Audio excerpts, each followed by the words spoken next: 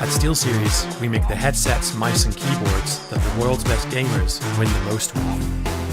And we've been doing it since way back.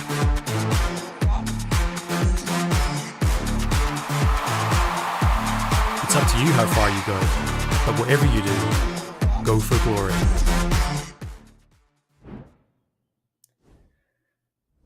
For now, the throne belongs to Ruddy, but anyone can pick it up as soon as they win a few games. Welcome to the Northern League of Legends Championship, Week 3, Day 2, which means Day 6, and which means I need to introduce the desk. Before that, my name is Alexander Shanomaya. I will be your host, and I have the pleasure to have a guest with me, and Middelkot. Temporal, welcome to the show.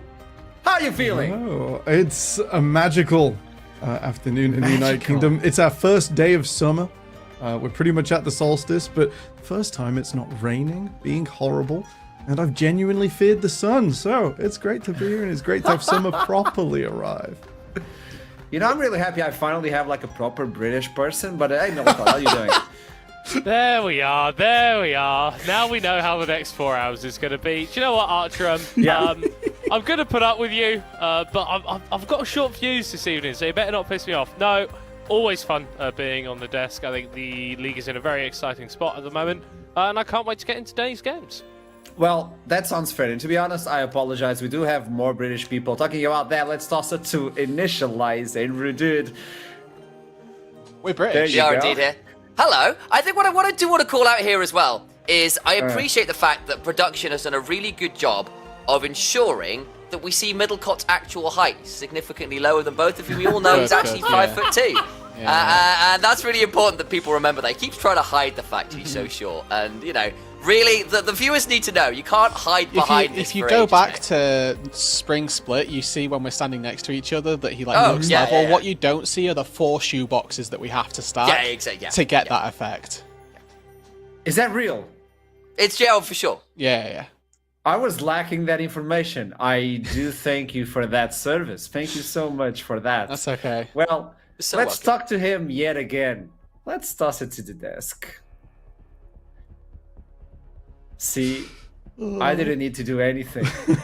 Anything at all, Middelkot. No. You know what? I'm going to give you a freebie. Let's talk about yesterday. It was an interesting day. It was an interesting day, Day 5 of NLC. Temporal, I'm going to toss it to you right off the bat to get your feelings on what happened yesterday and how interesting the league is right now. It's a bit of a weird one. So, like, I looked over, sort of like, I was like, let's get caught up, let's look at everything. And yesterday sort of cemented it for me. That we have 6 teams that could win. This is crazy. This is crazy to me. That's the least NLC thing ever. Is absolutely mad that like anyone except maybe the bottom 2 are struggling right now. That they've still got halfway to change. Could just turn around tomorrow, run the whole thing, and go completely through, and that's magical to me. I agree, Middelkot. I do believe that even the bottom 2 teams are slowly getting the hang of it and getting into position. And it's up for grabs. I know Blue Whites may have a harder time. They're still adapting, and it will take some time. But look at this. Yeah. Like, it's just absolutely lovely. And obviously those top 6, obviously we've only had 5 games, so still a little bit of stratification in there. And I feel like everyone who's watched the league does have an idea of sort of stronger teams out of that pack and maybe a few of the weaker teams. But absolutely, I think that Natives have got quality players on their roster, and whilst Blue Whites are still searching for that ever so elusive first win, I think we are starting to see more and more from this team as the weeks progress. I think that Custom coming in for the mid lane for them yesterday did a very, very good job, and that game up against Lightside was the closest that Blue Whites have come to winning. And with how explosive and how inventive this team can be, I'm sure that first win isn't too far on the horizon. I agree with that idea, and not only that, but let's take a peek at what's going to happen today, the games of today. Talking about Blue Whites They will open up versus Nord. This will be a tough matchup for them, but let's see how they will be able to handle that. LLS versus Verdant, then followed up by Venom Crest, who are staying in first place, tied up with Ruddy, even though Ruddy have the advantage over them, versus Natives, and DMG versus Ruddy. In my opinion, I don't know if both of you agree, this is the game that you can't miss no matter what. DMG versus Ruddy, it's going to be a spicy one. Yeah, it's sort of 2 and 4 are like close rivals, and it matters so much for people playing games 1 and 3, even if they're not direct rivals. Because if you lose a game, you're not rivals anymore, and it's before the game's even started. And not only that, because you have the idea that they missed DMG, they missed a player in the previous week, and that obviously affected the standings. And now he's back, and the team is clicking even better. So they could be on the top side of the bracket. Keep in mind that at the end of the split, only the top 4 will move on into playoffs, and also the top 4 will get access to the EMEA Masters. With the new way they're working with the EMEA Masters, a lot of teams will jump throughout the entire Europe. I'm in love with that format. I don't know if it's going to be good. I don't know if it's going to be bad. Some cooking was done. I don't know if it's overcooked. I don't know if it's like the chicken you brought up to the broadcast one day, Millicott, but it's deep fried.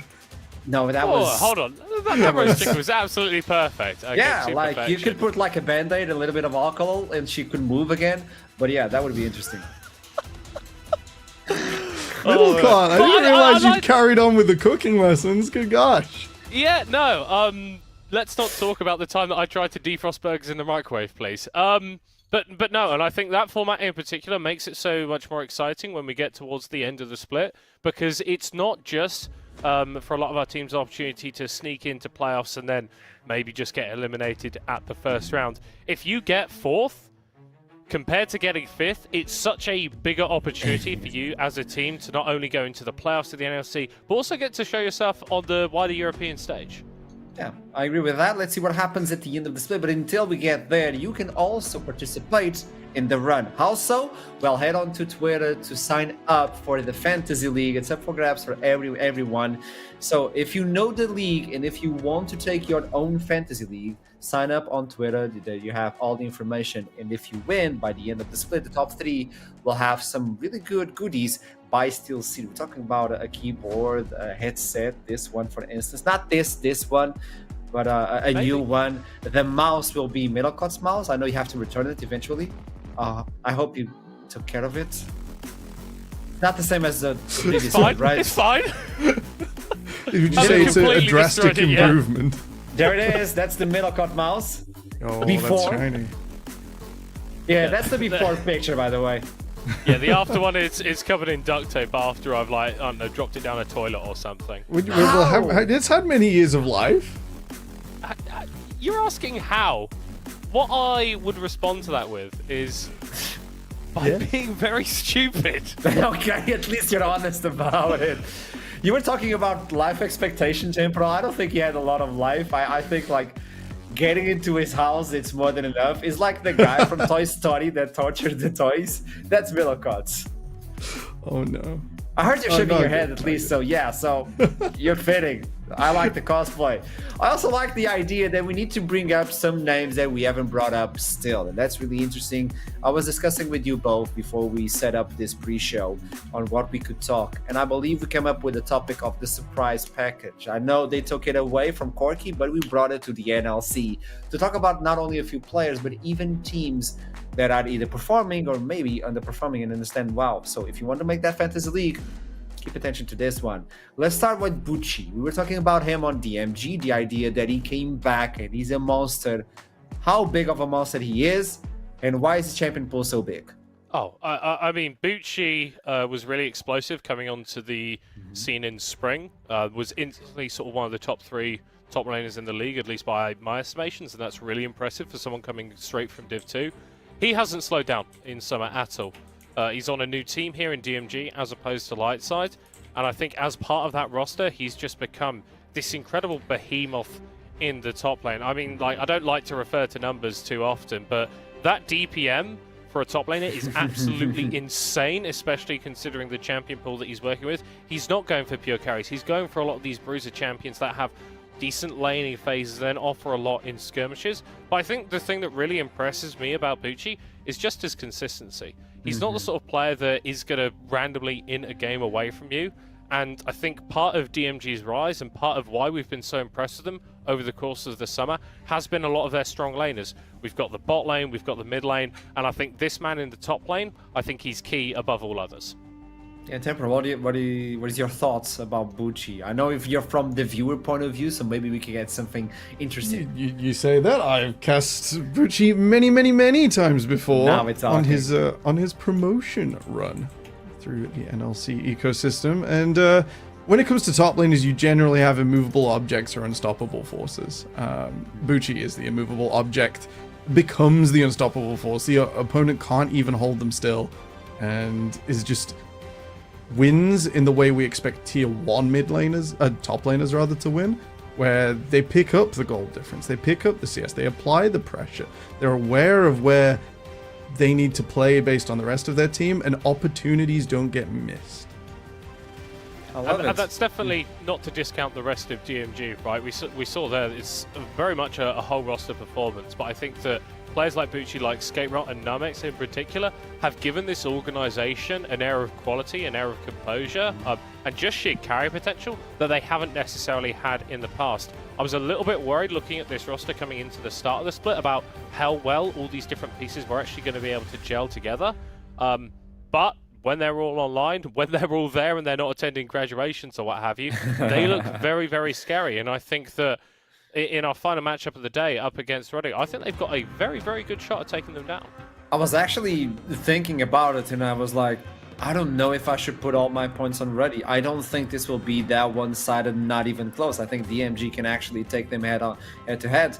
The idea that you're bringing up, that this is a consistency of the entire team, and I want to bring up a topic of, it's like the team really clicks when he exists. Like, it's a different scenario. It's not that the team fails without him, and he's like the only good carry. No, it's like, it's a piece. It's a motor, and he's just making the cogs work and all that and spin. We saw it yesterday. The amount of pressure he took with Renekton versus Akasante, he brought everyone against him, and he didn't stop. This is a really good setup for DMG. So different from what we had in Spring Split, correct? Yeah, I mean, I think any successful team in esports, in traditional sports, needs a player that is willing to sort of do the dirty work to a certain extent. I think that's what Bucci offers a lot. Yes, he puts out insane numbers. Yes, he can be an incredible carry, but he doesn't necessarily need to be that in order for the team to succeed. I like the way you were able to say all that without even moving your lips. I don't know if I'm the only one, but that's... Well, yeah, brilliant. I'm fixing amazing. it now, Archer. It's a beautiful I'm fixing pose. it now. How do you do that? Like, that's a really good skill, by the way. I don't know if you should look at it as a career. Moving on with that, outside of Bucci, we have DMG, but also let's look into the man who plays AD carry, but he's not AD carry. He's just AP carry. That's pretty fresh coming in. And look at him. Like, we had an interview with him specifically. It's not like he wants to farm. He's just dealing a tremendous amount of damage without a tremendous amount of gold economy put on him. And look at the champion pool. Way Ziggs on the Soul, Ashe, and then Smolder, which is his favorite champion as well. Like, what is this? Yeah, it's a weird situation. The reason for this CSD at 15 in game end, I asked for these. Bucci, gosh, I'm stuck on Bucci. He's just that good a top laner. Pretty fresh in the bottom lane. Offers so much to his team in terms of ending the game. It's been what I've been most impressed watching Lightside's games back. From draft, they will sacrifice an early game. They'll sacrifice all momentum, but they'll have a way to interact with their opponents that ends the game. We saw it from the Smolder yesterday. The Blitzcrank was key, not in the early game, but later on to move things around, and it was facilitated by the Smolder that was evasive, that was able to stay in the game, that was able to become the minion wave clearing Hoover that he needed to be at that time. A lot of Lightside's wins have worse CSDs than their victories. The victories have a worse CSD than their losses because they have that clear game plan and they know what they have to give up to succeed in making the Nexus explode, even if it makes their stats look a bit wobbly. Yeah, and I think this was something that Torok highlighted last week when he was here. Teams have got very clear identities in the league right now, and Fruity Fresh is a massive part of Lightside's identity. Temporal, I like what you're talking about there as well, in terms of his ability to make the enemy Nexus explode. Because ultimately, I think that's the only thing that a player can really be judged on, is how they can win games for their teams. It doesn't necessarily matter how you get there. It doesn't matter the champions that you're playing. As long as the enemy Nexus dies and not your own, you've done your job. And this is a different mindset. On the interview, he stated that I'm playing the AD carry role or that position specifically because my friends had no one to play on that role. But I don't want to play AD carry. I want to play AP.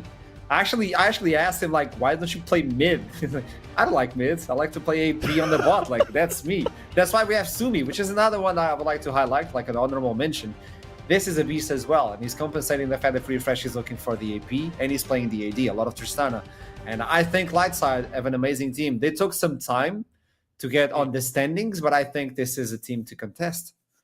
Oh yeah, absolutely. I think Elijah as well, I think recently has been impressing a lot more, but I think that Sumi works so well in tandem with 3-2 Fresh, like you're talking about in terms of the different draft strategies that Lightside are able to pull out. So often the issue that you can have with someone who plays Mage's bot lane is that you kind of end up a little bit pigeonholed in what your mid laner is actually able to play, because you end up with some strange damage profiles.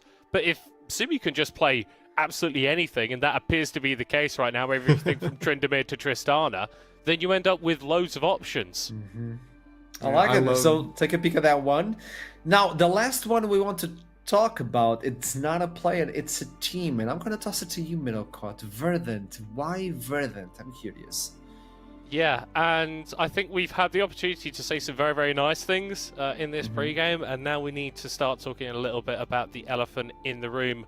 Verdant are a bit of a disappointment as it stands thus far. I think a lot of people had high expectations of this roster coming in. You've got players like X-Drop, Calm Sky, and obviously Shihan has played in the NLC before, but it just hasn't clicked. They've got 2 wins on the board. I want to put an asterisk next to that one against Nord because of the way that they actually ended up winning the game.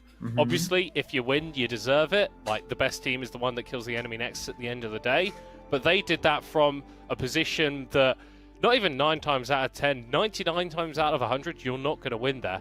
And it's just not working together. I think that X-Drop has had a lot of onus on him to be the carry, and he's been putting up some excellent performances, but it's not quite been enough. That's why I really like the swap that they've done with E-Roll coming into the mid lane, because he is a tried and tested, proven carry player in the NLC, and hopefully for Verdant, him alongside Drop, who's been doing these excellent performances, can start getting them back to winning ways. Temporal, what's your take? I think the superstructure that we've just like spent a decent amount of time praising Lightside for, where it's like, this is how we're achieving the Nexus, it's on our own back, even if it's like based on the interactions with our opponents. Verdant are missing that spine. Even in just rolling down the scoreboards earlier, I've watched most of their games, but there are key issues at multiple points. A Caitlyn Ivan composition is smash, fast, and run. And if you look at the game and you're missing objectives, missing ways for your opponents to come into you, even a reason for them to fight and not just say like, if both teams get 2,000 gold later, why are we even here? It's not a great point. They need, I think, like in their one victory that was mostly on them, to achieve through their own decisions. I'm going to throw a curveball. I believe if Verdant are able to look into the champion select in a different perspective, and as soon as they do a champion select that highlights their strength, I think this team can make playoffs. So I look at what you say, like, okay, I get it, but we have a Portuguese player as well. No, I'm kidding, but I actually believe that Verdant can make it somehow. I think you're getting onto a very good point there, and it's Portuguese why player? we're still saying, not the Portuguese player part, man, but it's why we're still saying that there are 6 teams that can make playoffs, because you can look at natives and blue whites and go, okay, maybe they're a little bit off the pace, but there is genuine quality. There are genuine match winners on this Verdant roster. It's just about all the pieces fitting together, them finding their identity and getting it over the line. You know what? Before we toss to the first game, it's going to be Nord versus Blue Whites. We haven't brought up predictions yet, so let's judge each other, not only because Middlecott you exist, but also because Temporal was allowed to make predictions, so it's really important to see what the guest brought up. So everybody believes in Nord. Rude Dude is a little bit, I don't know if I'm going to put all my points on that. Verdant, LLS, it's kind of mixed, only 1 point. Venom Crest, Fox Drop is seeing something. And then DMG, almost everybody's looking for the same games, aside from the second one. Yeah. I think one-sided. Rude Dude's giving Custom the most room for respect and room to like maybe overturn this game. Oh, he went 3-3-3. Okay. Yeah, he's mostly balanced. So you know the drill, don't you, Temporal? If you don't make all 4 guesses correct, you are kicked from the broadcast. No! How can it be? I got nobody said You that. just got it. I must Oh. admit, yesterday wasn't my guesses. It was someone who helped me out, and they got 3 out of 4, and I'd have got 3 out of 4 as well. A different 3, but the guest is doing well this week. We're eating good. I mean, you have a lot to take in. And there you go. This is the prediction leaderboard. It's Veteran leading with 28 points. Then you have a play-by-play somehow. Initialize just kicking, then followed by the guest. I'm up there somehow. I don't know what I'm doing. It's working. We just accept Hip Rain, Rude Dude are tied up with 18 points. Duckling somehow positive middle cut. And then Foxtrot with 4 points. Like, but he's risking it all. He doesn't even care. You don't know what you're doing and it's working. I don't know what I'm doing and it's very clearly not. Like, if I can get through to the end of the split being the only caster to have a perfect day and an unperfect day as well, like, I'm going to be quite happy with that. That's an achievement. That would be cool. It's an achievement in some form, right? But I just got to say, very impressed with Initialize. Like, Sam, 2 perfect days. Like, Give him in time. this league, it's very good to do. Give him time. I know Initialize. Something is about to happen. Something massive will bring him down the scoreboard. I'm sorry, Initialize. You know it's going to happen.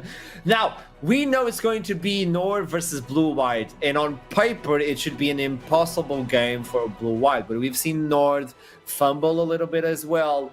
Is there a world where Blue Whites can make it as we jump into Champion Select? Jinx and Kalista being removed. Syndra and LeBlanc, the target on custom as we were supposed.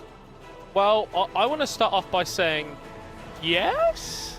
It's good to see the custom back here for Blue Whites, and I think, again, very, very strong performance from him yesterday. And if Blue Whites are able to transition through the mid game a little bit more efficiently, have a composition which enables them to do that, I think they do absolutely have a chance against Nord. But it's very, very difficult to argue, again, with the sheer quality that Nord have on their roster, despite the fact they have had a couple of games now where they've maybe not been quite as clean. Do you like the Rumble takeaway? I'm not sure about focusing AD carry bans when you have an excellent Varus on the team, and Lethality Varus is in such great shape at the moment. It's we'll see where Blue Whites were going with this later on. Maybe they've pigeoned themselves into something else. That's the thing. You're allowing Hunt to take the Tristana, so. Yeah, I think taking away Rumble is fine. Quirky. Because when I look like at Nilla and Veloxa, I think that's a matchup that Nord could really heavily leverage in their favor, and I think Rumble is an excellent champion for Nilla to do that. I like this, all right, for Blue Whites. Like, the Corki went unpicked, went unbanned. Are you just going to pick it up? The champion is absolutely busted at the moment, and I'm excited to see Jonas on a playmaker as well, assuming this Maokai is going into the jungle, because he has been the bright star for me for Blue Whites throughout their run. I think he's really, really good at getting into these ganks, permanently being on the map, and it doesn't matter how good, quote-unquote, you are, if you're 7-0 and your opponent's 0-3. It really, really doesn't. I'm going to say it out loud because Talia has made it through the entire Champion Select. Yeah, just making sure. You have Tristana, you have Sejuani. You could get the Corki and Talia on the same round of picks. It would be interesting because now you have to put the Corki on the bot side, and I don't know how good of a matchup that Tristana versus Talia is. But look at the amount of dashes or movement you have that you could deny. It's not going to be picked. I like the Brawl lock-in to a degree. We're shutting down Nautilus. We're making Sejuani's approach really hard. What I want to see Nord ban out and Blue White's index towards is we've seen so many creative answers to Tristana just yesterday. We saw Zeds. We've seen Tryndamere of all things. This league seems great at empowering their mid laners to do crazy things and overpower. I think Tristana is the biggest victim of that. It might be the biggest thing in global league meta. I want to see an ERL like smash performance against it. I like that we're sort of talking about empowering mid laners, because I think that Blue Whites do have the capacity to do that. I think Egets has been, let's say, high variance in some of his plays, but something that you could never say about him is he's passive. This guy's constantly going forward, he's constantly looking for engages, and again, you only need a couple of those to turn out in your favor for the game to all of a sudden start snowballing out of your control. What we've sort of said about Nord for the longest time, ever since they've been in this league, is that they are quite a patient team. They can be quite a slow team that isn't necessarily willing to pull the trigger at every single opportunity. When you've got a player like Romeo on the Nautilus, I think that's mitigated somewhat, but that's definitely something that is going to be in the back of the minds of Blue Whites, is that this is one of the slower teams. If we get ahead, we can stay there. So second phase is completed, so it's up to Blue Whites to open up a little bit more. Talia is still available. That would be an interesting one. Let's see what MKR is going to pick. That would be an interesting pick, because also you reveal everything from that core key. And it's done. Okay, so Nord red, like on the draft, we were pretty sure that core cube's headed to the bottom lane. You know, that's where I assume things are going on. Red custom there, that they will be taking the core key into the Tristana. A bit of a tight matchup, you know, whichever AD carry destroys the other one first. It's pretty straight down the middle, pretty straightforwards. It's a bit of a difficult position for the Corki, I feel. Yeah, I don't think it's the best and easiest matchup, and you're putting a lot of hope on him. The team will highlight, well, thank you for that one, but there you go. Yet again, a Smolder coming in, and it's such a good pick right now. We saw it yesterday, what he did with Free Fresh. Ecstasy is one to pilot as well. Nautilus and Sejuani, so much he see, just giving the highlights. The cannon, we talked about it yesterday, but Nile coming in with a Lightning Squirrel. Yeah, and I think you needed a little bit of AP on the Nord composition when you're rotating the Tristana this early on, so the Ken is going to be able to bring that. Also can go fairly non-interactive, even if he does get counted in the laning phase, and with the bans that Blue Eye had towards the Rumble, towards the Gwen, I think they were really, really scared of Nilla getting on one of these big AP carries, and so blocks are here on duty.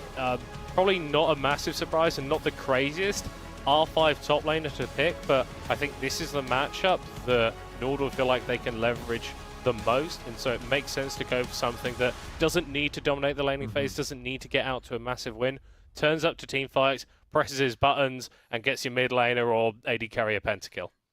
When we look into these champion selects and the champions that are brought in, the compositions temporal, is that a new hope?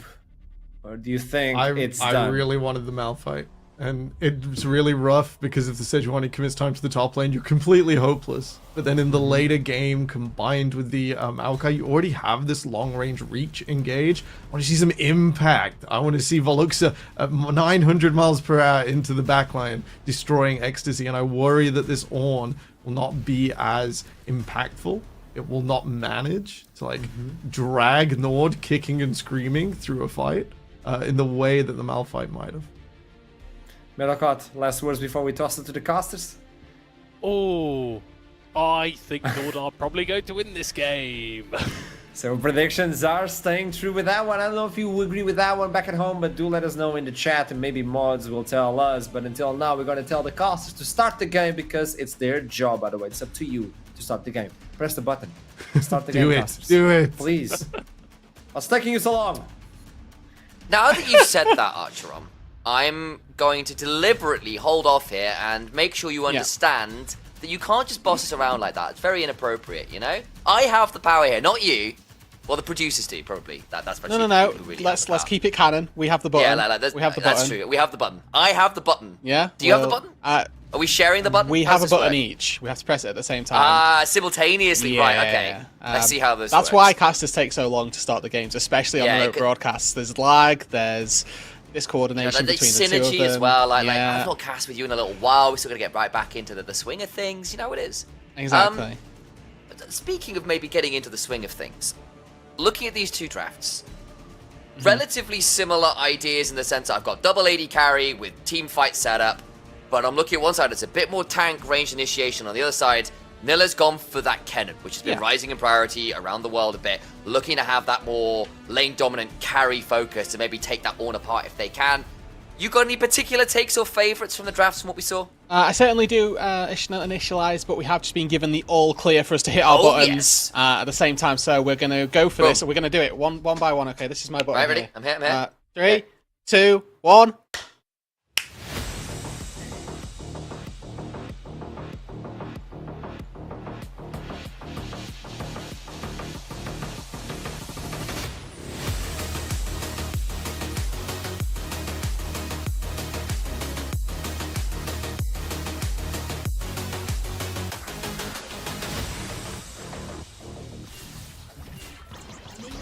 Well, already we're on the rift, and already we've gotten some visual representations of the violence that will be occurring as the game goes on. A Bella's breath start for Veluxa. And Hunt and Romeo are just around mid lane, where Costum has already taken half their HP, courtesy of Hunt. And of course, with the fact the minions are here, that's just the pot gone already. Yeah, so a really nice start to the laning phase for Hunt at the very least. And if we're looking back at yesterday and looking at an area of the map that Blue Whites could potentially have an advantage from, it is actually going to revolve more around this mid lane than maybe teams had anticipated. Costum yesterday on the LeBlanc actually doing very well, really being a shining point for this Blue Whites team. And as for Hunt yesterday, had a Yone game which doesn't really stand out in the memory as being particularly impressive. So maybe if those trends continue, Blue Whites have an avenue to try and play through. Yeah, that's a fairly good start down here. Already the barrier gone, and Smolder, normally a little bit of a later game scaling champion, and Braum into Nautilus should be favouring the Braum, but that's a great trade there at level 1 from Nord. Yeah, I mean, you can't really complain about that. Barrier burned very early on. That's a cooldown expended, and already MKR looking to channel his base. If there's a recall to come through for Ecstasy as well after this 3-wave crash, that is going to be a very, very nice lead just in the early stages for the Smolder. And as you can see, looking at the items as well, a little bit of disrespect from MKR, opting into the Cull early on, maybe just anticipating that this lane was going to be a little easier than it would appear to have been. So we'll have to wait and see whether or not that gets continually punished, or whether he's able to stabilize and finish off that Cull fairly soon. Will be the ideal state, of course, but down at 2 CS already is a rough state of affairs, and Blue Whites in general, 0-5. It has been a rough debut into the NLC, obviously coming up under slightly unusual circumstances on very short notice, and I think it's just been a really tough learning curve, and already we're seeing an invade on in here. Jonas gonna get rooted up, and I think he's gonna have to flash on out. Romeo already beginning to flex a little bit here, of course with the Hex Flash, kind of a better option anyway for the Nautilus, as violence keep commences. going, keep it going. Yeah, it just never ends. He gets a fairly decent proc on him, but it's a huge W across from the Smolder, who just sneezes over everyone. A last order might do it in, but the slow from the Bramble Smash buys a bit of time, and Hunt did get the earlier roam. So the whole of Blue Whites just have to recall. Ecstasy's going to stop him. Oh no, he's going to get them all. Nearly gets the kill. Flash over, and he's straight out. Ecstasy gets first blood. Nord, what an inspired early game.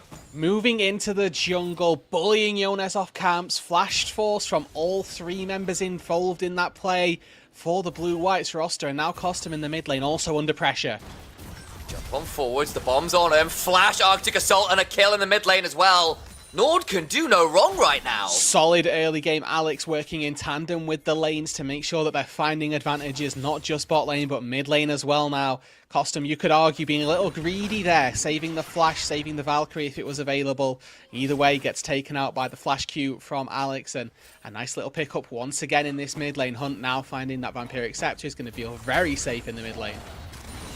Towards the top lane we go. This time the Valkyrie's in time, but already Costum chunked pretty low. And with the Vamp Scepter on Hunt, that damage is going to stick a lot less than it might in another scenario.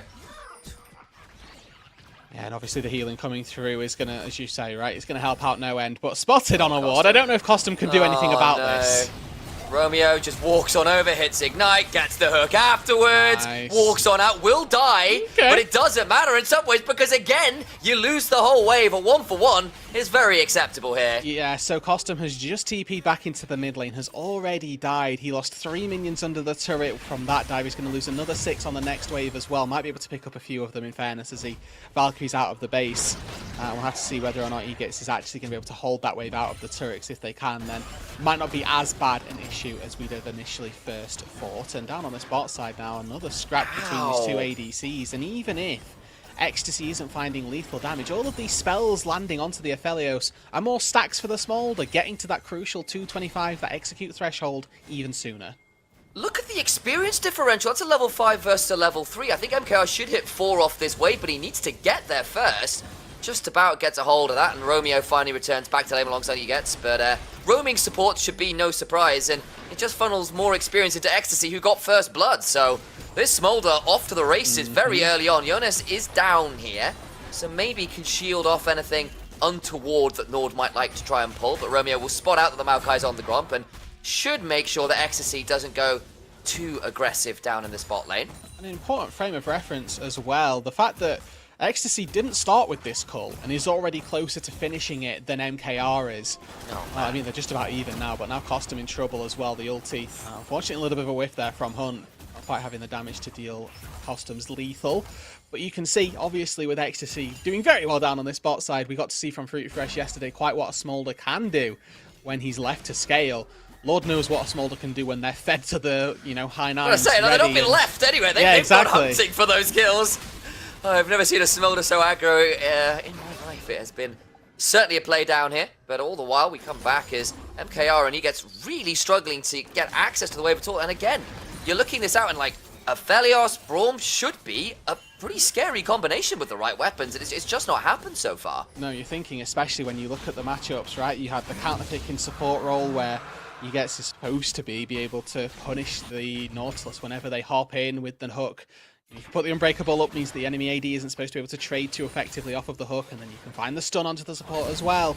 That just really hasn't come to fruition at all in this early game, and Romeo's going to get stunned up here, but you can see that the damage taken is minimal at best.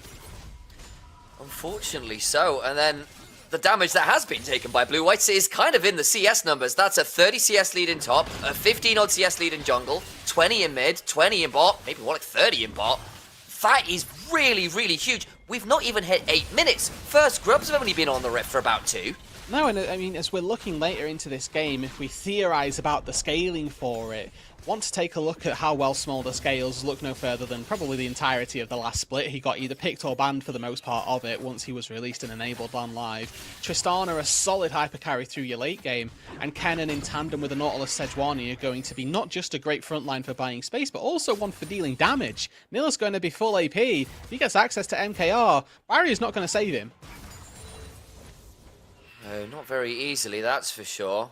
Needs to be very aware of the heavy amount of burst, and the exhaust from he gets is also going to have to be pretty well timed, because obviously you want it for the cannon, but if you're dealing with a Tristana jumping you on you, or the Smolder unleashing, you've only got one exhaust for one of those targets. Romeo with just the perfect timing walking back there, and that's so annoying. Can't even get that. no, it really is. It's just one of those, well, the game's just not going our way. I do want to quickly highlight some of the potential issues that Nord may find later on in this game. Obviously, for the time being, they are looking very good, very confident, but hook lands as we move later on into the game. I'm fearing a little bit for Nilla and how easy it'll be for them to find access via flank angles. Might have to hold the point, though. Jonas is in the mid lane, Hunt able to hop away. My leading concern for the Kennen in particular is this Maokai. Kennen's always going to look for flanks. Typically, they're going to do that by using wards. Wards typically going to be going in brushes, and Maokai's sapling's really good at preventing those flanks from coming through. As long as you've got a sapling down, you can slow the Kennen on entry. You're going to see him come in a mile away and have that bit more time to react to the position and hopefully formulate a plan for how you're going to go about getting either out or into the Kennen's face. Turns out that the side job of trees is apparently mine creation. Who knew? Yeah. But there you're just going to go try and contest this Maokai. But it gets a lot harder for the Maokai to get saplings down, so he's constantly being forced out of his own jungle. Does at least manage to get a hold of his Gromp this time around and is going towards that Faded Ashes. So probably what this will be, going off what we've seen around the world, will be Liandry's into Warmogs. Feels like a really strong combo for the Maokai right now, and that'll be great, assuming you can get there on a reasonable time frame, because already we're seeing Lord push in every lane, go lose that pressure to get into the enemy jungle and just cause as much chaos and frustration as they can. Yeah, and interestingly as well, Hunt opting into this fleet footwork, but usually you'll see Demolish for the Tristanas as well. Maybe he was just standing outside the level for it, but no Demolish proccing on that turret just there, so I'd be interested to see what the secondary choices are. Typically going to be something that is geared toward being able to deal more damage later on. Normally a sorcery tree for Gathering Storm or something to that effect with Transcendence maybe as your option. Was actually able to stop the base of MKR, continuing with this experience lead, continuing with this CS lead as well. Yeah, the calls look even, but have to remember the BF sword in the back pocket for this Smolder. Going to look very favourably on him when he's looking for these trades.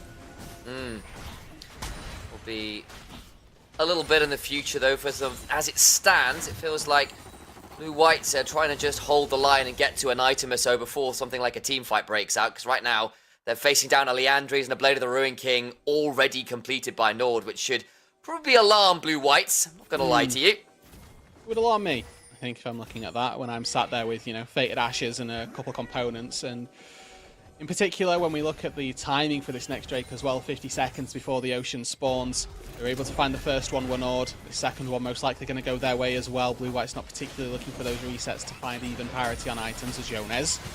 Oh, he's being chunked out. Gonna hold on to the ultimate. It's not even gonna be needed. Romeo gets a game over tag. He gets an MKR.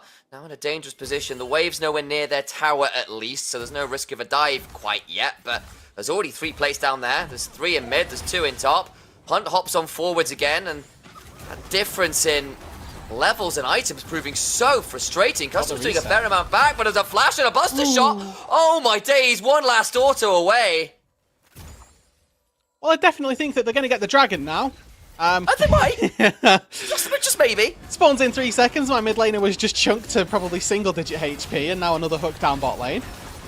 Romeo will have that passive proc, but in a lot of ways the damage is somewhat already done. The Glacial Vision comes along, in comes Smolder's mother. Moonlight Vigil though is good. Ecstasy oversteps. No! No way! You can't get out alive! How? They're both alive!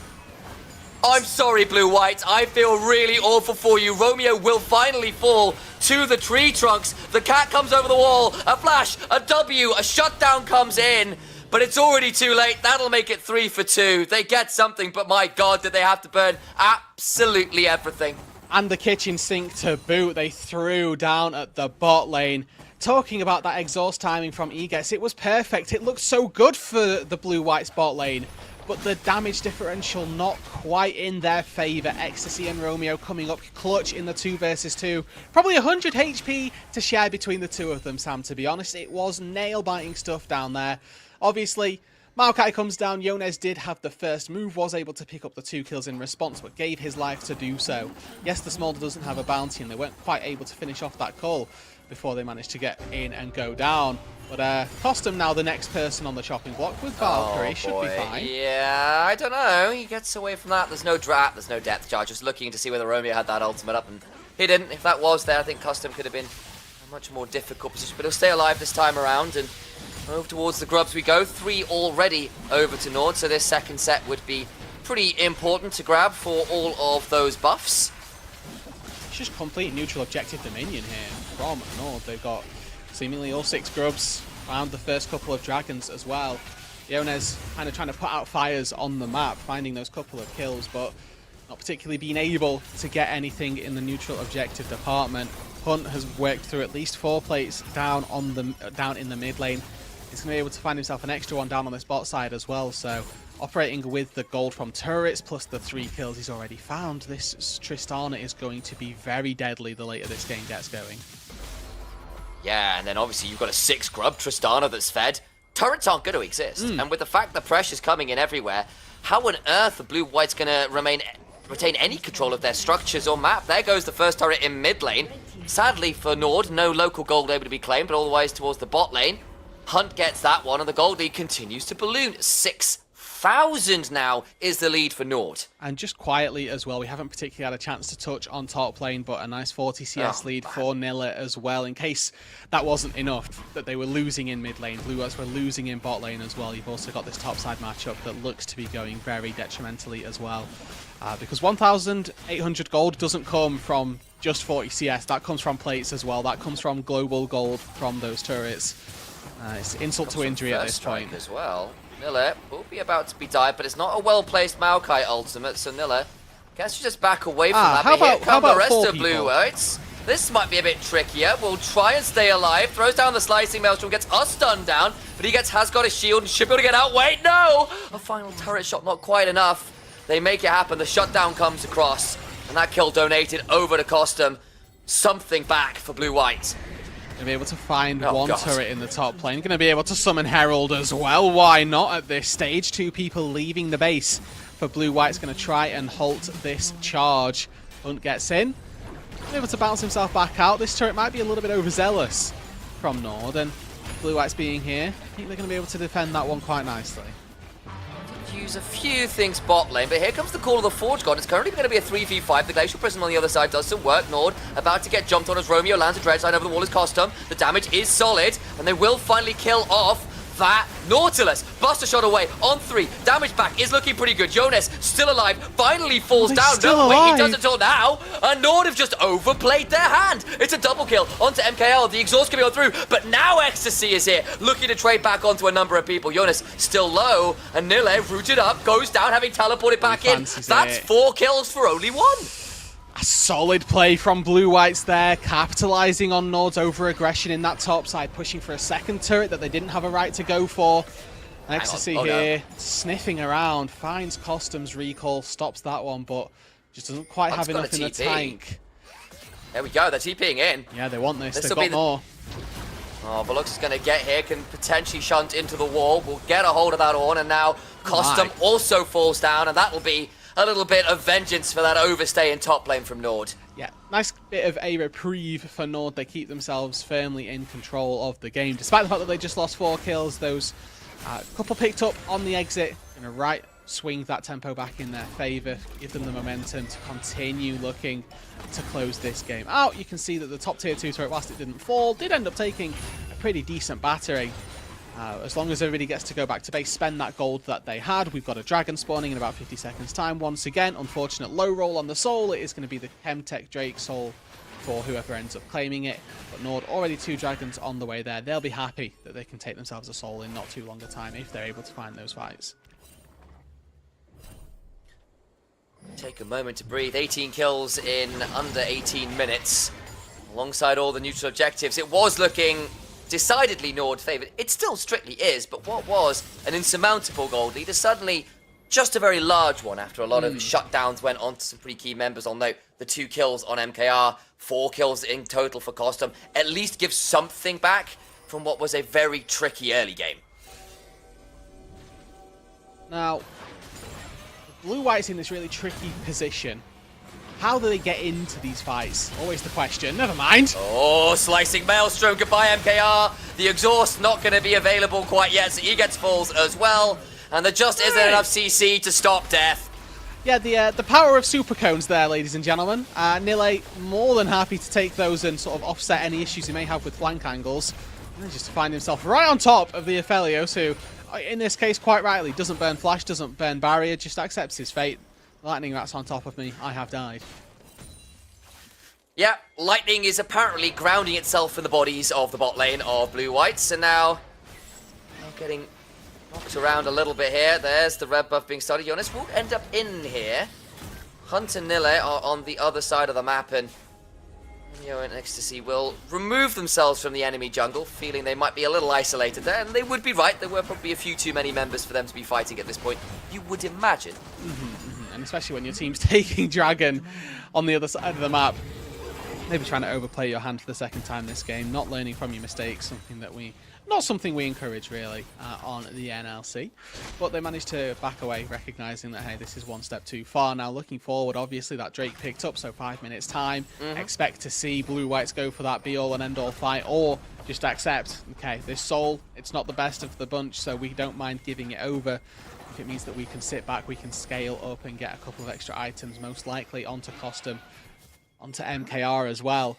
Issue being, the LDR coming through feels good, but missing out on one of those hard attack speed items, those heavy hitting AD items as well. Really need 3 to the 4th item, really. LDR, like I say, good pickup, but not going to be the core DPS threat that you're after till No, it feels like a triaging option, right? It's like, I need this now, but really I need a collector, a rapid fire, something else on top, but it's just not going to be there for a hot minute. Of course, collector Infedge has been really good on Aphelios so far this year, from what I understand from a few of the Aphelios mates, but that's just going to be a long way off. 2 items complete is nice, but Soul, as you mentioned, in about 3.5 minutes, and after that, Elder Dragon, I just don't know whether Blue Whites would be in a position to even consider contesting even that. Yeah, Baron's just spawned, and again, these big neutral objectives could really start to hurt Blue Whites. No, you're exactly right. These massive neutrals coming up are going to be how Nord look to close out this game with a Tristana, with Baron and 6 Void Grubs. Like we said earlier on, it's going to be one of those situations where you give her alone time with the turret, and the turret stops existing within a few seconds time. It's not like you've got the opportunity opportunity to try and play delicately with your side lanes and maybe sacrifice one wave or two to the Tristana. You always need to have somebody answering, and that just opens up so many options for Nord if they fancy taking 4 people and just to hook in randomly. That's why a not? lot of people. Romeo, I don't think he was expecting that many people in there. Nord got a bit deep. Now the teleports come flying on through, and the stun is onto Alex, who flashes away. The Moonlight Vigil is solid, but the Glacial Presence after is big. And look at that! Already, there's a slicing Maelstrom that will electrify the NLC. Nord, they were supposed to be on a slump. Not anymore. They're just chucking blue-whites into a grave. More like black and blue-whites. They are beaten to a pulp in this game. Absolutely battered, and Ecstasy and Hunt come out on top. Brilliant flank from Nilla. Gives his life willingly for the cause, as his jungler in tandem with the double AD carry combo are going to take down this Baron. A lovely fight from the Nord team, and more than happy to come away with this objective. Nothing left to be done. Romeo went in a bit deep. It looked like he might have bitten off more than he could chew, but the turnaround, the flank angle in was just, well, that's what it's called, hitting someone with a wallet, I suppose. Just so much damage available. Yeah, I mean, you know what? When you've got this Kennen who'd been free farming, it feels almost unjust that we don't get to see one big flash ulti moment across 4 or 5 people. It's nice of Nilly to give us what we'd be hoping for in this sense, as Romeo potentially in trouble. Trying to get Blasco to wait and get some miles away. We'll find Egets, and that'll mean the Winter's Bite and the concussive blows can start to stack, but a flash on over and a teleport behind, and blue-white's tempted pick on the Nautilus, about to go wrong as Hunt finds Jonas, and that'll split up a lot of the DPS, but Smolder screams for his mother, and apparently she comes bearing nuclear warheads. 2 members dead already. Alright, with the Baron at their backs as well, you'd like to think that this is going to be the base broken open at worst. At best, maybe they can find another couple of hooks. Maybe they can put this game to rest right now. 22 minutes and Nord are already looking to open up the gates. Glacial Prison just shy of Costum as a Valkyrie away, but I think this Valkyrie needs to retreat to Valhalla in swift order. It might be the Valiant dead, but unfortunately they are on the defeated army side. 2 inhibitors down. Blue-Whites hold on in this game, but really, it's just waiting on Nord to put them out of their misery at this point. Yeah, they're holding on by their fingertips, and Nord are just standing over the edge of the cliff with their foot waiting to stamp down and send them to their demise. Soul spawns in 30 seconds time. Nord have just claimed all the gold that they could hope for on the map. They can head back, reset, then get back out onto the map as strong as possible. The full effect of a 10k gold lead going to be in play for this Soul fight. See Hunt walking up to that top side. They don't even need this dragon. The beauty of having 3 Drakes and your teammates, or your enemies rather, having 0, is them taking 1 dragon doesn't give them a soul. It just stops you from having a soul. It stops you from getting it. Yeah, and then you look at things like Smolder's on 3.5 items and has had that particular breakpoint in his stacks for the last 5 minutes. Perhaps a last gasp effort as the Call of the Forge comes flying across, but Smolder again calls him mum, and MKR chunked low. And these efforts, they don't amount to anything. They're not even getting summoned. A slight chunk on Nille is really all they have to write home about. Jonas will summon the cats once more, but Romeo taken low, not quite down, may finally fall as Volux goes forwards, but a slicing Maelstrom into the backline one more time, and Smolder executes a few of his enemies, a double over to Hunt as well, and Costum alone, the new member to the team, will be left alive to witness the destruction of his base. Let them know that Nord are back to play. They demolish, they disintegrate blue-whites. 24 minutes, it's all it took them, ending with a 14,000 gold lead as well. Near flawless performances from the mid-jungle duo and the AD carry as well. Ecstasy on fire on the Smolder, Hunt on even more when he's playing this Tristana. Just 1 death apiece for the 2 of them. So really, really expert performance, keeping not just their own lives intact, but keeping blue-white's lives as low as possible. That was, it was an execution in a lot of ways. The lanes went super well, then the kills started rolling through, then the objectives were there, and the fact that the Smolder was winning level 1 fights and getting away on 5 HP later on, just felt like nothing would go blue-white's way. There was a moment, of course, where Nord really overstepped. And I'm talking about, obviously, that top lane play, and maybe there was a route back, and I'm glad blue-white didn't stop looking, but that's got to feel rough, man. Absolutely, yeah. And the issue is, as soon as they go for that top lane play, they then lose 2 people on exit, which feels like all the wind that you've got in your sails just gets punched straight back out near immediately, right? The momentum just completely knocked from them, and from there on in, Nord, they didn't then refalter. They recognised there was a moment, wasn't there, where they were fighting around red buff and they were thinking, oh, maybe they're going to make the same mistake again, team taking Drake down on the bot side, but it just wasn't the case. They'd recognised what mistakes they'd made previously, learned from them, and didn't end up giving any other foot back to Blue Whites. No, not at all. A statement game from Nord, who demolish Blue Whites. And for the next statement from the analyst desk, you'll just have to wait till after this break. We'll see you in a minute or two. Break it down, break it down. Step on the gas, let's get out of town. We're gonna break out and have some fun. We're gonna do what you never done. Oh yeah, yeah. Come on, take your body with you. It's a money weekend. Everything we want, we go do. We go do. It's leisure, we go do.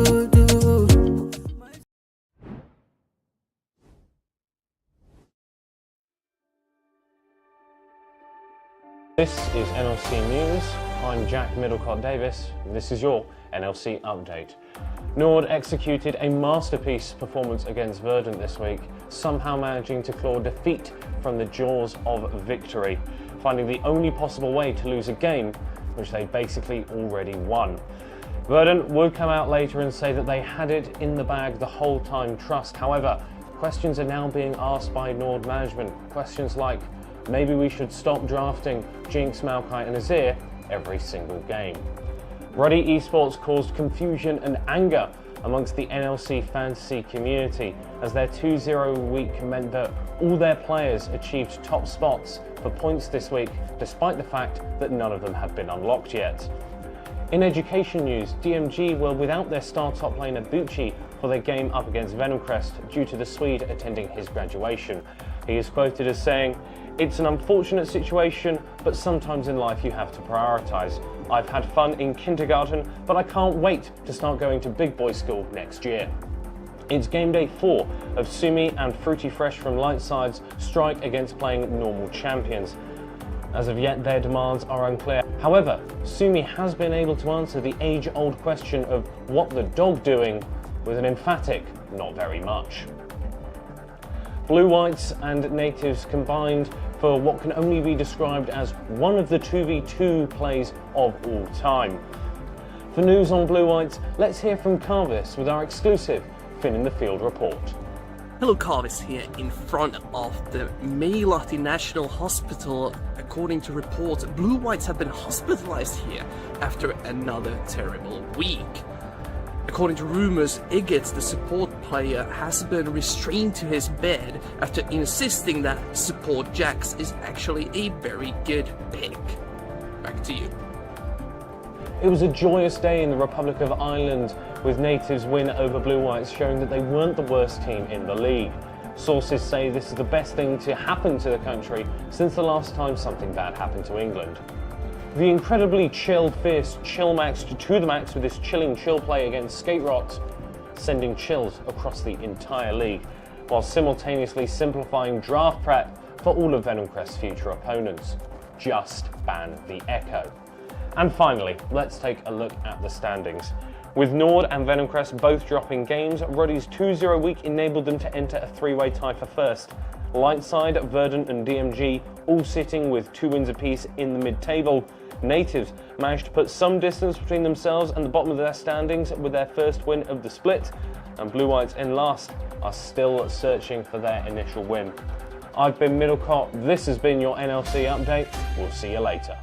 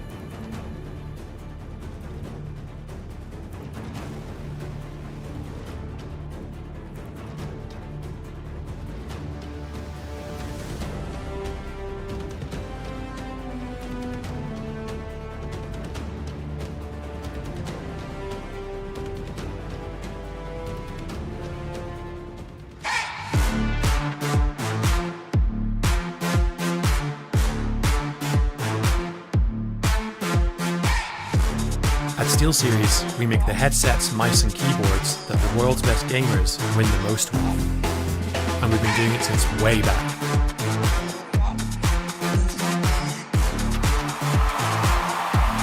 It's up to you how far you go, but whatever you do, go for glory. Nord taking down Blue Whites to start the day, and you have no idea how loud that commercial of SteelSeries is for us. Just as loud as these headsets, by the way. Take a peek if you join in on the Fantasy League. You might win them. Segue. Now, talking about the game, we need to discuss what happened at the beginning of the game, and then in the middle, and then at the end. Temporal, I want to get your thoughts at the beginning of the game, and then let's wrap up the pie. All right, first piece of bread the sandwich is made on. That trade in mid lane, holy moly, the Corki was the answer to the Tristana. And Hunt showed no mercy in saying, like, you can't 1v1 this, even at Tristana's minimum range throughout the game, you know. Absolute zero scaling, just chunked out the Corki, took the potions. It didn't get better from there. Yeah, we reach a point, though, where Nord completely take over the map, Middlecott. It looked like it's not your map anymore. You're playing PvE, yeah. We're just playing PvP. It really felt like it. They had this incredible sort of 3-lane press going on basically the entire time, constantly getting shoved. And what that meant is that Jonas didn't have any fun in his jungle, getting invaded on his second blue and then the one after that as well. And it just really made it difficult for sort of one of the shining lights of Blue Whites to actually impact the map, because he goes to clear that buff. Well, it's not just enemy jungle that's invading him. Romeo and XC are also making moves in towards him as well. And it can feel very, very constricting when you're playing on a team in that sort of situation. And I think for the first, I want to say 12 to 15 minutes, Nord were putting up this constant pressure that Blue Whites didn't really have an answer to. I want to talk with Eggets. He's going to be the interview for Blue Whites. I don't know if he's already ready, because if he is, I would like to open up with...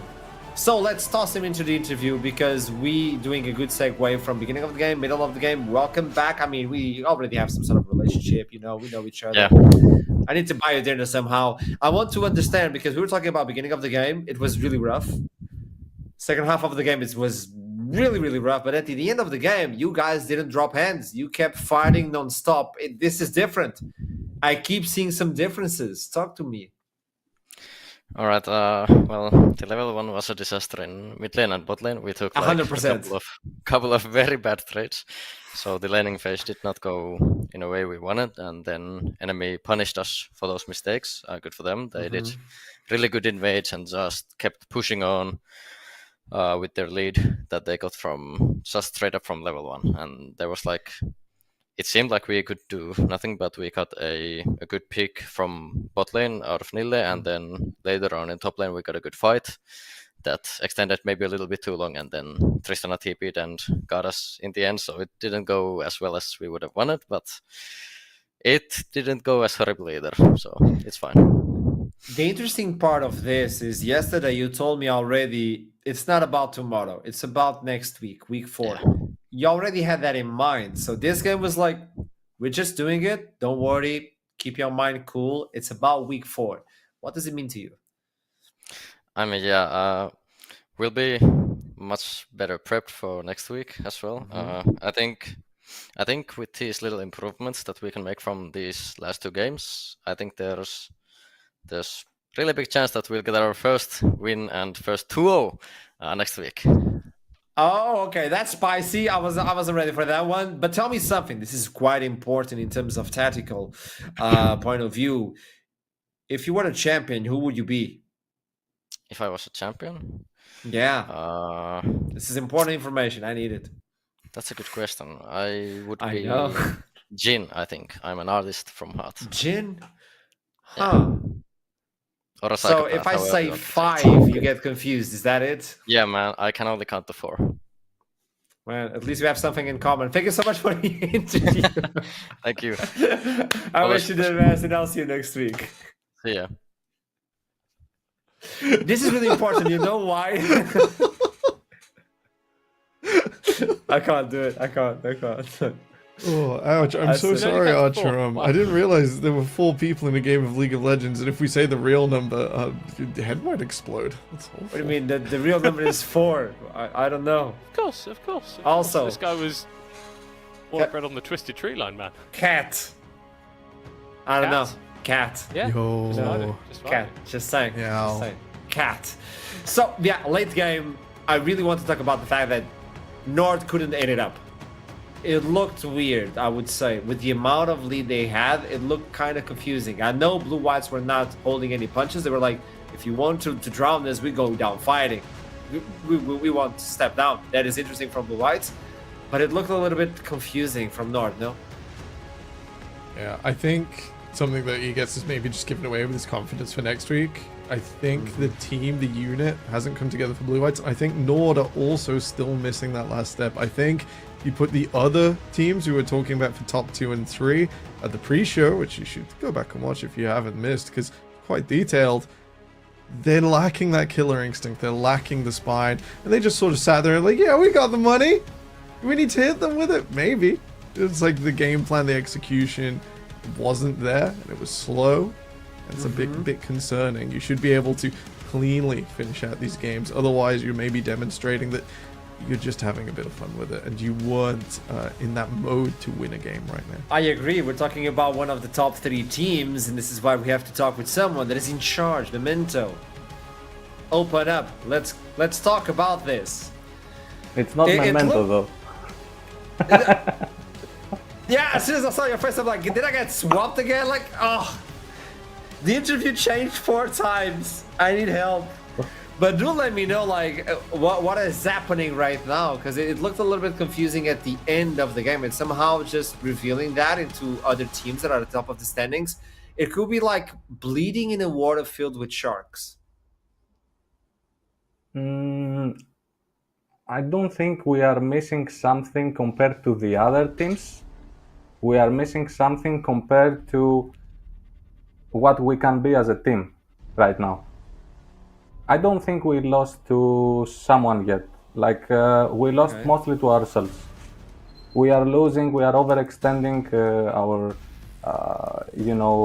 confidence sometimes, or then other times we are afraid, we are not pressing the buttons, or afraid to play certain champions. So basically, we are not afraid of anyone. Like, these 2 losses that we have are versus us. That's an interesting take. And do you think those losses are just because they were, distracted, or the hubris got into the team, or do you think it's the team still trying to connect within itself? I mean, look, of course there are issues, right? Of course there are issues. It's like this in every team. We talked about it in the interview. They are young. They want to fist fight. Sometimes they also fist fight with each other, right? But right now they are at a point that they can come together and beat everyone on the league, or fall apart, right?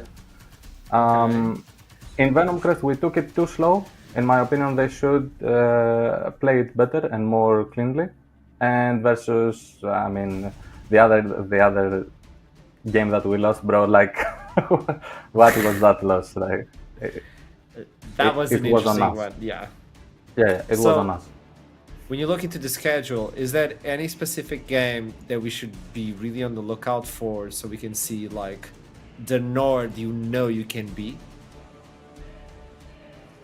I think the Nord we know we can be, it's gonna be in playoffs. I'm assuring you now. Okay. We need to take certain steps, and we don't want to be the team that does a really good game and then next week it does a really off game. We want to establish our steps. We are there. We are fixing it. I mean, you should be on the lookout for the Rudy game. In my opinion, we owe them some punches from last split. So we will be trying to win those. That is the matchup I want to see between orgs. Yeah, that is the one I want to see, especially with the new blood and the solo queue-ness we talk, that little bit of solo queue-ness that some players still have. That is interesting. Yeah. Okay. Thank you so much for the interview. I mean, you're kind of a Nico. Like you transformed into 4 different people before the interview, so that was. I mean, I'm Sterios, but still we don't have it right. It's okay. That's why I'm confused still, because it's It's Sterios. This is Sterios, by the way. Yes. It's not. It's okay. We will do an interview again with my name from the start. Thanks a lot, though. I just wanted to create chaos. Thank you so much, Sterios. I'll see you soon. Have a lovely one. Nord have successfully activated magical hats, and under the hat we picked was Sturgios, one of their coaches. Because as soon as I saw the fix, I'm like, should I point it out? I don't know. Probably towards the end, just to make it even better. Now, Vera, looking into the next game is going to be Lightside versus Verdant. We have a lot to talk about this one, but also we need to bring up 2 specific players. So I prepared something before each game, and I didn't tell you anything. Surprise! Head-to-head between Fruity Fresh and X-Drop. We were talking about X-Drop at the beginning of the show, and then I want to talk between these 2. They're really different, but look at the damage they do for the team. It's almost the same. They're so close with each other, and the goal per minute is also not that relevant, so they can do a lot without a lot, and this says a lot. I think where the a lot comes from is different. Fruity Fresh integral to the light side identity. You know, they've taken the best bits of Rich Gang of NLC2 last split, the best bits of Venom Crest Serpents from 4 Nations, and they've molded something carefully. And Fruity Fresh is the, you know, the swing that ends the game with these huge mages, these huge playmakers. X-Drop has been given a role on Verdant that's very similar, except I think the bigger plan isn't there. I think if you just throw fast AD carries and Ivan at a wall and see what sticks, sure, he's going to absolutely rail through damage, like the hands are fast, but hasn't worked out quite the way we'd like. And I think that's sort of the difference between how confident and excited we are about them in this matchup. Yeah, and I do want to sort of disagree with you a little bit there. I think that X-Drop has been integral. He's great. He's fantastic. He should have won all his games. Yeah, he has had winning KDAs in a lot of Verdant's games, even in their losses. But yeah, it's really a lot of the pieces around him, and I think that the fundamental difference between the 2 players, if you ignore stuff like champion pools, which obviously Fruity Fresh has got a crazy one, is that the team the Fruity Fresh has got around him on light side looks set up to enable him, whereas I feel for X-Drop, he is getting a sort of a bit of that, but it's not really all coming together quite yet. I'll raise you a new one, because you talked about champion pool from Fruity Fresh, and obviously he goes for those AP and AD just like a wild card. X-Drop so far hasn't played the same champion a single time. He has 5 different champions, and in between those we have a Nasus as well. It didn't go accordingly, yes, I know, but he also did a lot of damage with that Nasus. It was top damage from his team, even playing tanky. So I think these 2 in terms of champion pool are still showing everybody what they can bring. So that's why I think these are the 2 masterpieces in this game. But then at the beginning of the show, you brought in the top lane Middlecott, and I do believe these 2 are also important. Yeah, top lane is relevant again. Yeah, not too soon. Maybe had to be inevitably, right? I think that for me, Elijah for Lightside is very much in the sort of mold of top laners that we've had coming through in the NLC over recent splits.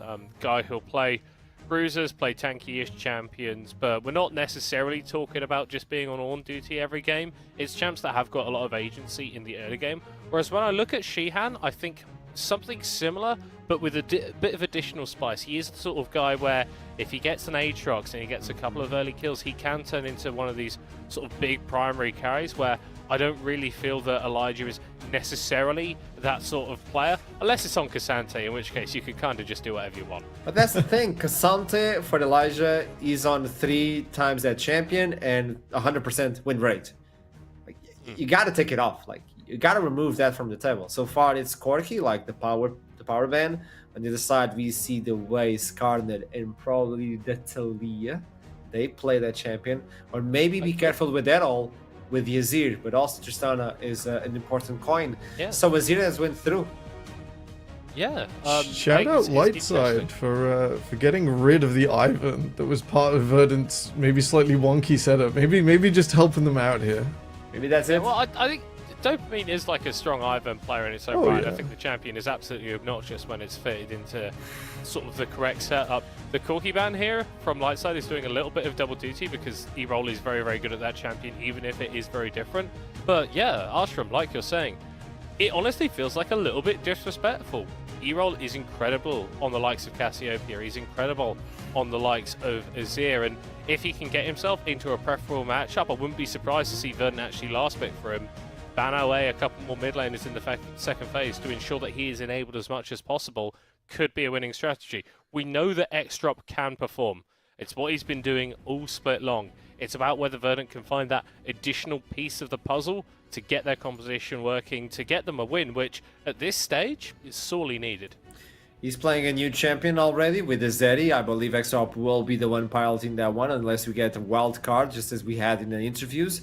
But instantly, Poppy being picked versus 2 mobile champions, and yet again, Elijah. I mean, if it works, why? Why stop? I mean, it's going to be reworked, by the way. Xante is going to be reworked. There are words in the shadows of that, just pointing it out.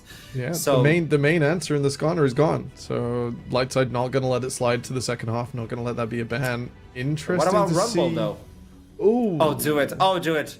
Oh, do it. Oh, spicier than Rumble. Shihan wants to do it with his hands, wants to do it directly. Batman versus Superman. He looks him in the eyes and says, do you bleed? Let's see if Elijah will bleed with Xante. But now on to the second phase of bans.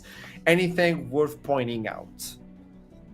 Yeah, again, well, I think Verdant haven't obviously picked up their mid laner yet here, so I think for Lightside, those Cassiopeia bans, those Azir bans are really sort of appealing to me at the moment. And then for Verdant, I think you're going to want to enable this Darius as well. So often we see Dariuses have very, very strong laning phases, but just get into points where the champion can't access with his damage in later team fights. So stuff like the Aurelion Soul, incredible at creating these zones that you just can't walk through in team fights. Not a surprising takeaway, especially when we could see this Varus go into the mid lane and Fruity Fresh pull out the Star Mage. I like the Aurelion Soul drop from Verdant. They're recognizing that Fruity Fresh has now got, 2 melee and 1 short range approach champion to play with. I wonder whether they'll get the spice, and as the timer ticks down, a Swain ban would have been essential, and it's a Ziggs. Lightside can play Fruity Fresh's favorite champion, his most played in his 2nd division season, and he's got melee champions to become that black hole. He also can bring in the dragon that he brought yesterday, so it's another one. He talked about Smolder on the interview, he loves it. Also, this Varus could be a triple flex if Xante was not alive. Sumi played it, Fruity Fresh played it, even Elijah, but yeah, Xante exists, so I don't think that will be it. But now that the bans are off, finally we get to see Azir still open for Errol. Azir, Zeri, and Darius, that would be a threat. That'd be crazy. Yeah. Both teams have covered their melee approach with their 2nd phase of bans. I love the Azir coming in over the top, defensive and offensive over that position. We're going to see probably a load of fist fighting around mid wave before a Dragon. I think Dragon 2, Dragon 3 looking pretty spicy. I'd love to see that Swain, but I think the Varus kind of has compromised it. I'll have to see now. Because if I am into that Azir in mid lane, both junglers have approach. You have to be so careful. Yeah, and the thing about just slamming the Azir here is there aren't many matchups that I think Sumi could actually leverage against him, so I think Verdant are sort of happy to take it. It likely would have been their 5th pick anyway, so you leave yourself open with support counter pick in the bot lane, where enabling the Zeri getting her through a notoriously weak early game is going to be very, very important. What about with stuff like Rel taken off the table, I think that Nautilus is a fine default here for Fastlane. I think he's had mixed performances, but generally been seeing good stuff from him, and the guys are locked in, assuming for Fruity Fresh. I mean, we believe. Yeah, probably, most likely. So yeah, most likely. Now, will he play it AD or AP? I think we should be done with AP, Kaisa, but... Yeah, I think the only one we've had in the NLC so far has been that hybrid, has been Nash's Rageblade. And it does kind of fit the damage profile. Varus, the Blight stacks, percentage health as magic damage. But then, I think whatever suits best, because Kalmsky is going to be coming in over here And Fruity Fresh's Kaiser, really vulnerable to Leona, like magnificently vulnerable. There's not going to be a cleanse coming away from Fast-Legged on this Nautilus. There's not going to be no Mikhails. So I'm a bit confused as to where Lightside are going to be backing up Elijah and Bartoldi and Fast-Legged as they throw forwards. It's going to be a bit more fragile for Lightside, and Verdant have to try and get a bit of a flank on. Verdant might be able to pull a 3-3 by the end of this game, or even LLS just jumping into the top of the standings. This is a team that is not stopping, and they keep climbing, and they have some weird picks, just as we've seen. Really fast from both of you. Starting with you, Middlecott. Who do you think is going to take it after the champion select? If you had to predict anyone right now, who would you pick? Well, right now I'm looking at Shihan Darius, and that is just calling to me right now. This kid is Makes sense. absolutely insane on this champion, and I think he's got a setup where if he snowballs, he can take that and start chopping off other people's heads and not just Elijah's. So you got that one going for you, and Temporal, give me the I prediction. think outside of like Vi overextending massively and giving Lightside like a gift, it is really so much harder for Lightside to execute than Verdant. I think if Lightside are going to do it, it's going to be deep, it's going to be late game, it's going to be like Fast-Legged, like chaining up 3 people, like a massive ultimate. The ease of execution really does lean towards Verdant, despite both team comps having that sort of brutal melee engage. So let's see Shihan put on an absolute masterclass. We talked about this team needing that click in order to jump into the top of the standings. This could be it for them, or this could allow Lightside to run a little bit further away from the middle of the bracket. Without further ado, tossing it to the Costas Initialize. And Rudude, how are you doing, my dude? Hey man, I'm doing great, honestly. This is Darius in the top lane for Shihan. They specified it on the desk. Mr. Spin the Block is back. He has got his Darius in his pocket. And this game, you know, it's got some options for the Darius, that's for sure. And I think the desk called out saying, look, there's a real world here that if Shihan gets rolling, it's going to get very spicy indeed. But to find out exactly how spicy we need to get to the Rift, prepare yourselves for a hot pot experience in top lane.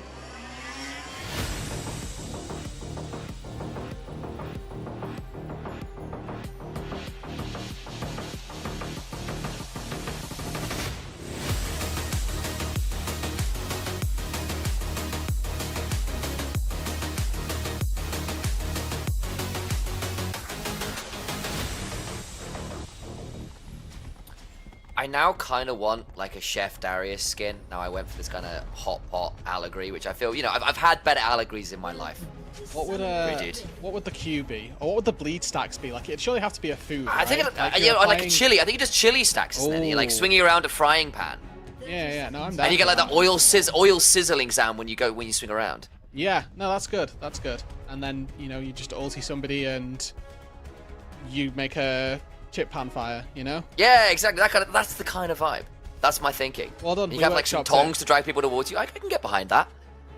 It's a great job all around, honestly. We'll have to see whether or not that was really fast. I mean, it's just what we do, you know, on the fly, nice and easy. I'll have to see whether or not Shihan can live up to that. He's got the Ghost in the top side as well, so he's going to be TP-less this game, but by way of trying to close down the gap onto Sumi, well, maybe not onto Fruity Fresh. That one should be a little easier said. And done, honestly. The Varus is going to be your real issue through Chain of Corruption, through the slows of the Hail of Arrows, but Kaiser typically very short-range AD carry. Plays into the hands of a Darius as well. No Ghost as well for Fruity Fresh, so it might be pretty tricky for them to kite out the Darius specifically, but once again, with this Hail of Blades, it looks like we're going to be seeing it geared more towards a Nash's Rage Blade poke W style of build. Yeah, and we'll keep our eyes on what the builds will end up being, because of course mid lane Varus has not been a regular thing for a little while, but I was musing, actually, when we saw the Varus locked in, actually it might well be a mid lane Varus, something I know Sumi does like to do occasionally, and it's something that way back in the day, I'm talking like Season 6 guys now, which is like, oh god, you know, 8 odd years ago if I've done my maths No, that was correct. last week, actually. Yeah, last week, thank you, I needed that. That was something that Kuro used to do into his ear. Of course, back on Rocks Tigers, it was a really good answer because he used to outrange the Azir and he doesn't get to trade back as easily. He's gone towards the Grasp to try and keep the HP up, but I don't know how easy that's going to be. But with the Grasp, I wonder if that's going to end up being a tank Azir build, maybe? I think most Azirs are just taking the Grasp just for the HP, not particularly worried necessarily about opting into a Frozen Heart or anything of that ilk, much really for the build. Just taking the grasp so that you constantly, if you get procs, you're getting HP as you move later into the game, and that's about all the value that they're looking for from it. But that being said, you know, it's good value all the same. Keep our eyes on it as we go, so a lot of comets already landing. The hail of arrows slow makes it actually quite difficult to dodge the comets, particularly without boots, or unless you're willing to commit a shuffle in. But that can be quite a lot of mana in the early game for the Azir, so to do that right now. And something that Des called out, and I know we were kind of musing about too, is the kind of ease of execution from both comps. And the fact that you've basically got the easiest point-and-click engage in the form of a Leona, Vi going forwards, and then Zeri and Azir just do DPS from behind.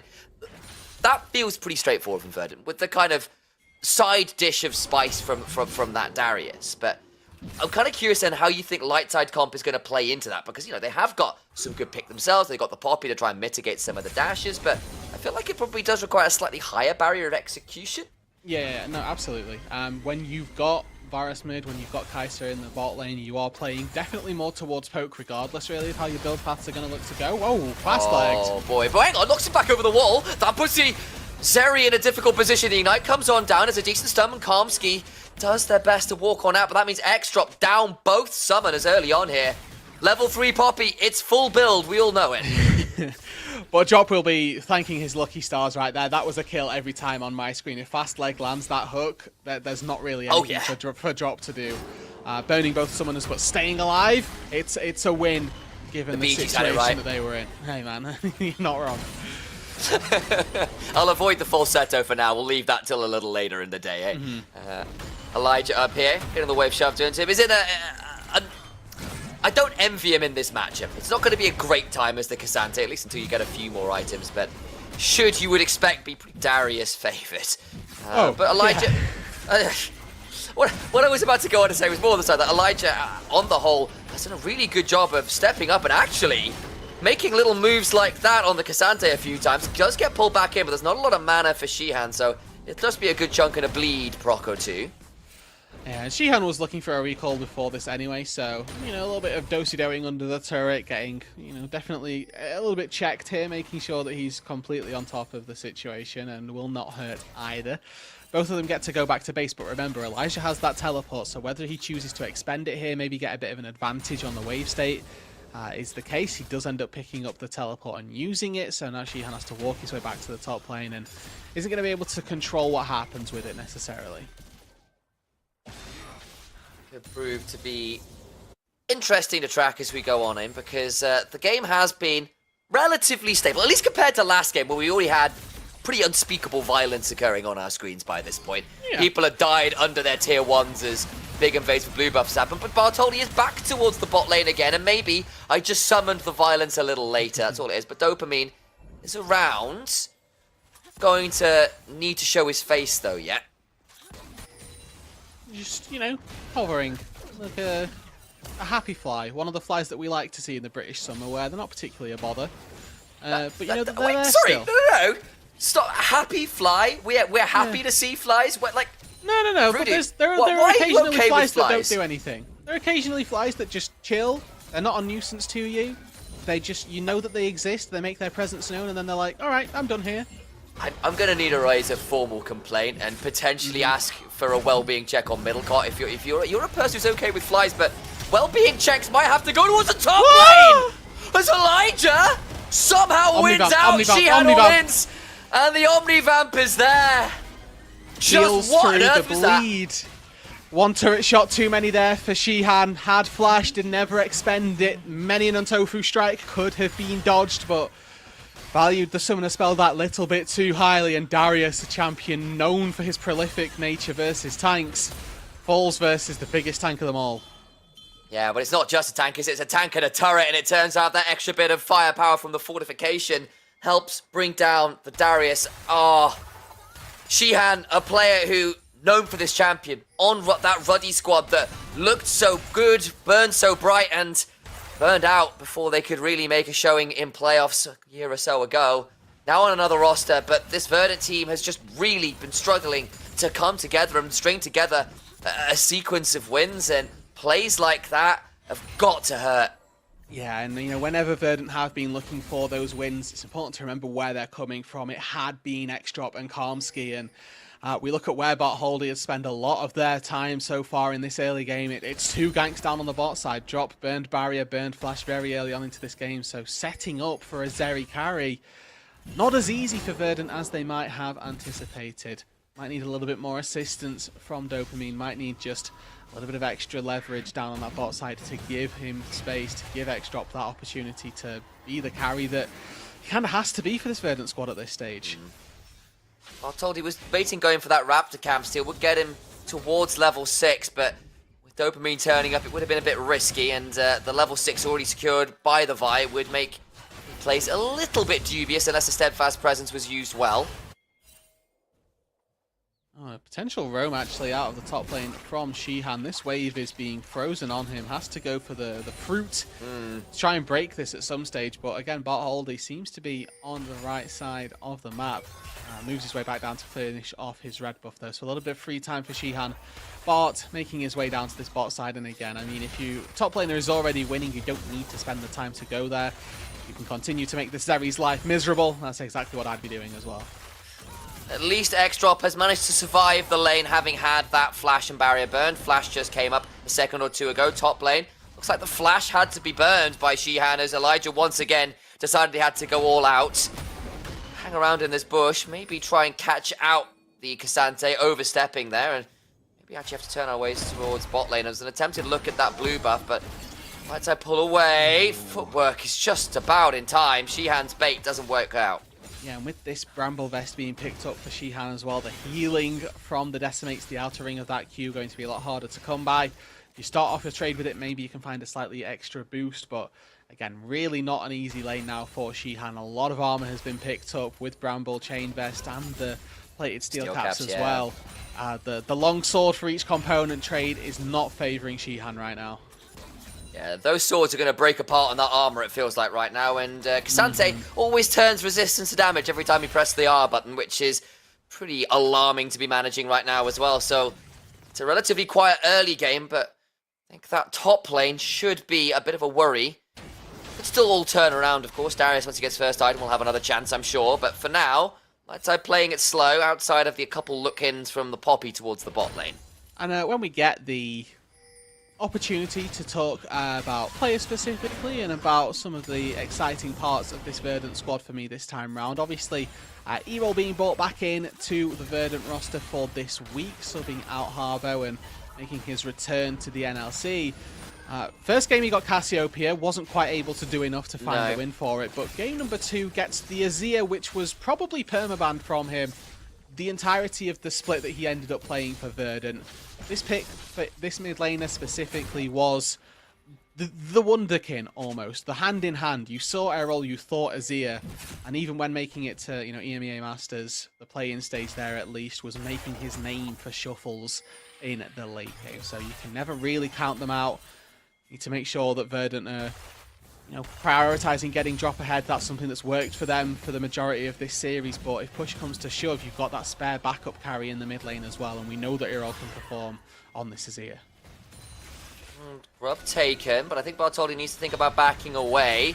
Likely going to be at least 4 secured now by Verdant, but LLS are here to try and compete. Elijah coming on down, flash for the hook, does land it. Steadfast presence afterwards means it's a dead buy. Dopamine lacking that critical substance because there's nothing to be happy about there. And once again, just not burning summoner spells. Dopamine could have flashed that hook, was channeling the Vault Breaker, could have used either one of them to get away from that Nautilus Q, but fast leg, fast on the approach, takes down the Vi, and as soon as that hook connects, no way out. Solid collapse there from Lightside. They secure themselves a couple of grubs. Going to be the Mites still for Verdant. Lightside pick themselves up a couple of grubs. They're going to also look to take this dragon, but Verdant didn't really use anything in that fight on the top side. They might want this. And now on the other side, Sumi gets engaged on into the solar flare, but the follow-up just hasn't been available. Aerol beginning to shoot out as Bertoldi does begin to escape with that phase rush. Damage back is good, fast-legged. Goes over the wall alongside Dopamine, trying to stay alive, just about backing away. Sumi, flash, continue auto his X-drop, throws out a lot of burst fire. The lightning crashes there as Elijah on the other side of the map gets a solo kill over the wall. Sumi gets the arrow, shuffle away. Sumi is sumo slammed into the wall. Bartoli thinking about flashing on over, will not do it. Nearly gets knocked to the tower, goes Karmsky, but he is calm enough to get away with it, and Verdant abuse the fact they have more ultimates available and come away with the fight.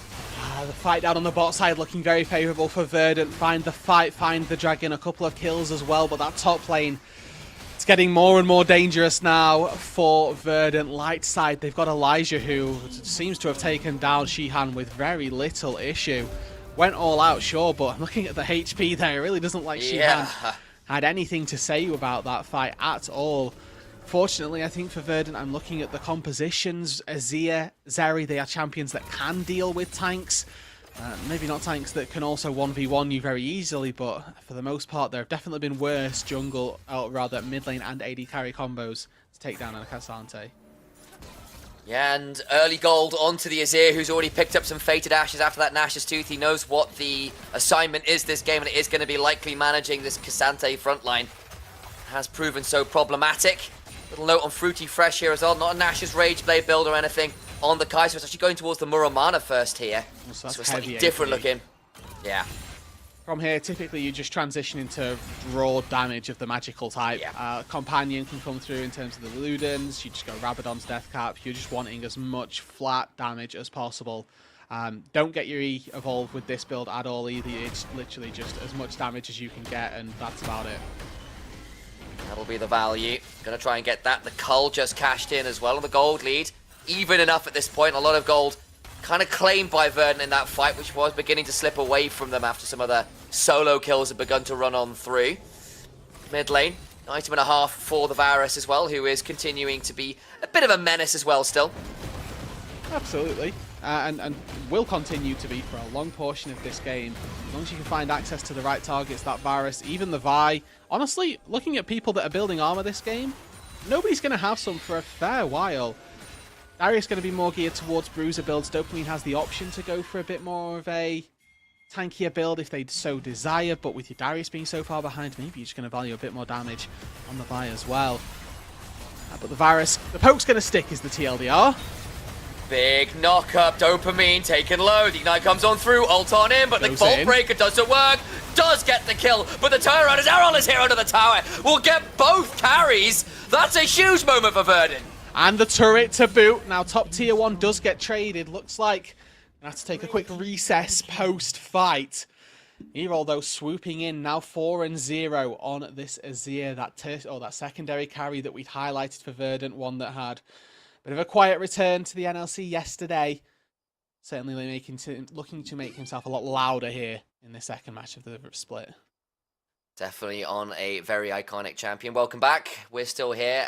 When we know more about what's going on, we'll let you know, but it does give us a moment to break down what's happening, because the early game was looking pretty solid for Lightside. Hell, that play on the bot lane was looking pretty good, but Kai'Sa doesn't have a lot of damage yet and tried to get a kill onto the Vi and gets comboed. Yeah, I remember I used to play this Kai'Sa build a lot, and I was the bane of existence to the friends that I used to play Kai'Sa with, because for the first 2 items in the game, I'd go, this champion's so useless. Why am I not just building AD? Where's my Kraken Slayer? Where's my Ginsus? All of this. And then I hit second item, and I am become the opposite, but still the most unbearable person in the world, because I feel like Thanos. The second item's finished. I'm launching Ws from 7 screens away. I'm sitting back, loving life at that point. But we're not there yet, unfortunately. The Kai'Sa's still just on Muramana. Don't have any real upgrades. You've not got the damage to go in like that and think that you can get in and out really quickly. They do at least get one back, but it's still both of your carries gone. It's another couple kills over to Errol. On Azir, of all champions, this guy is probably notorious mostly for, of course, the Cassio appearance and the champion is very iconic for it. It's a bit more unique to him. But when he was really popping off in the NLC in prior splits, it's often been on the back of a good Azir performance. And 4-0 with a 8-stack Dark Seal, that is exactly what you want to be seeing if you're a Verdant fan. Have to see whether or not we end up getting a Medjai's on an Azir, not typically the core item that you'd go for, especially with how Willing we see Azias to dive into the backline and make themselves a very vulnerable target. I'd love to see Azonius at some stage for Earl, but as you mentioned, the Liandry's getting picked up, knowing that this Cassante also going to be a bit of an issue. Looks like whatever It's all a issues bait, they guys. were facing, yeah, not been solved just yet. Okay, what happened? We clearly didn't hit the button at the same time again. No, so... I know. Honestly, it's a missed input from me. I don't think I've hit the button yet. Okay, so it's your fault, basically. Yeah, so yeah. Oh, everyone absolutely. out there who are wondering why we're in a pause right now, message Rude Dude. He'll tell you all about it. His Twitter DMs are open. It's at Middlecott is me on Twitter. Yeah, that's exactly it. Yeah, that's Send him. your frustrations to that account Directly there. specifically. That's exactly it. Yeah, and I'll get back to them just as soon that's as I can. That's really interesting because that's my at Is as that your well. complaints so department as well? Yeah, so that's the PO box I have for complaints. When people don't like me as a person, I tell them to message there, and I'll try and deal with it as soon as I can. Yeah, and it's crazy how few responses we actually get from that as well. Yeah, look, I'd say Duckling, but no one would believe that. Who would have a name like that? No, that's a fake name. I don't know anybody called name. Duckling. I feel like you'd have to be such a weird person it's almost to name like yourself that. You'd have to be from like a fake country like Denmark. Yeah, right? That doesn't exist. I bet they're actually a Swedish supporter too. I bet they really like teams with Swedish players on. Yeah, that seems the vibe. I bet they have a poster of Zlatan Ibrahimovic on the wall. Yeah, just waiting above the bed. Wake up in the morning, praises Zlatan, and then carry on with their day. Yeah, Duckling's about to cycle over to my place all the way over from Denmark, the country. And we got the cycling in there as well. This was perfect. We've nailed the roast. I will never give context about cycling. You have to ask Duckling about that himself. But just know. If you've got a spare year of your time, then yes, ask Duckling about that. Just poke that button, guys, and experience that wonderful response. Have got word from production. Looks like there was a player DC issue, which of course obviously is pretty problematic, so we're going to hopefully get that resolved shortly and the game can continue from there. And having spent the last 2 minutes mocking our colleagues, can I mock Archer maybe instead go if you want to go for it. I mean the perfect thing is that now at least one of the teams is playing League of Legends that Archeron can understand. Previously 5 players on the Rift, now at least if they reload, it can only count to 4. Count to 4. Archeron might be able to keep pace with the game. Obviously, unfortunately, they've had to pause this, so this is a little bit anti-Archeron propaganda from the NLC players, but that's with them to take up. I feel as well that he obviously is a musician. I think the only thing he can play in is 4/4, and jazz in general just terrifies him because anything in 5 doesn't 4. Anything in that it's just too much for him. I think it probably brings him to tears. Loves a waltz though. You get a really? mix with the 3/4, right? That's the typical time signature for a It is. So quite happy to slow it down a little bit as well.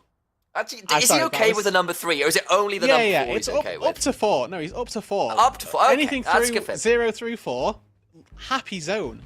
Loving life. You need to see his collection of 4 and under Lego sets. It's incredible. True. It's crazy what that man can do with a one piece. Just the little square. Jeez. Goes crazy. Oh dear, he's got to just make sure he reads those notifications about small pieces and choking hazards because he's not that bright really, is he? So he could be in trouble.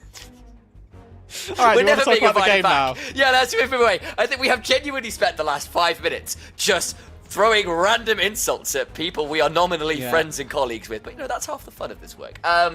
This game, as it stands, is beginning to devolve a little bit. We're seeing a couple members get very, very fed. On one hand, Elijah has been monstering the Darius matchup. Yes. And on the other hand, Errol.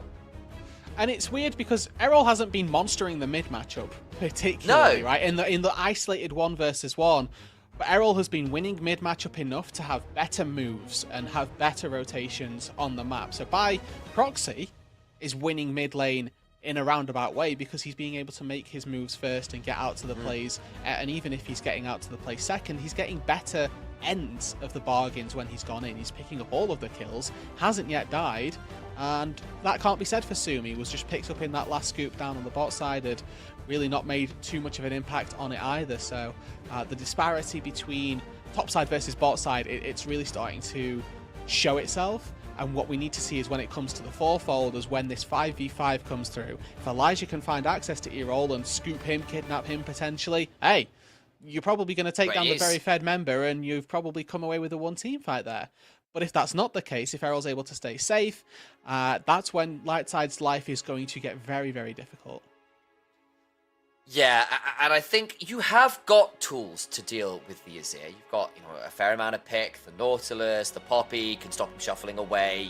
Once Kai'Sa gets another item, you've got tools to make that Azir suffer. And you do actually have a pretty good range advantage, assuming you can get there. But I am getting a little bit worried now that we are seeing things like Bart in particular look for plays on the Poppy and then not really turn that into much more than a burned flash or whatever. Being a little bit over-aggressive, and then the consistent damage from the Azir and from the Zeri is proving a little bit difficult to manage, especially as they start shuffling towards you, skating over walls after you. And that is still very tricky for the side of Lightside to manage, at least as it stands, especially because Elijah hasn't been in these last couple of fights. It's the 4v4 on the other side of the map that we've been checking in. Yeah, I think that when that 5v5 happens, it's going to be a really telling part of the match. I think that the properties that Bart is going to really enjoy is his ability to prevent engages. The Leona, for example, is one that is going to really feel the ramifications of a good steadfast presence.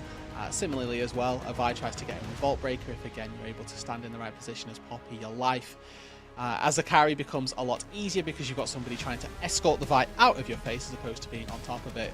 And so far in this game, Shihan has been just fairly irrelevant, hasn't had anything to say in that top matchup, and when he comes into those 5 versus 5s, granted he's going to have Ghost, but he's going to have to work his way into the backline to try and find that fight. I think when you're behind on Darius like this, picking your moment is really important as well.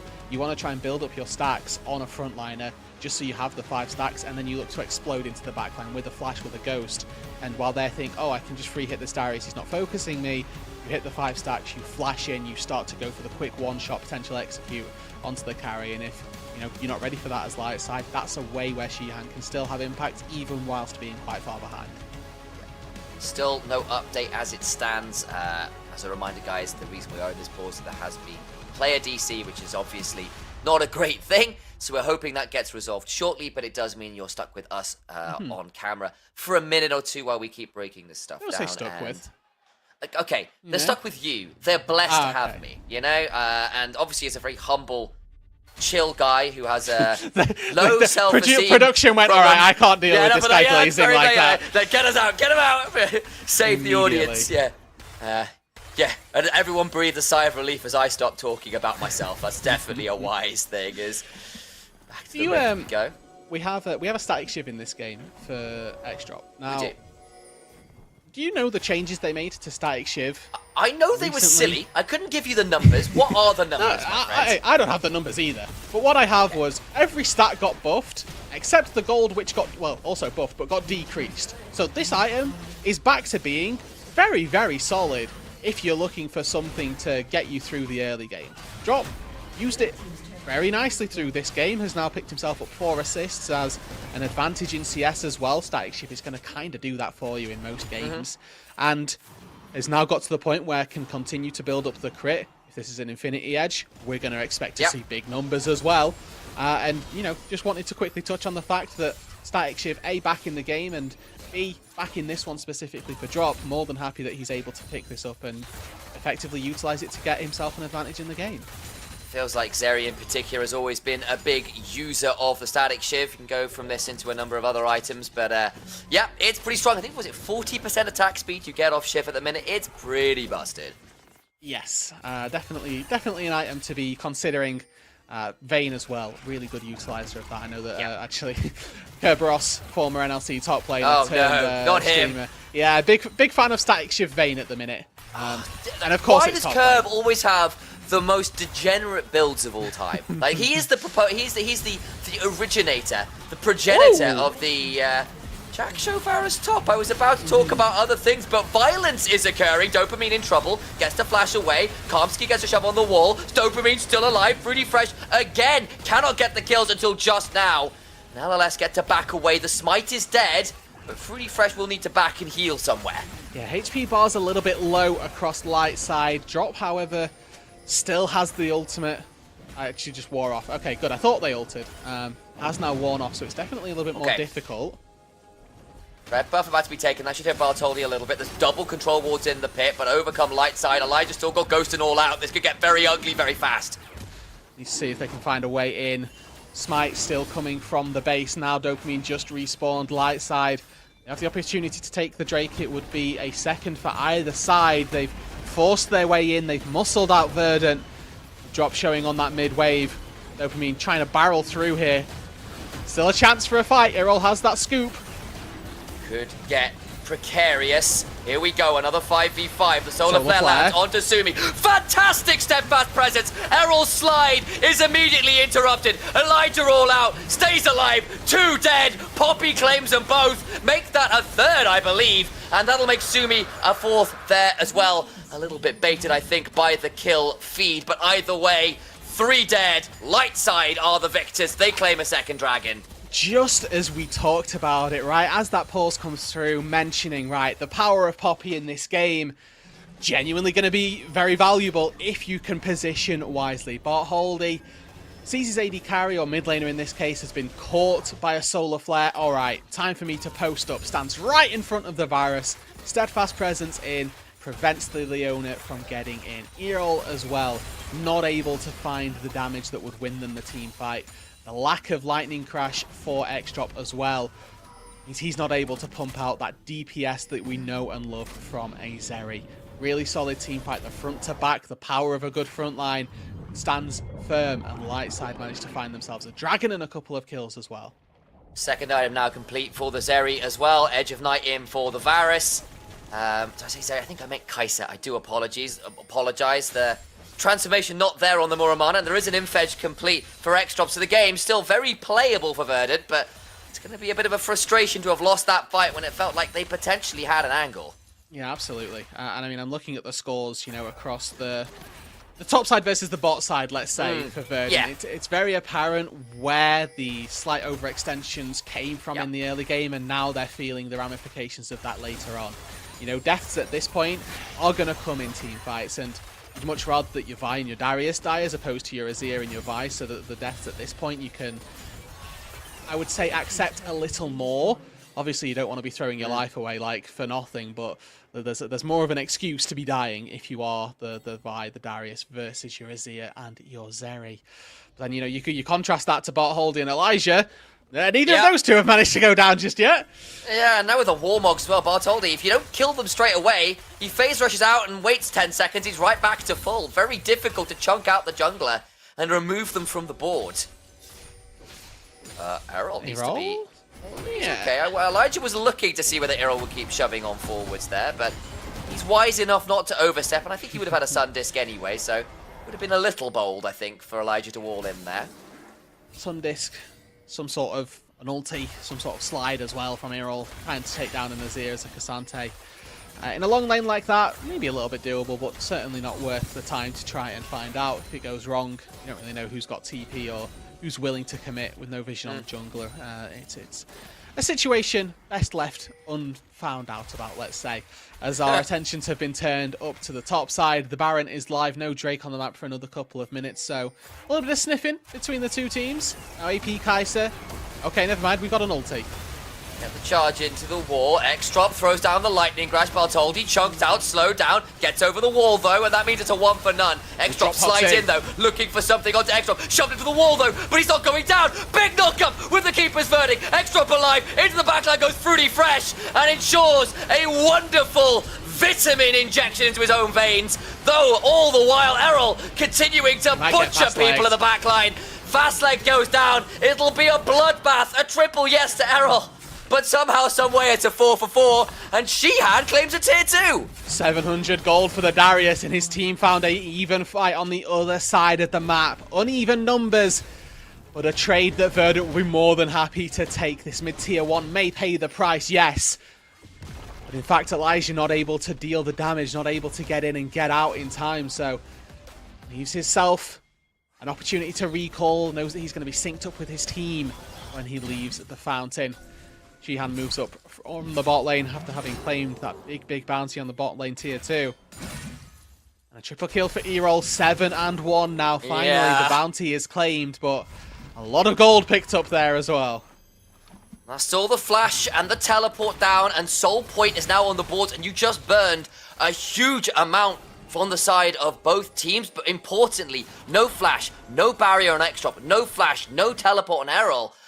You need those players to be able to stand and deliver and do what they did in that last fight, and that's going to be hard, having lost some critical abilities. And the best part about that fight was, it was for absolutely nothing. Lightside just ulted Karmsky and incited violence. No objective was claimed. There's an opportunity that they could have taken the Baron afterwards. But, you know, with no Drake up for the next, or for the foreseeable 2 minutes, it was a little bit of a shot in the dark. Now we're getting to fights around neutral objectives that are going to have genuinely big ramifications, where Drake's up effectively now. Baron is also live, where, you know, those couple of extra minutes into the game, making the Baron that little bit easier to take just because you've got more items. And lack of summoner spells really going to hit home for the next couple minutes. Yeah, I think they just might. Over towards the Dragon, go the side of Lightside. Errol gets a huge wave, shoves towards the tier 2. It'll be Elijah who is tasked with dealing with that. Worth noting, doesn't have a teleport. And Baron, on the minimap, is being baited by Verdant. That's a lot of people in a bush, but the Fnatic Death Brush strategy will not work out this time, because Sumi has a lot of tools to check bushes with arrows. Many an arrow in his quiver. Now 3 items set on the Varus, and as you'd mentioned earlier as well, the Edge of Night going to be really useful for keeping him safe from the Vi. Now, of course, if Dopamine wants to kill the Varus, there's an opportunity very easily to do so. Smite will break that spell shield and allow for the Cease and the Tis to come through. But the flip side of that coin is, if you're burning your Smite on the Varus, it means you can't burn your Smite in a 50-50, for example. So you need to do that sparingly if you know that you've got the pick there. Dragon secured. That puts Lightside at Soul Point, and that in itself a significant win condition, especially when you're running with 2 scaling AD carries. Although I say AD carry, Kai'Sa in this capacity, especially because it's Fruity Fresh piloting, more of an AP carry again, but the point still stands. Infernal Soul would be a huge boon. 2 Infernal Dragons, honestly, is pretty nice. Absolutely, right? Like, those stats go a long way, especially when you're looking at the amplification that's going to come through. The Varus is building flat AD with this lethality, so you're going to get that extra bonus on percentages. Has to burn the Ghost, aware that there was definitely a pick looking for him, as with the Hextech Flash being channeled by Fast-Legged. Will not be quite fast enough to cast the even faster-legged Shihan there, who used the Ghost, as I said. Yeah, nice wordplay as well. But, you know, there's an opportunity there for maybe Fast-Leg to short his Hex Flash. One of the things that you can do with it, you don't have to channel it all the way to full. Not sure if that would have been a difference maker there, if they'd have just done enough to get over the wall or not. Either way, they burned the Summoner Spell, and Shihan likely never to go down there with Flash as well. Maybe an extra Summoner Spell could have been burned. Either way, though, the Kai'Sa very close to that Crypt Bloom. Going to be a very big boon once they do secure that one, especially if they're diving into the backline as well. That extra heal, and you're putting yourself in a fairly dangerous and compromising position. Certainly going to be very valuable. Of course, the problem is Fruity Fresh going forwards, because they don't have the E upgrade, can often be in a position where you dive on in and you don't have the ability to escape as easily, because you can't just turn invisible, which a lot of Kai'Sas come to take for granted. What you really begin to rely on with this build is Azonias, so expect that as a 4th item, because instead of going invisible, you go golden, and you just aren't able to take damage for 2.5 seconds, and that's when you kind of go, team, I've put myself in a vulnerable position, please help, and that's when, you know, you either get bailed out or you deal with the consequences. You either turn golden or become golden in someone's pocket and use to buy items, basically. Yeah, that's the long and short laugh. That wasn't good. Don't laugh at that. That was poor. I have to, unfortunately. It's broadcast. Oh, yeah, you're obligated. That's fair. Thank you. I appreciate you made me sign the contract. Like, I have no option. That's true. Was the blood too much? The blood pact was actually my favourite part of it. Oh, I'm so grateful. I thought it was a really nice touch, personally. Making me sign puns that are bad and you have to do this, I was kind of like, are you sure? That's and then the you cool part, yeah. It is a blood pact. Ah, well, say less. I guess I'm in. If you wonder what we get up to in our spare time, guys, maybe don't. It's not a good idea for your mental health. Yeah, definitely not the smartest idea, unfortunately. However, yes. Smarter ideas for Verdant would be to turn their attention toward this bot side now. It is 2 minutes until that Dragon, but I'm looking at an Infernal Soul. I know we've already hyped up how powerful that's going to be for the Lightside squad if they can pick it up, but it can't be understated quite how strong Sumi already is, and the power of that Infernal Soul is only going to add to that. Worth noting as well, Errol has picked up a Medjai's knows that if he can get this one fight going their way, it could be a huge moment in terms of his ability to really, really come online. 3 items for this area as well. Drop so close to carrying yesterday on the Corki. In position to do so again with the 3 items on the Zeri. Big make or break fight in the wind. Hang There they on. go. They've gone super deep. It's on to Sumi, who stays alive. They've lost the jungle already. Shihan in danger. Errol dead. It's a shuffle, but it's too little too late. Shihan under the turret. Might get Sumi, but will likely die. There's nowhere to go. Oh, Verdant. It's looking like autumn. Everything's turning brown and dying off. And the timing was perfect from Lightside. The second that Dopamine fires the engage, Holdy sends the Leona to Narnia. Karmsky could never be a part of that fight. Walked in to effectively die. Still has Solar Flare. There was just never a good angle to use it. Errol, Dopamine both still had that flash ready. They knew that fight was pretty much doomed from the onset. And like I say, just the timing from Bartholdi, the Poppy pick this game has done so much for them to keep them alive. And now to extend their lead so very far to the point that they can just take a Baron.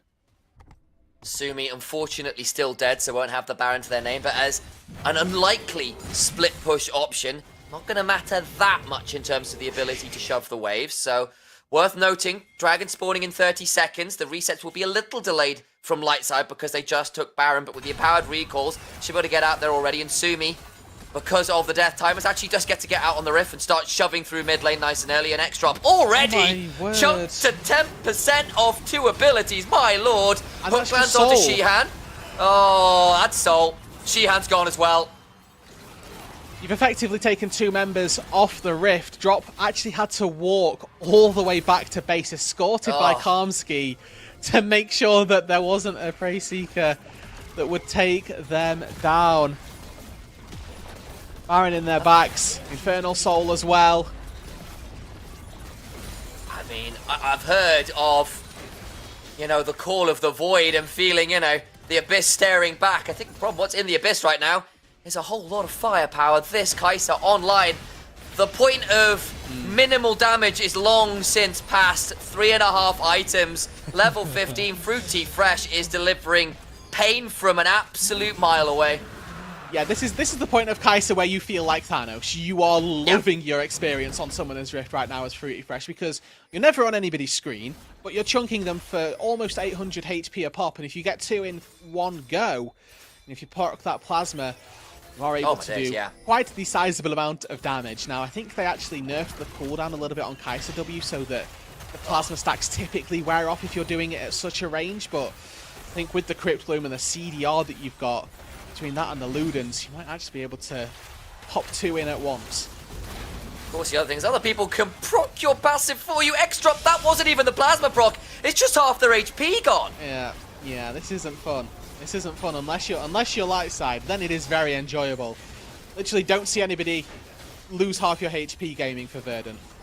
I can hear the maniacal laughter from here. Fruity Fresh is causing some serious pain. Elijah will have to Pathmaker. The Solar Flare comes through, but it's only a slow for now. Up into the backline goes Dopamine, but again, the substances just aren't there. It's just depression they're finding right now. So much sadness and a lot of kills going the wrong way. A double over towards the Kai'Sa. Errol not going to be able to get enough. Gets a double kill himself, but a valiant effort is still not enough to win the game. A 9-kill is here, still falls by the wayside. Dethroned by the Daughter of the Void. Lightside with a ambitious composition. We highlighted early on, definitely the harder one to execute on, but one that they managed to make work all the same. The poke from the Kai'Sa, poke from the Varus, and the engage from Verdant, just never enough.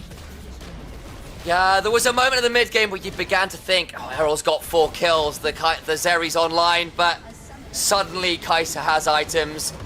The lead on Bartholdi on Elijah as a frontline diff was just so much to manage.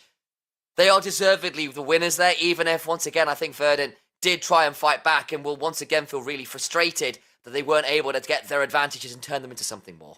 Yeah, the turning point, really, that Dragon fight, I think Drake's fight number 3, or the Dragon number 3, really, that Lightside were able to take. But just good positioning on a Poppy seemed to be all that was required, and then the game became easy. We were highlighting and hyping up in the break that we're going to see this top side versus bot side forward. It's going to be Elijah versus E-Roll. Now, this is this isn't a diss on Elijah, but it wasn't the Cassante that was the be-all and end-all of this game. Don't get me wrong, they were very strong. We're actually very much a menace in the team fights, but the difference makers really felt like it actually came down to bot Holdy and the positioning that we got to see from this Poppy.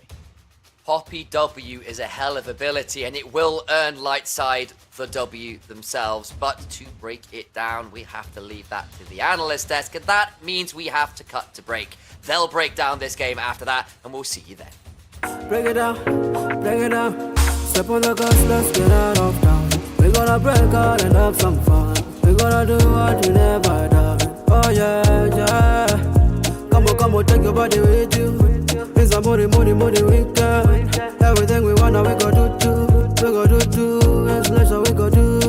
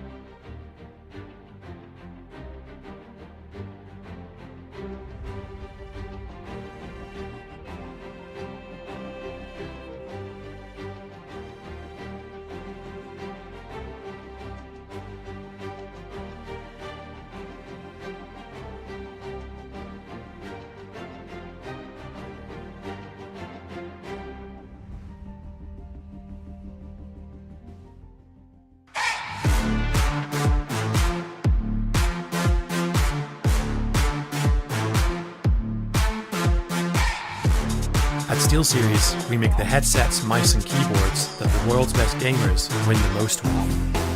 And we've been doing it since way back.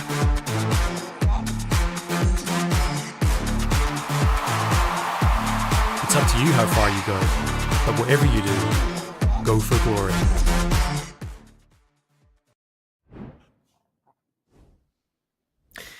We're back on the desk as Lightside take down Verdant, and they push themselves forward in the standings. This is an interesting game. This is an interesting take because of the champion select itself. Temporal, you brought up a topic that I want to start this conversation with. Champion select, I don't think they kind of locked in any sort of objective taking. Like, what are they aiming for? Yeah, like we highlighted Verdant's ease of execution because I think when we see Darius locked in, we presume it's time to smash lane. It's time to run forwards. Like, I think Erol, fair enough, was there at the Dragon and showed up in force, but otherwise the Zeri wasn't like accelerated. The Leona didn't burn summoner spells ahead of fights, which is normally how I expect that champion. You know, you rail through 3 solar flares before a dragon. That's 3 opponents whose flashes in that 5-minute timer won't be available. I didn't see the opportunities that Verdant should have afforded themselves with their draft taken effectively, and it really did just let Lightside rack up the objectives.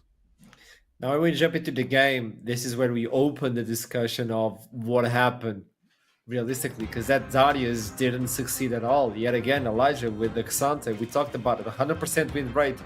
It still stays strong. Yeah, and I think people meme a lot on Xante, very rightly, but that first kill that Elijah got was pure Respect. outplay. Yeah. Like, very swift dodge back on the Decimate, avoiding the outer part of the axe, and just completely turning Shihan around. And this is the issue that you can have with a Darius sometimes. If he gets that first kill, then you're off to the races, and there's very little that can stop you. But that first kill came through, and then Shihan interrupts Elijah's recall when he was going to TP down for a fight around the bot side, dies again, and at that point, the Darius is really... his window to be effective in the game was sort of passed. And whilst the goal difference only ends up being a 1,000 or so in favour of the Xante, in terms of the champion's ability to have an impact on the outcome of the game, it's heavily favouring the sort of scaling tank in that aspect. So Verdant got a little bit injured at the beginning of the game with that idea, so I want to communicate with someone from the team itself, and it's time to welcome the Portuguese soul, Miguel! Hello, man. Yo. Hello. Yeah, we started in Portuguese. We had to do it, guys. I only have 1 Portuguese player in the league. Let me enjoy this moment. To start with on off, obviously people are talking about Verdant as this could be a top tier team, like in terms of numbers, but it's still not getting there. There's a showcase of talent. There's a showcase of almost getting the games, but the results at the end of the day are not what you're looking for. What do you believe is happening in the games? I don't know. It's complicated. Yeah. I kind of agree with you. I feel like our main problem right now is that I feel like we just aren't really on the same page, you know? Like, I guess coming into this week was a little tricky as well because obviously we had to play with sub mid laner, and not that Tyrell is bad or anything, of course, but we didn't have practice with him. So only 1 week of practice with our sub doesn't help as much.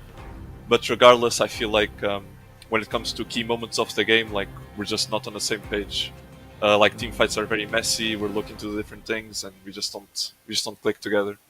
That's something we kind of need to look into, because individually, I feel like all of it should be pretty good. Exactly, like individually, it should be top notch, but then communication. I saw the last team fight where I see the engage from Dopamine. No one was there. You were still running to the line. You're a Leona. You're kind of slow, you know. So it's complicated. All of a sudden the team is dead and you just approach. It seems like the communication is still not there. So my question to you is, how is a big difference jumping from LPLL to NLC? How are you feeling with this? I feel like, to be fair, the quality level of this league is definitely better. I'm not gonna lie. But regardless, I still have faith in all my teammates. Like, I think we're just going through a bit of a bad spot right now. I think, yeah, we just kind of need to sit down, talk, and I have faith that we can turn this around, honestly. So you still believe, like, this is still a run for playoffs? It's doable. We got this. Definitely. Still locked in. Still want to make playoffs, of course. I love it. I think it's just a matter of getting focused. My last request to you is for you to say something which I know 100% of the cast and everybody on the talent team will not be able to say so. Can you say codfish in Portuguese? Of course, bacalhau, man. There you go, and nobody will be able to say that one. Thank you so much for the interview, Kamski. It's a pleasure to have you with me. No problem. I'll see you soon. Guys, do you know that Archer's Portuguese? I don't think he's ever mentioned it. Portuguese! Not cool. This is getting dangerously close to duckling levels of sort of national pride, man. Like, Oh.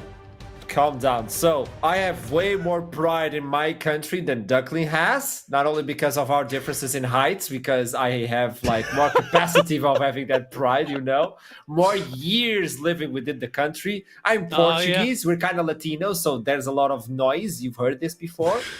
But I only have one Portuguese player, so let me enjoy this moment. This is probably my only To be moment. fair, you got a lot more to be proud of than me and Middlecott, that's for sure. And Duckling as well. yeah. It's such faith as well, like between Archeron and Portugal and Duckling and Denmark. Yeah. Let's be honest. Kamski and Verdant, you know, excited to be in the NLC, the like sort of rebranded Why Did You Like League with 6 teams that are really good and could win, but only 4 slots in playoffs, and to be like, yeah, it's okay. Second half coming. We're gonna do our best. Like, how resolute do you have to be to not like throw in the towel here, to not be upset that you've had to play with a substitute, even though Errol did really well, highlighted it there. Your systems aren't together. You're not ready. The Portuguese buff is real. I'm just letting you know, It's the last huge. Portuguese player that played at NLC was Attila, and he was playing in the World Cup. Remember that? Yeah, maybe this is the arc for Kamski. Keep that in mind. So let's talk with the other team as well. Fast Legged, I believe he's the one who's going to be on the interview. He played the Nautilus. There you go. Now we're talking. Pleasure to meet you. How are we feeling? Pleasure to meet you. Yeah, I'm feeling good. I mean, I think you were mentioning Portuguese buff. My partner's actually Portuguese, so I Living don't at know your if place? that count. Yeah. I mean, you can tell by the K-pop, right? That's not mine, you know. But, I don't have K-pop. Hey, what? You know, Is that a thing in Portugal? Yeah, of course. But you know, I love my Bitok, you know. So my man, Bitok. If you want Portuguese, well, this says British, but look, pretend it's Portuguese flag. You know what? Now I'm getting buffed. Now I'm hyped for Fast Legged and LLS. Talk to me about LLS. You guys are skyrocketing through the standings. You're gonna win the split. So talk to me, man. Talk to me. I mean, we can always dream, you know. Our expectations are high. I think a lot of people doubted us and put us like bottom 2 team. I think there was a tier list, and everyone was like C tier on our team. So it just feels good to prove people wrong. You know, it's nice. I really like this because, in my opinion, I think LLS is a team that is looking for the top contender, like for the top 4 places. You believe the same, obviously. That's why you're playing with the team. Who do you think is going to be sharing that 4th place with you? Like, you could be fighting for the 4th place. Who do you think will be tied up to fight for that 4th place? I think it'll be like Venom Crest, Nord, Ruddy and us, probably. I think that's like the top 4. I think that'll, if we keep playing like we're playing and get more 2-0 weeks, I think we'll be top 4 easy. Yeah. I have a big question. We were talking about the idea that LLS just changed the entire roster, like believing in that change like that in Summer Split, which is a really important time for every single org. And when you saw that proposal of, hey, Fastlane, you want to join an entire new roster in Summer Split and NLC, what was your first thought when you saw that? I mean, when I got told, it felt good, you know? I mean, in the trials that we played, I think I gapped most supports, and there's some other supports in the rest of the league that trialed, so they know who they are. Just remember. But, you know, honestly, it felt good. Like, with Bart, we played UKL, right? A lot of people were just like, oh, we're Div 3 players, but we've been playing for a while, you know? He's been playing for a long time. I was played in TCL for a bit, played already UKL. So we didn't really feel nervous, like, as for the step up. The quality is good, but I think we fit in quite well, and I think we're like middle upper easily, so it's pretty good. I like that. Obviously, you have a little bit of blood on the Portuguese side when you're flaming like that, so I'm down for it. So we have 2 Portuguese. The Latina. The Latina! No, it's okay. Thank you so much. It's a pleasure to talk to you, Fast Leg, and best luck for the remaining games. Obrigado. See you. He knows! He knows! We have two Portuguese. Shut up! Let me enjoy the moment. 4-1-13 as Bartoli is the MVP. Gold, we don't care about that. We care about the kill participation. Bitoque, by the way. Nobody knows what that is, but it's an amazing dish in Portugal.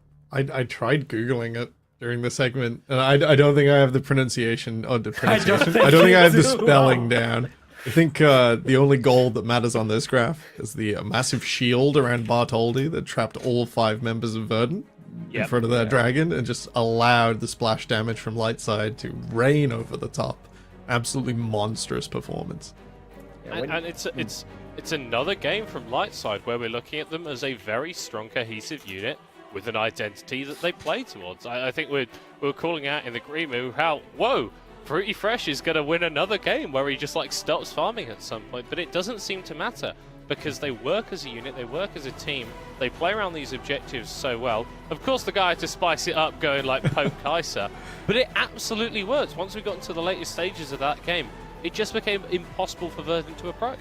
You know what? When I look at Fruity Fresh, I believe he's like the mad scientist, but the nicest mad scientist we've ever seen. Like, he's definitely like Doc Brown. He's definitely like Back to the Future kind of vibes. Yeah, I wouldn't trust like him to make a coffee because I'm scared that he put something in it. But you know, I know he's got my best interests at heart. He'll probably put AP on that. I don't know somehow. By the way, the Bitoque is on the Discord if you guys want to check what that is on the middle cut. If I say a dish contains a thin steak, eggs, green vegetables, what do you presume it is? What about the rice and the rest? I mean, calm down. Contains. This isn't a complete list. Sounds pretty British to me, right? That's UK food. Sounds like UK food. Now, I must admit, this authentic recipe I've opened doesn't look authentic, and Google Images shows this off. Like I've traveled South America a little bit. There's also a little sauce in it, by the way. There's a special sauce. Peak Spanish-speaking cuisine of like a beautifully cooked thin steak. We can't do that. That's not in our wheelhouse. Yes. Artrum, I'm looking at this, bro. This is steak with a fried egg on it and half with a bit of salad. Like so that's missing right? the sauce, by the way. The cool thing is, I know you think this is a British dish, but like the remain of your cuisine, you don't have cuisine, so you're just stealing from other countries. Moving on, Venom Crest versus Natives. Now that's spicy. You want sauce? Oh, yeah. I brought you the sauce because I want to bring yet another head-to-head between these two teams. Bringing the graphic, you are not expecting this. No. And why did I pick this? Look at I kill nearly participation called, yet again. High-raged Hilibrdage yesterday because he just likes to send it, and I love that, by the way. He's absolutely in the deep end, and I think we could say the same with Theocax. It was a fantastic Maokai performance. Yeah, He's a jungler. Yeah, yesterday he was everywhere, everything all at once. He got in, got out on Maokai, did a significant amount of damage, which isn't normally what we associate with a pick. And it was sort of great to see like that all-round performance. And I kind of want to see the same from High Rage, but I don't think he's getting out quite as often, just like our favorite tier 1 support. Good lord. Good. Hey, we're jumping back into the Champion Select as we get the Tristana, Ivern, and Maokai. Look at that respect, Maokai, trees. man. Skarner, Sejuani, and Talia. Rumble is available. Boom. Yeet. He takes it away, but Corki is also available. So that's another one. And Vi is getting a lot of attention today. I don't know, Arcane buff. So I have to wait until the end of the year. Yeah. Yeah, no, man. That is a long old way. Hopefully Theocax is able to have a bit of a better performance on the Vi than his fellow countryman Dopamine did have in the last game. Vi is an incredibly powerful pick, but you need to have follow-up with it. You can't just be solo ulting someone because she doesn't have the damage once she isolates someone to actually take them out. Cassante does, though, and we've seen what Lenny can do on this pick. Absolutely insane. Already Venom Crest drafting for themselves here. A lot of lockdown. Oh, getting Cassante as well. We've seen this before, but you're putting yourself versus a Rumble. The thing is, I know Lenny doesn't care about that. I've seen this before. I'm on the fence here. If I become natives, the entire organization, and Dems, who's probably calling the shots on this draft, if I go bot lane, I think Lengard and Simpy don't care. I think they eat the bans. I think you lock mid for Fierce anyway. Giving a Varus at least gives you some sort of power through the lane. I'm at a complete loss as how do you generate an advantage here. Mid jungle wouldn't do it into Vi. And Varus Rel at least says, like, you know, we're gonna come get you, we're gonna come fight. But at the same time, Lingard's been so flexible. I'm not sure, like, these last bans have to be so good. I think you're at least getting a fairly decent combo out of these 3 picks here. If it is the Rel that's going to get locked in, Chains of Corruption into the Rel ultimate, and then the Equalizer over on top. I think one of the benefits of Rumble and Varus is that they can keep a fair distance away from the Vi and from the Cassante. Obviously, it depends on whether we're going to be seeing a poke Varus or whether we're going to be seeing an on-hit. You still can stand very far back if you're doing the on-hit build, but obviously you're going to be providing a fair bit less in those team fights if we're just throwing Qs from max range. Now, this makes sense, but I would say natives have to ban away the way. Even the Ziggs, because if you're looking for that Varus to be safe, and Lingard has played both of them, and he's ridiculous with that. It's not only for refresh. We've got so many great mage players in the bot lane. It's becoming a bit of NLC flavor. Something is happening.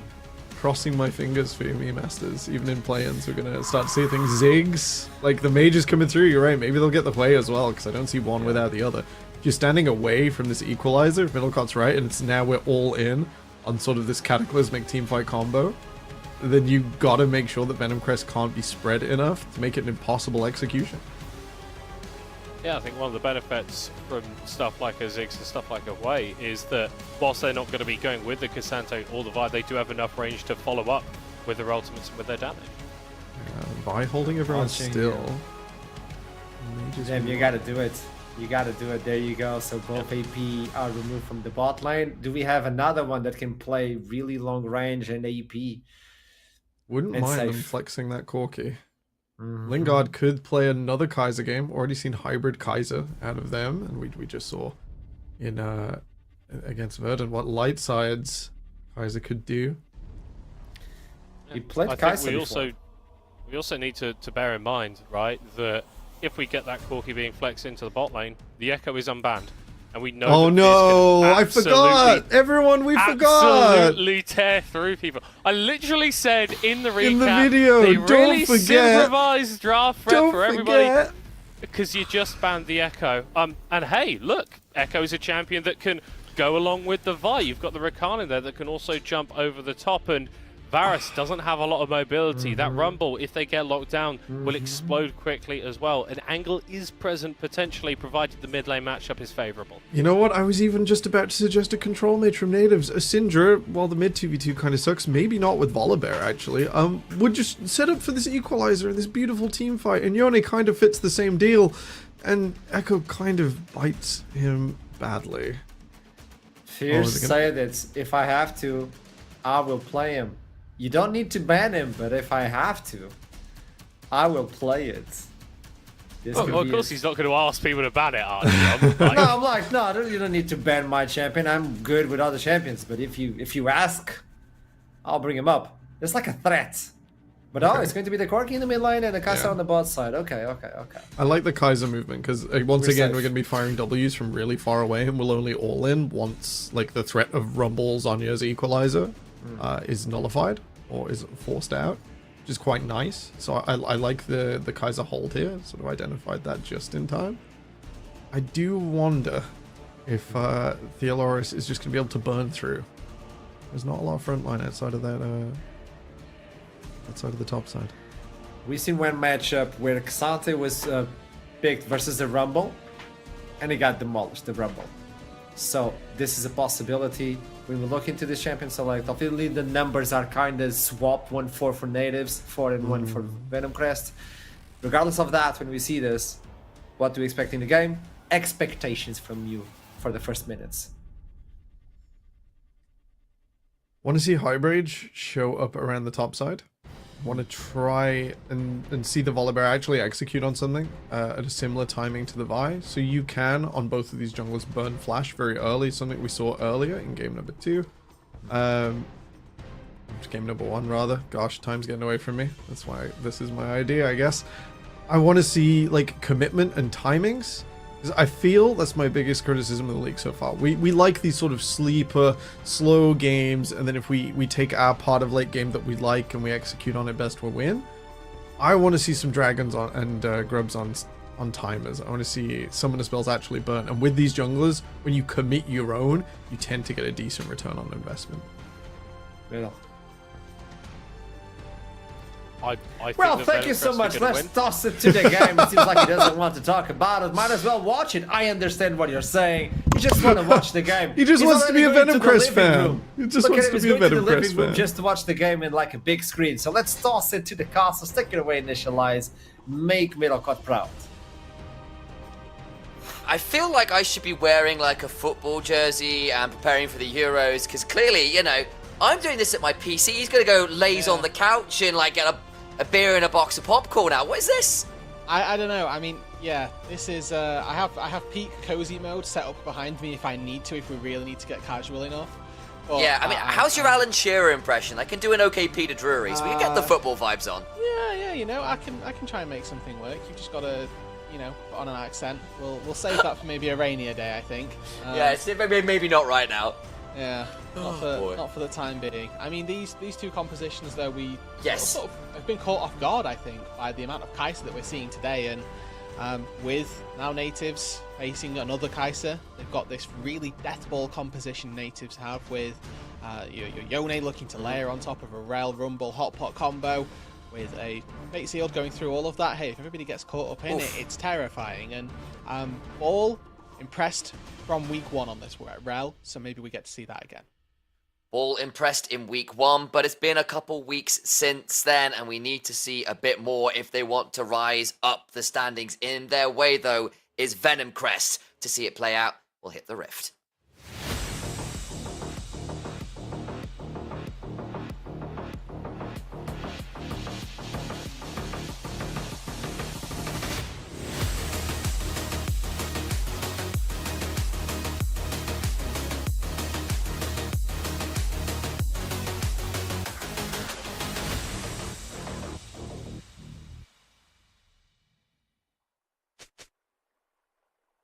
The temptation for me to come in with an Alan Shearer impression was so through the roof. So through the roof, initially. You do not understand. Like, genuinely, I think we might have to hold up on our discussions on commentary greats from other disciplines for a second or two, but no, it's only a award put down, so I can finally finish my point. I genuinely think one of the greatest commentators of all time, period, is Peter Drury. If you want to get into casting in general, go listen to his speeches on Messi and Ronaldo. Like the Messi speech when he won the World Cup a couple years back was spine-tinglingly good. It was beautiful stuff. So, you know, memes aside, the guy's very good. Yeah, genuinely. And a sort of a bit of a role model-ish, almost, I would say. Oh my word, it took us 1 minute and 55 seconds. Excellent. We can muse about great commentary people of other disciplines. There's a few out there, and I think it's always interesting as well. How good's your Aguero? Not good enough. I think the problem is I don't know Aguero well enough to do it in a way that wouldn't be like aggressively caricatured. I see. Okay. The famous call from, I think it was, I can't remember what year it was, but when Man City first started, I think it's, I don't remember his name, even though he's like, is it Guy Mowbray, like the really famous commentator? So it's Guy Mowbray and Alan Shearer are the commentary duo at the minute. Mm-hmm. So it's him and Peter Drury are the two like really big names for me in different ways. Okay, but he did like the really big. This wasn't much of a speech, but like the hype moment when Manchester City were like 2-0 down at the start of the 87th minute, and then final game of the season, they come back, score 3 goals in 5 minutes, including stoppage time, and then win the league against Manchester United with the other team who would have won it had they not found those 3 goals. And yeah, magic. Commentary magic, indeed. It turns out that sometimes when you do this job, you have a few heroes of your own and people you look up to. Oh, yeah. And there's some great stuff with it. And perhaps, now that the game's back on, we can refocus in just a touch. Because I will note, Lingard gone for the PTA. I did wonder whether, as another one of those AP bot lane players, in Lingard being that is, whether we'd see another look in towards a Muramana style play from that, but it's looking with the PTA to possibly be more of that hybrid build, I wonder, that's been a bit more popular. Things like the Nash's Rage Blade might make more sense with that. We'll have to see whether it's, you know, like this hybrid style or what I call the more northern style of Kai'Sa, where it's, no, I'm an AD carry, I'm going to play AD. And you go Kraken Slayer and an Infinity Edge, and that's good enough. Yeah, love AD, hate AP, simple as. And exactly that. Bosch. You know, if you don't say Bosch yeah, at the Bosch, end, yes. the Bosch sells it, right? Oh god, they're already fighting. Oh, Space is about to be spaced, perhaps, but no, gets to keep the oxygen in his lungs and isn't introduced to the vacuum of his namesake. Stays alive for now. Okay. Painful, though, with the Q3 available. And Hybrid running very aggressively at the Corki. And oh, the huge manatee. That's a dead Corki in mid lane, surely. Ooh. Yeah, there we go. Took a second. There was a world there where Hybrid actually body blocked Painful, so there was definitely an element of creep block there, and that could have been the difference in terms of finding the kill or not. Painful managed, though, to find the final snipe that ended up taking down Fierce. Double flashes burned from both the Volley and the Yone, but like you say, successfully done so, found first blood, and now the Yone gets to go back to base, pick himself up probably a very juicy item. Not sure if Ron Vamp sets a timer or not with it, but it's going to feel good either way. Oh wow, even better, we're full build. Oh, that is it. Lethal Tempo isn't in the game, and Fierce should be very grateful for that, because if I had to face down a Yone who gets first blood and gets to back for Berserker Greaves at sub 5 minutes, I might actually cry. And that's something no one really wants to see. It's not a pretty affair. No. I mean, hey, you're supposed to agree with that. Let the emotions out. Let the emotions out. All for it. Yeah. So I have to cast with this guy called Rude Dude, and I just can't do it anymore, man. Me and your therapist, I'm sure we've never met, but I'm sure they know way too much about me, you know? It's true. You're the pain point in my entire life, absolutely, I'm the subject. Mate. You're the I take pride in it. Anyway. You see what I have to deal with, guys? This kind of level of vitriol, honestly. Yeah, the hate is palpable. That's... He was a Sith Lord all along, I knew it. Theo down on the spot side now. Yeah, remember they've already had to burn the barriers. There's not really much room for space to go. A crash down from Ball will keep him alive. So the flash burned for a relatively easy look in from Theocax. Hybrid is here, but only really comes down to put a control ward down. That's all there is to say about that. Painful gets a Q3, and I wonder whether they might use it to go across the wall and have some style points. But nope, they'll hold on to it because they're a lot more sensible than I am. Yeah, potential trades over style points. Who'd have known? Come on now, you got to let them know, you know. I know, but that's why we're casters and not pros. Oh yeah, it's true. Yeah, I'm not good at this game. There's a reason for that. If I can flash for no reason but make it look cool, hey, I'm doing it. Everyone's down here, but you can see it's just Hybush being around to help escort this wave in, because obviously Simpy and Lingard had gotten the better of the early shove, and Space that's just low HP would love a solid reset. Yeah, they need help from the jungler, but Theo's not looking to give it. Remember, there's no flash, no pull-up, no barrier on Space. Goes down anyway. It'll be a 1-for-1. Theocax, no real way out. He's waiting on a Vault Breaker cooldown. What's happening in mid lane? They're either going to be able to come over and join. It doesn't look like it. Flash to try and interrupt the Vault Breaker does not go well, but there's still a mount up, and it vaults them into Volibear, who's a little jealous he can't flip people anymore. And it's just the discrepancy in early game power. Fundamentally, Volibear is going to outtrade you whoever you are in the jungle, and Hybraj makes that work. The engage from Simpy, it looks good, but there's enough bodies in the way to keep Space alive for enough time for him to get his cooldowns out. And then once that has come through, we already touched on it last match, the early game of a Kai'Sa, it's not great. The early game of a Volibear, however, far superior. And with that, a 2-for-1 comes through, successfully quickly diving under the turret to take out Theo as well, and Natives find themselves a solid advantage in the jungle. They will be in a pretty good position, I think that's fair to say. I felt like I had something more interesting to say there, and I didn't, so I just went with something significantly more generic, and I want to apologize to you specifically for that. I did the same thing in game 1 with a Baron at call, so do not worry.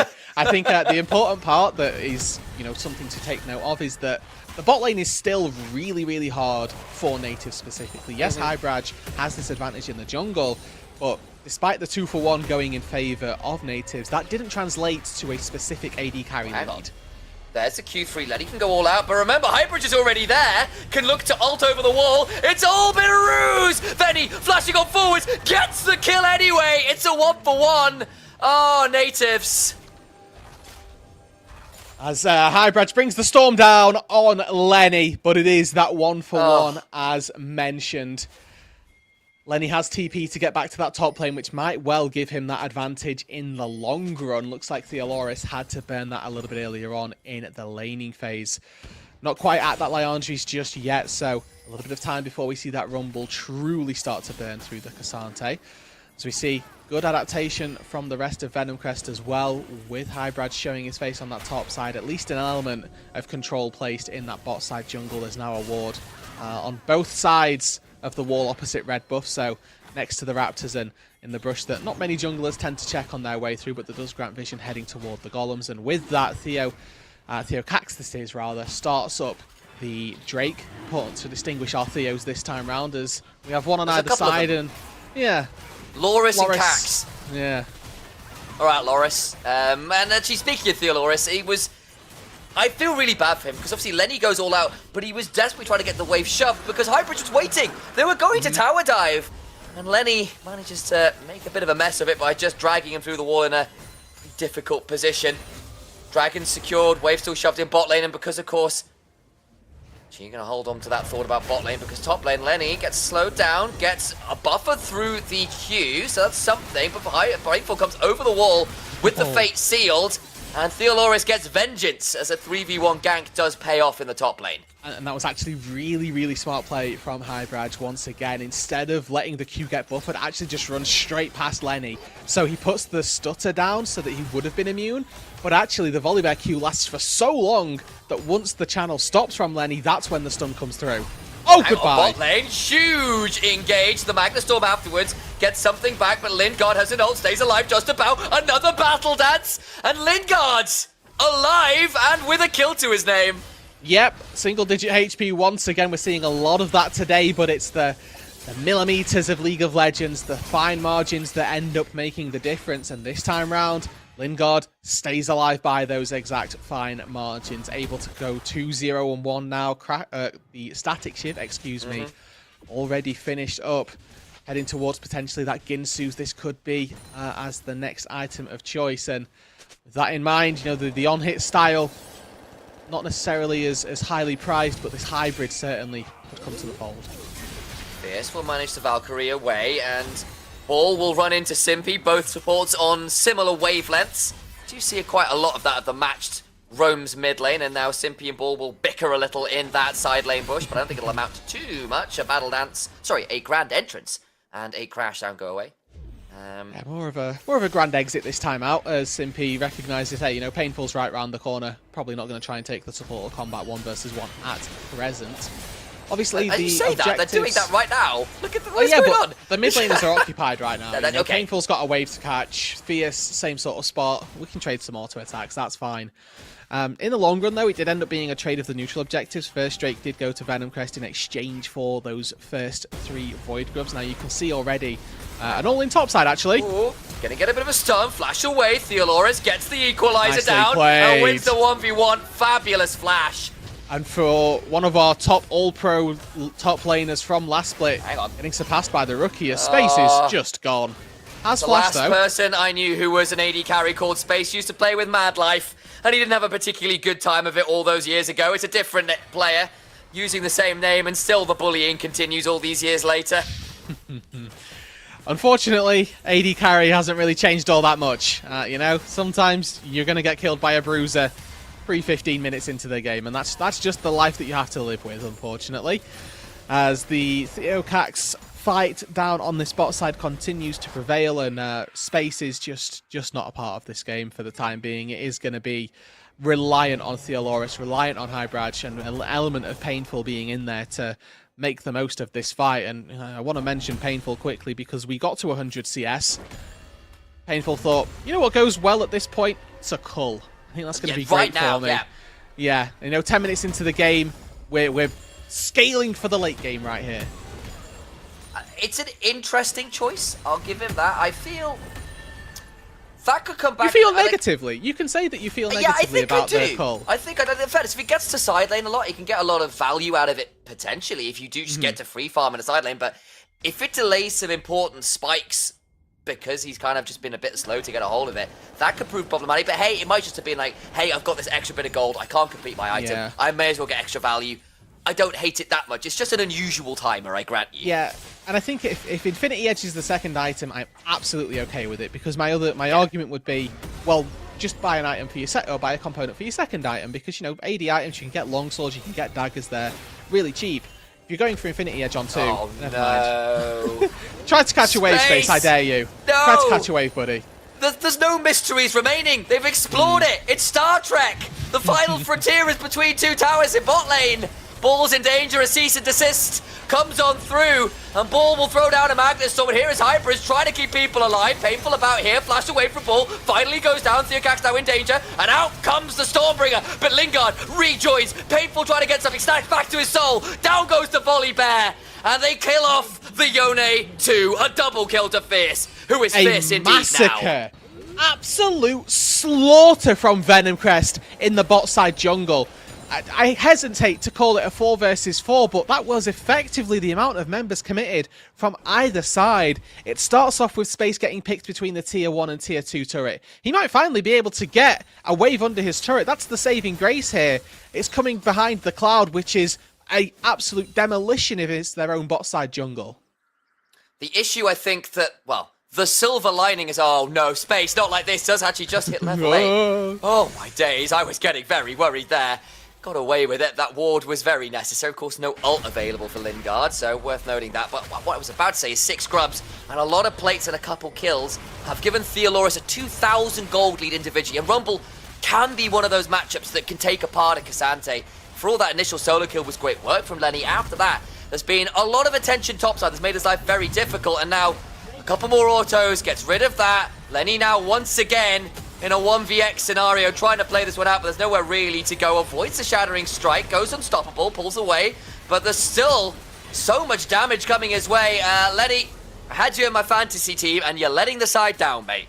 And there's just so much distance for him to try and cover as well. As soon as that tier 1 turret falls, it's like, okay, cool, you can try and count them out, but for how long are you going to be able to survive? Unfortunately, the answer on these components, it is not long enough. You'd have had to have walked all the way back to your tier 2 turret and you're waiting for support from your team. It's just not possible, unfortunately. Finally, we get to see the announcer tell us that Theoloris managed to take down Lenny and find themselves on a killing spree. Quite nice, but now mid lane again. Painful still at half HP. Fierce has just been chunking him out. The Trinity Force spike has been huge, and now you've got 2 items on the Kai'Sa, who's got R again. Not quite level 11 when you can Killer Instinct that significantly bigger distance, but still going to be able to get a lot of control over this mid lane wave. Theoloris has now grouped with the team, and the equalizer value will have to be huge considering how much of the team's gold he's holding on to right now. And okay, we're engaging. Into the quickness. There's no ability to stop. We'll get the flash away. And the teleports come flying on through. The equalizer's okay. Stun onto Fierce. Gonna get that Sky Splitter afterwards. Flash for the Q3. Into painful. The face. Sealed. Painful. Glorious. Get something back. Both AD carries fall. One of the bright spots from last split on this Venom Crest roster transfers teams. Makes himself known now up against his prior team. Excellent engage in the mid lane. Looks like it's just the tier 1 turret. The charge going down is nice. Maybe they steal away this blue buff as well. Never mind. Good smite. Was able to keep it inside Venom Crest's back pocket, but painful. On this Yone, didn't really have too much of a time in the sun throughout the early stages of this game, but right there, gorgeous.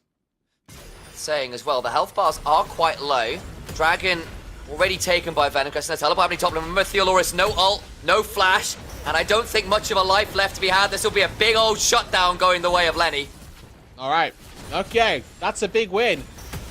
Venom Crest, I think they'd have liked it to be on Fierce, but this is going to obviously help Lenny out in that side lane and maybe makes him a little more durable versus the Rumble, who currently sat at 2 items, by the way. Terrifying in a 1 versus 1. So, Mechanic Rookhorn, I think, is going to be valuable. More of a, yeah, a little bit valuable, maybe. More of a attempt to stop how strong the Rumble is going to be, as opposed to being actually successful, but better than nothing at the end of the day. One of my concerns, though, for natives is they look forward, and with all of the gold being on the Rumble, I'm looking at how easy is it for the Rumble to execute versus specifically the carries of Venom Crest. And you put that equalizer down, Lingard has ulti, Fierce has Valkyrie to get out to safety. And of course, Lingard might not have a target to attack, might not have a person to ulti to, but not something you can really rely on. Kai'Sa not being able to ult. What you can attempt to rely on is support from your team. So I'm looking at Hybridge, I'm looking at Ball, and I'm looking now at Painful to see how well they can set up for the Rumble and how well they can set up for that equalizer to do the damage, because they are now CC bots for this equalizer. If they can keep people locked down on it, they're going to have an immense amount of success. If, however, they're unable to do that, then that's when questions start to be asked and when the game becomes very, very tricky. Yeah, the gold lead is there for natives, but a lot of that is off the plates and the grubs. The problem is on the other side. Those two dragons, as he kind of mentioning, could prove pretty difficult, especially considering an Infernal Soul. Something like a Kai'Sa and a Corki, pretty un-okay, I think is the way to phrase that in proper English parlance. Exactly, yeah. Those are the words I would use anyway. That's how I yeah, I'm glad, yeah, you know, good word choices. Yeah. If we made the rest of the cast just using the lowest quality of word possible, we'd be on a... I think we'd be fired more than anything, but we're on pace to probably. get there. I think the other thing is, like, I'm in this position as a person in general, as we are setting up for this dragon, so maybe musing about the English lexicon and what words you use when might have to wait a second or two. I agree. It's a great word, isn't it? It is, and I'm definitely familiar with what it means. It's kind of like... you don't have to tell me, I'm definitely familiar. I'm definitely familiar. That's, you know what, you're right, I've got a dragon. No, it's true. We've got a dragon. I'm sure everyone else 36 does. seconds before the Drake spawns, 2 item spikes come through for Fierce and Lingard. Very important that they've hit those junctures. Obviously, you're looking at Theoloris for natives. Can this equalizer be the difference maker in the fight to, put those carries to sleep? Righty then. So, Sky Splitter comes on down, board's being cleared out, and Venom Crest are in a position where they can give up those dragons, especially if they want to play for that mid lane tier 1, which might be pretty valuable. Space. It's chunked just a little bit there. It's still just fine. Has had a rough old time of it, his Space, but still managed to get towards at least an item now. And now that Drake has spawned. Teleport behind. Yeah, okay. Can they collapse though? Simpy sees it. That'll be a Theoloris coming on down. Wait for the equalizer. Over the wall goes Theocax into a Fate Shield that again brings down 2. They get massive work on a Theocax who gets over the wall. Theoloris, though, is here and is ready and willing to show exactly why Mecha was always the best genre. 4 people, 3 people dying, 2 just deciding, I don't want to participate in that, thank you very much. And the question was, can natives keep somebody locked down on that equalizer? Fierce has had the unenviable task of seeing the time spent in combat and the time spent CC'd and seeing the exact same number across both of those stats.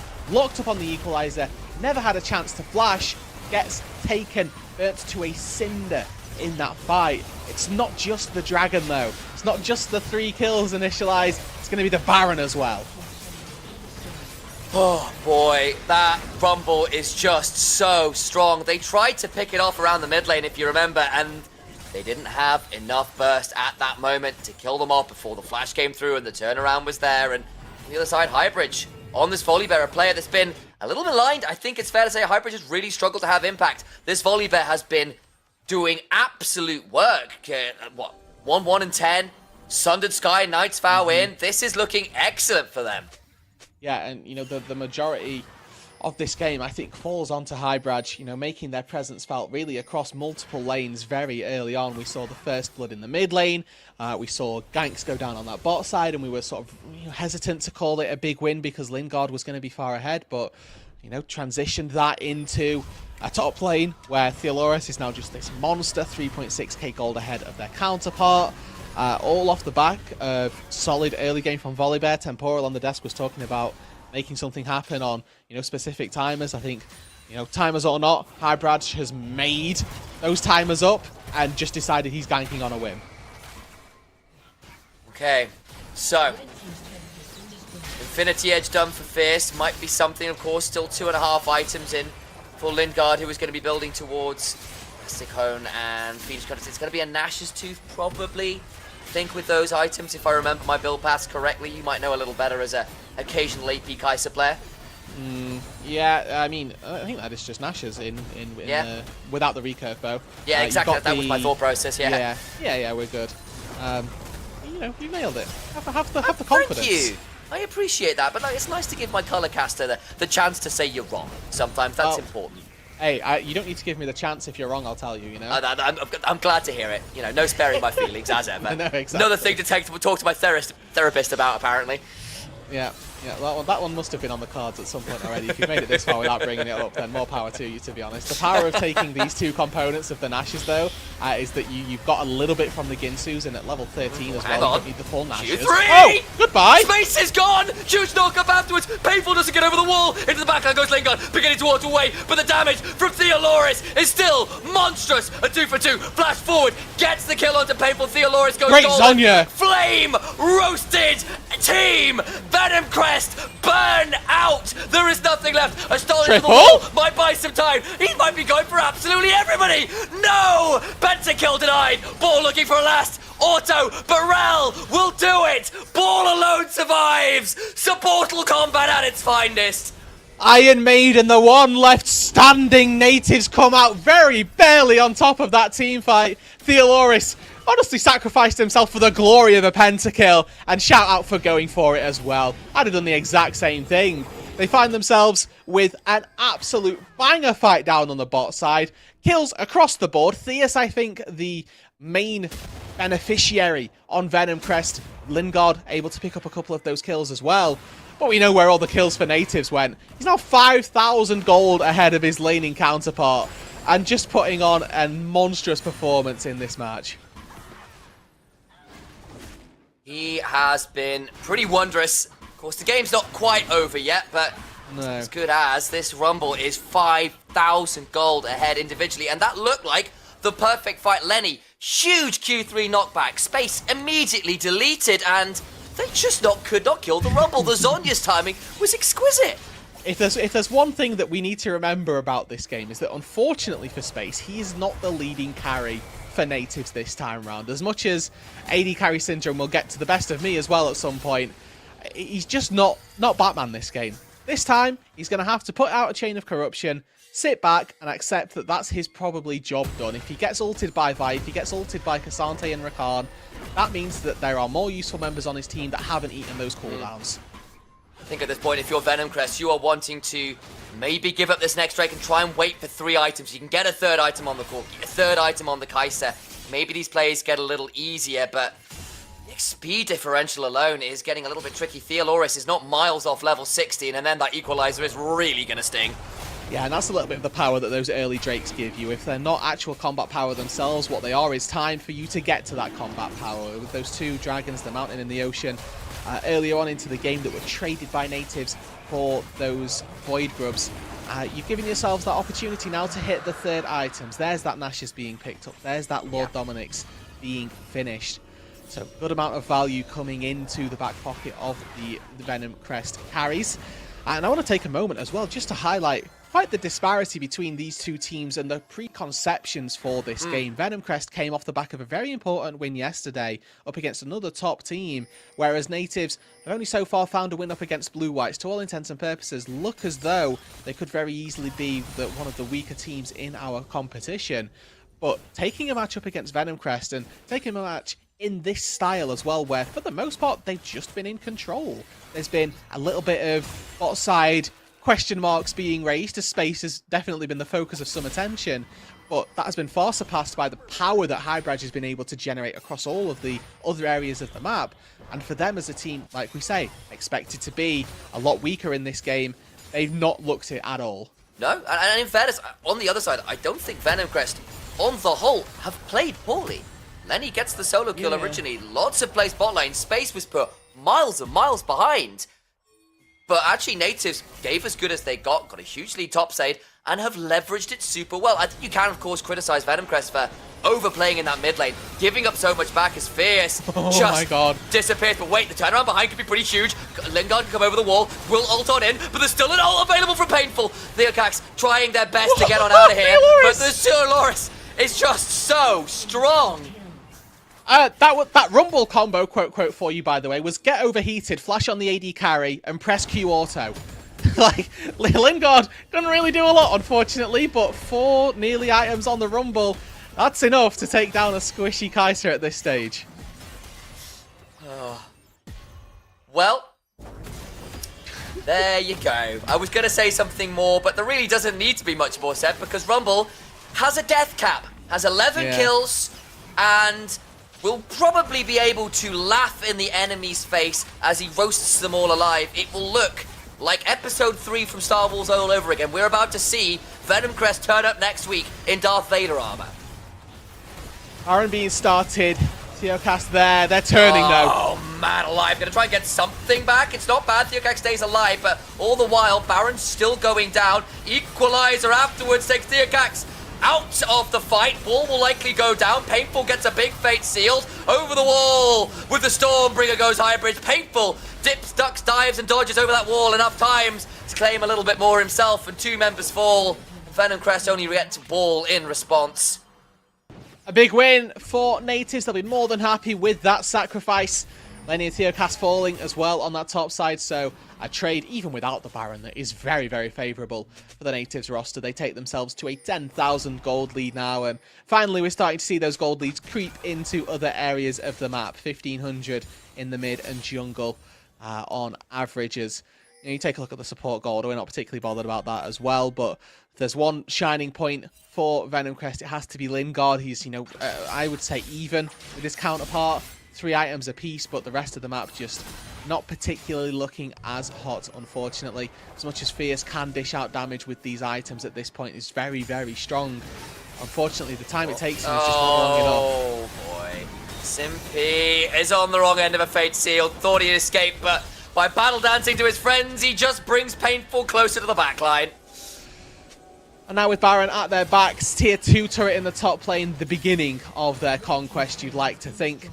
Maybe they can break open the base. They have those Void Mites as well to add a little bit of extra punch to this power drive they're going to attempt to do into the Venom Crest base. Lingard doing what he can in terms of poke, has got that upgraded W and is looking potentially toward Azonia's to add a little bit more pack for the punch, and already it's becoming scary for Venom Crest and the base isn't broken open yet. Space down to about 2/3. Theoloris, this monster from the top lane, 6.7, that 8,000 gold ahead. They have to try and find a way to manage him. The damage is there from Venom Crest, but the problem is the nuclear warhead on the other side just signed off on using the football. The keys are turned, and the enemy health bars are disappearing, turned to glass, vitrified in their own base. Lingard will cleanse away from the chains of corruption a little bit of Schadenfreude, I'm sure, for Space, who was put under the cosh for so much of this game. Can the Kaiser do anything? It's an ultimate and a dream, just maybe, but it's got to be over. W goes wide, that's on cooldown now, and all of your damage is gone. Very rarely do we see a Rumble carry quite like that. It was backed up by excellent performances from Highbridge, from Painful, but the heat was well and truly turned up to sun level, courtesy of that Rumble.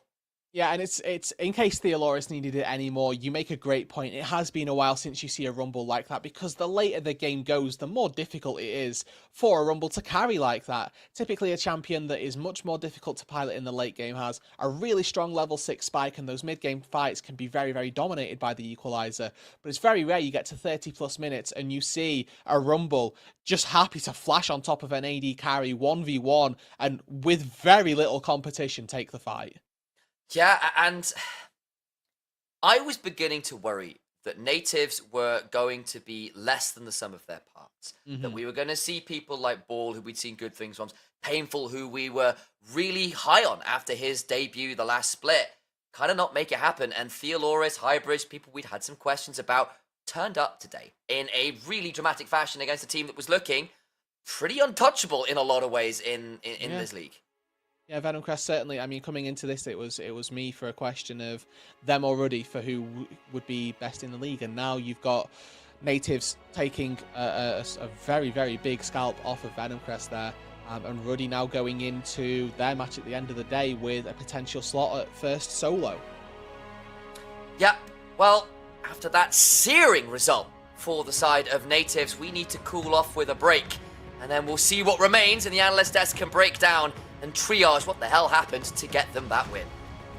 Break it down, break it down. Step on the gas, let's get out of town. We gonna break out and have some fun. We gonna do what we never done. Oh yeah, yeah. Come on, take your body with you. It's a money weekend. Everything we wanna, we go do. We go do. It's leisure, we go do.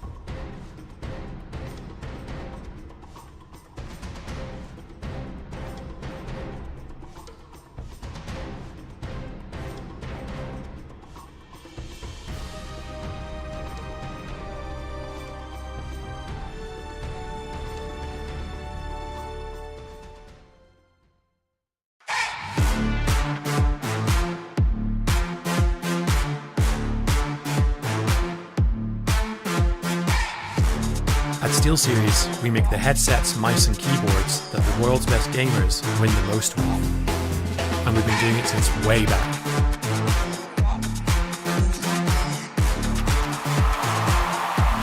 It's up to you how far you go, but whatever you do, go for glory.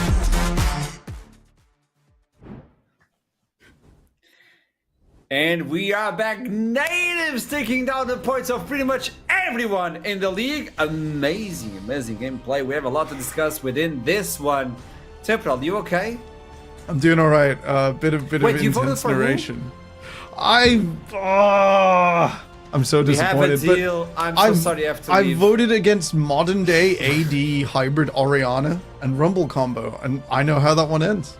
You know what? I'll let you stay due to the fact that middle card just froze yet again. So where you going, buddy? Puppets. Oh, my words! We need to hook him up with a life and yada yada yada. Let's talk about what happened in this game. Like, you picked the Cassante versus the Rumble. You put yourself in that position, and the Rumble was just stellar. I don't want to talk about him specifically. You'll get why in a few seconds. But I want to talk about the whole game itself, like how natives pulled this one through temporal while middle card is frozen. Yeah, there was sort of that. Excuse me, stalemate in bottom, and let's look at like not only the whole game but like the first 4 minutes. Like the flash was invested from the Volibear. We called in draft that both those junglers want to, like, you know, pinch heavy and pinch hard somewhere. That was mid, and they did get the first blood, and that got the Yone rolling in the green room. Middle cut was like, yeah, like Painful's been a bit up and down, had a bit of struggle, so looked confident, looked powerful here, which was really good, and sort of comboed together with Theo's incredible rumble, which did really well. And despite that, you know, Native's bot lane did hold on. They had a really rough 2v2. You know, they were going... Varus wants to chip someone down and then take the favorable fight. Just tried to force, which was a bit tough, guys. Not going to lie. But Space, you know, managed to hold his orbit. It was stable and kept going from there. And it was enough. I mean, I'm just enjoying this moment as well. Like, we can all enjoy middle He looks so happy, doesn't he? Live. No, I was getting the information, like, if you want to put a picture, no, please, this is the picture. It's a pretty good picture. This is already the picture. And also, like, Volibear allowing the team to thrive as well, doing what he needed to do. We were talking about it on MVP votes when, hey, who should we vote? I mean, Volibear just did his job. He was doing the best job possible, and the teams came on top. We've been talking about natives and stuff, like, this is a top team. They're just not getting top scores. Yeah, and I think that what's been really impressive to see is that... Archer, please don't be like this. I'm already in a stressful situation enough. Can you not see it in my eyes? But we've seen growth from natives over the course of the weeks. Stop laughing, guys, please. Like, this isn't. This isn't you're funny, laughing okay? as well. At least it seems like you are. I'm a very serious man. My bad. And you're not taking me seriously. We'll make this series as much serious as we can. Continue. I'm so sorry. This was unprofessional. Please continue. But natives, they've shown the growth, and I think it's so easy to talk about growth from teams as a fairly abstract concept. It's like, oh, we have X amount of time with the roster together and they will get Y amount better. And that's just not how it really works. But natives, they have improved. I think Hybrid as a player has really just...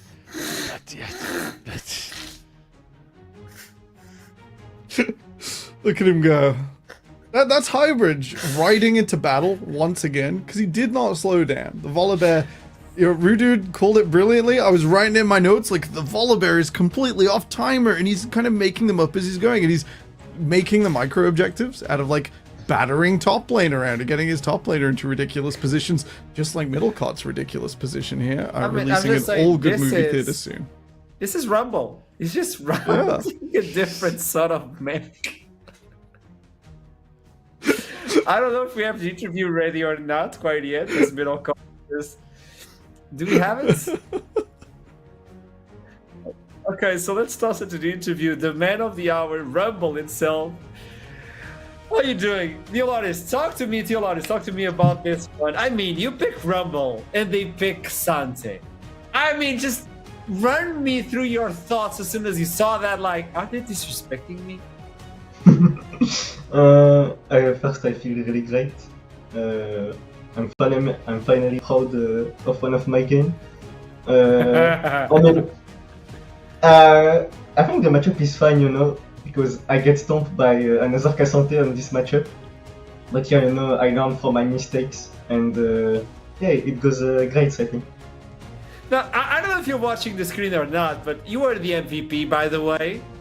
Nice. As a top laner, you dealt 1,181 damage per minute. What do you mean? You know when people say he's cooking, you burned them. I guess Rumble is OP, you know. When you get advantage, you have so much gold, so much damage, and after it's easy, you know. You just have to wait in team fight. GG, well played. So we were talking about something in the desk. I don't know if you agree with me. Natives is a team that has everything to stay on the top of the standings, like top 4, but it's not there just because weird stuff happens. I think that's the reason behind it. Like, weird stuff happens. What do you believe is missing in order for you to get results just like you did versus Venom Crest, for instance? I think we missed a bit of training. We start pretty late during the season, so we don't have screen too much. But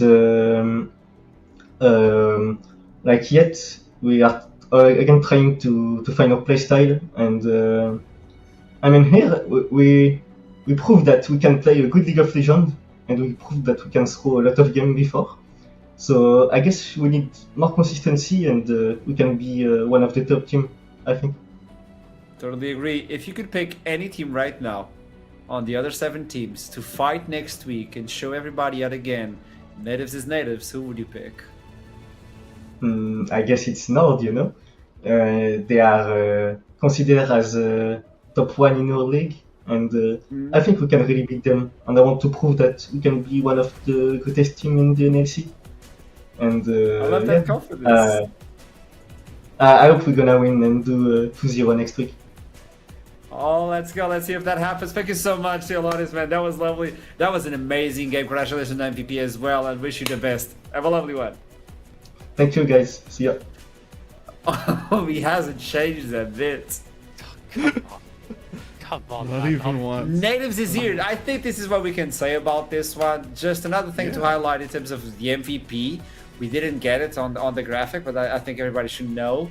Sometimes when you end up a game and you see a big advantage between teams, sometimes you get to like 5,000 gold lead, 6,000 between teams. This guy was 7,500 gold lead versus his top player. Like, that is ridiculous. That is more than a lot of teams have versus the enemy team. This is not okay.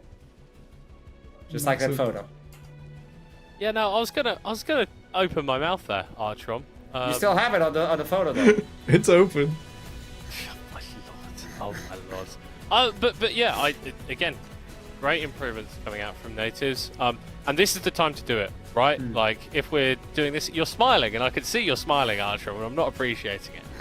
But this is the time where you need to start making these improvements. You actually need to start picking up wins. The direction that Natives are going is obviously a positive one, but they've hit their stride kind of at the right time, given the way that they started the split.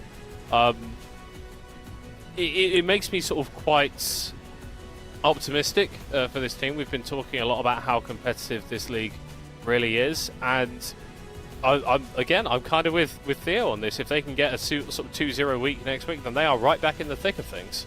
Yeah. I optimistically wrote in my notes this morning, and I didn't really believe it at the time. You know, Natives want to avoid the crush. If they can just be, joint 5th, that's real close to playoffs, compared to like 7th dead.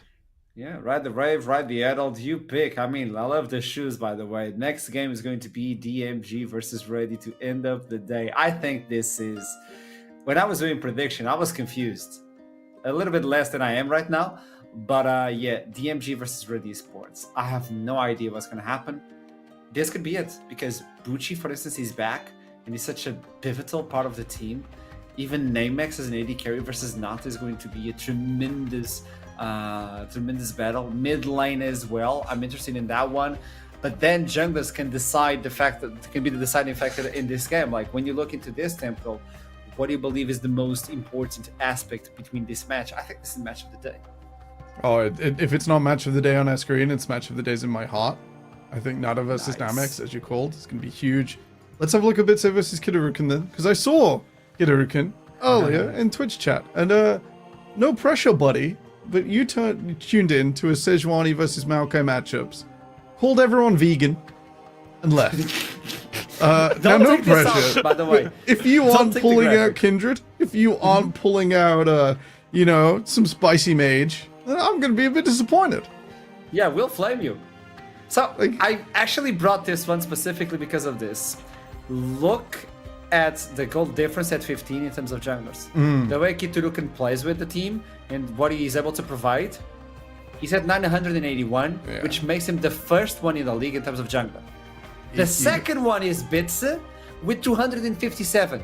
Yeah. It's a quarter. It's nuts. Experience as well, ridiculous. But then you look at what they bring into the team. Bitse, 80% first blood. So it's about the team. It's not about himself. Yeah. and then you can.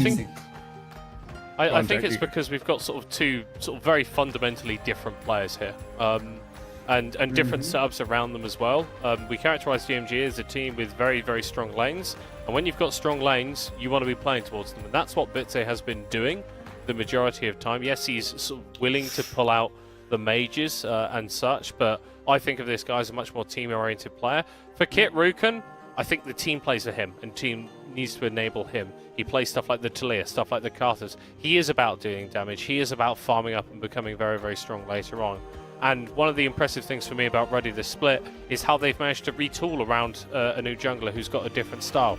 Natty Nat last split was much more of a skirmish-based sort of player, playing stuff like the Jax, playing stuff like the Xin Zhao, where you really want to be getting into the middle of fights. But Ruddy's jungler this split has been much more about farming up and just one-shotting people once the game goes post 15 minutes. And he does that absolutely exceptionally. For my money, Ruddy are the best team in the league at the moment, and there isn't really too much competition in my eyes. Yes, it's competitive. Yes, we're early on, so the game scores are sort of tied up. But I look at teams like Nord and I look at teams like Venom Crest. I see teams that are very likely to be dropping these games. Bar that matchup against Lightside that Ruddy were able to extend for far longer than it should have gone, they haven't really shown those same weaknesses. There's another thing on that little one before we jump. Well, oh, he's back! Champion Select is on, but remember, DMG has lost a few games, but they never lost First Blood. And we've debated, we'll already be able to pull back from a game if they start from behind. I think this might be it. This might be the world where we get to see if they're able to do it. And by the way, if DMG wins, they'll be able to tie up with Brady. Scarlet is available, Corki as well, and instantly they are picked up, as well as Rel. Oh, that was a fast one. Okay. Ruddy, here to play. Fast draft. This one is in the Matrix. It is in the spreadsheet for Wolverine. The brand, absolutely monstrous in the jungle from level 4 onwards. Level 3, frankly. Impossible to deal with. Impossible to deal with. You can't turn around and play your own Karthus now. DMG, I think Gragas is so risky. Hopefully that's to deal with the Skarner. I'd be a bit stuck in my own jungle right now. Wait, he talked about it. Yeah, he's bait. It's all bait, Archer. Complete bait. But again, I think it comes back to the sort of Ruddy draft here where they've gone for the Scala B1. Like, notoriously good into the Cassante, which I would still say is Bucci's best champion, and also has a fair matchup into the Gragas. You can kind of just AFK the laning phase to a certain extent and have incredible value in a lot of these skirmishes, and that's where Bill, I think, has really developed over the course of the split, because he has been able to be a more facilitating part of this Ruddy roster with Kit Rukan coming in. I'm liking this so far from Ruddy. It's got their sort of unique flair, their unique style to this, but DMG are no slouches at all. I'm interested to see where DMG go for bot lane from this. We'll see. Like, that Corki every time has been a shoe-in for bot in my head, and then no, it's a mid laner. It's a mid laner, apparently. The bans down do suggest it might be the Corki holding on, but the Zed and maybe Tristana we'll see here as well. There's a few picks this could be. Go well going forwards with the brand. All brand needs is a little bit of setup, and then immediately you have to be walking away. You have to be dodging a seer, and the ults follow up. That's blast and bash at the same time in English. Blasts through everyone so far in DMG, and frankly, there's not a character in the game right now that can stand up to that combo. Jinx is the last man coming in from Ready. Let's see if DMG are going to open up their puzzle. We still don't know where the Corki is going to be. The Gragas can go jungle, can go top, even support if they want to fancy that one. Maybe looking for the... Okay, if they look for the bot lane, they'll expose the Corki, and that will allow Alex to just have fun with it. But this, another question mark. Alright, so another AD flex, just as we saw with the Kaiser earlier on. Ready, difficult question here. The Ezreal, not a winning pick, but does allow you the evasion of everything DMG have put together so far. Now we're talking. Middle, you got the camera. Is the microphone lacking? I'm just enjoying as we're going through, and like big smiles every time we see Alex on the Yone. He provides excitement. He pops off. Incredible lane phase, and the fact that he's just a sort of player that can blind this in mid lane. Obviously, there's that question about, okay, is the Corki going to be going into mid lane? But ostensibly, you don't know what you're going to be laning against. DMG have got the counter pick. He will go for the outplay. He will go for the aggressive maneuvers. This Zeri as well. I think it really fits into this idea of Ruddy as a team wanting to go forward a lot of the time. I think DMG have the opportunity to sort of engage onto them. And if Ruddy overstep, then they can get countered on very, very quickly with this composition. But they've still got a fair bit of mobility coming out from the carries of the Yone, of the Zeri. Aphelios? Is it Aphelios? No. Corki is the AD carry. Okay, right. So the flex was held. And I think you're right. I think... Who on earth draws a Z ban and still gets to lock in Yone? Like, absolute magic in there. It's so backwards, it's crazy.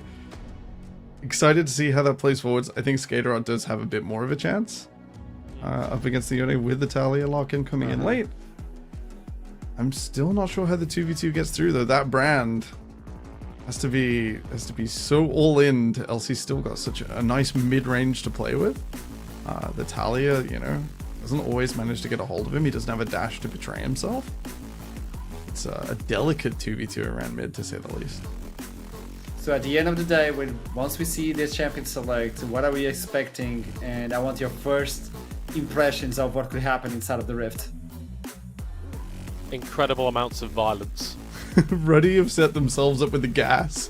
Like the level that Jake spoke to yesterday was just like, yeah, our loss, you know, the light side, it's on us. Like, we aren't playing enough proactively. We aren't like taking it as seriously as we would like. So the disciplines come in. If you play this with the discipline and the gas, they have some massive tools, but there is that little bit of vulnerability in that they have chosen the full extension, and it will be on DMG to be really intense in certain moments. I want to see a nice Talia setup. I want to see the Zeri get through and the Corki actually have like a decent laning phase. We want the 2-3 items. It's not going to be guaranteed success. And from there, a delicate late game, maybe. I think the brand's going to do it though. I think Ruddy are likely advantaged. Yeah, when I look at DMG, I do see a lot of tools, a way to split up fights and to remove actually Ruddy from positions of power. I think that Gragas and Talia are incredible at that. And it ultimately is going to come down to execution, as every single League of Legends game that's ever been played does. I do favour Ruddy. There's a little bit of sort of nameplates going on here, but I think that DMG have put themselves in a reasonable enough position where if they get fed, I think it's fairly secure in the way that they play things out. Like the Gragas is like a great chime on as well. That is the highest execution. That is high variance, high risk. If DMG nail it, great. Fantastic. Well, it's a coin flip for them. They have the champion select. They have some tools. Will they be able to pull it through versus Ready, the team that is still in first place of the league on week 3, day 2. This is going to be the last match of the day, but it's the match of the day as well. So without further ado, let's toss it one more time. Initialize and redo it. Rusky, mate, I think we might be in trouble. I think we might be in trouble. And that's because I think we're about to see unspeakable violence, and our job is speaking. So how are we going to mime League of Legends, especially when our cameras aren't going to be on screen? No, I mean, I think you've hit the nail on the head. We're in the trend of trying to get fired, apparently, today. Game 3, we're using awful words to describe. I think if we just stop talking out and out when the fights happen, we're in. This is the last show between us two for the NLC. Well, enough of that speaking business. The violence is about to begin. Let's head to the Rift, shall we?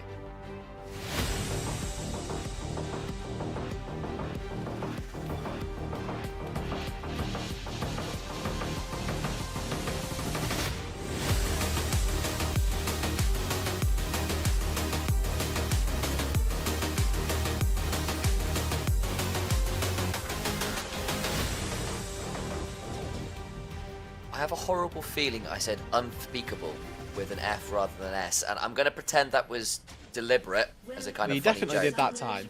Yeah, I know. I think I might have done, but I'm worried I might have done that in the intro, and that would have made it slightly less cool than I had it planned, and that would be disappointing to me. Don't check the VOD. I think is my advice to you. That's genius. Bury my head in the sand. Yeah, great idea. Hang on. They know. Hang on. Katurikan just goes down first blood. Over towards Namex's Corki. Oh, level 1 scouting. So very valuable. It's not done. Over the wall again. Alex is going to die as well. I think they give a second one over. They get one onto Skate Rot. Bucci takes a bit of a chunk, but that's huge. What a level 1. All right, well. It's not done. And the recall as well. Okay, that's actually really valuable because now Alaric has to walk all the way back to bot side. I think they're both going to be able to meet in time for experience. It's actually not that big a deal that those recalls end up coming through. But 400 gold for your Corki, 300 for your Talia. That means that your tier is going to come online a lot sooner. And actually, Namex with full cull by apparently that's off huge. The back. So not quite sure which one they pulled out there, whether it was the cull or the Doran's blade to begin with. But in my eyes, solid opening for Namex right now. I mean, we kind of raised a slight question mark about painful going for the late call last game. In the end, it was actually very valuable. Don't get me wrong. He got use out of it, I'm sure. But this is a much better time to get the Corki towards those item breakpoints. The cull getting out nice and early. And Ruddy giving themselves perhaps a little bit too much gas in the early game because they stall before they can really get off the starting line. Yeah, and I'm glad that we've actually got the camera up on this top side as well, because we were talking in the green room a little bit before this game about how entertaining we think this top matchup could be, and the fact that Bucci has obviously been getting a lot of praise because he's been the star for DMG, but somebody who we're maybe thinking hasn't got as much praise and perhaps unnecessarily or perhaps should be getting that praise is Built, has been performing genuinely very well throughout this entire split, and off the back of a split last season where I felt, for me personally, just a little bit underwhelming as a top laner, but has come into this split, definitely first of all improved, and second of all, looks like he's holding his own in the very early laning phase for this time being. Alex gonna step on forwards, try to stay this one out. He's gonna have the Q available, I think. Skateboard takes a huge chunk. The flag and drag is short. Alex still waiting on another Q. Can Charlie get away? Flash on forwards. The Q goes well for Katurikan, but Alaric is here. Flash for the Dreadnought. He's flashed in turn from Scout Rot. Everyone's flashing. Seismic shot. Flag and drag from a flash afterwards for Pizza, who is putting Alex into a bitsy coffin.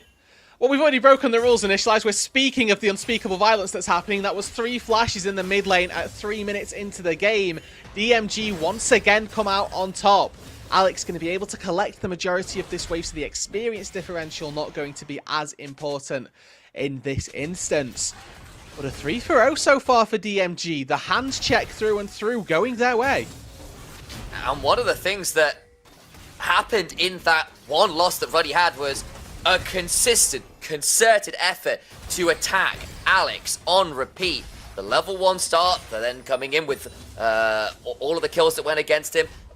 Then you come in again towards mid lane, and you go again at the having just cleared 3 camps. That is a huge, huge potential way to get in the heads of this sometimes volatile mid laner.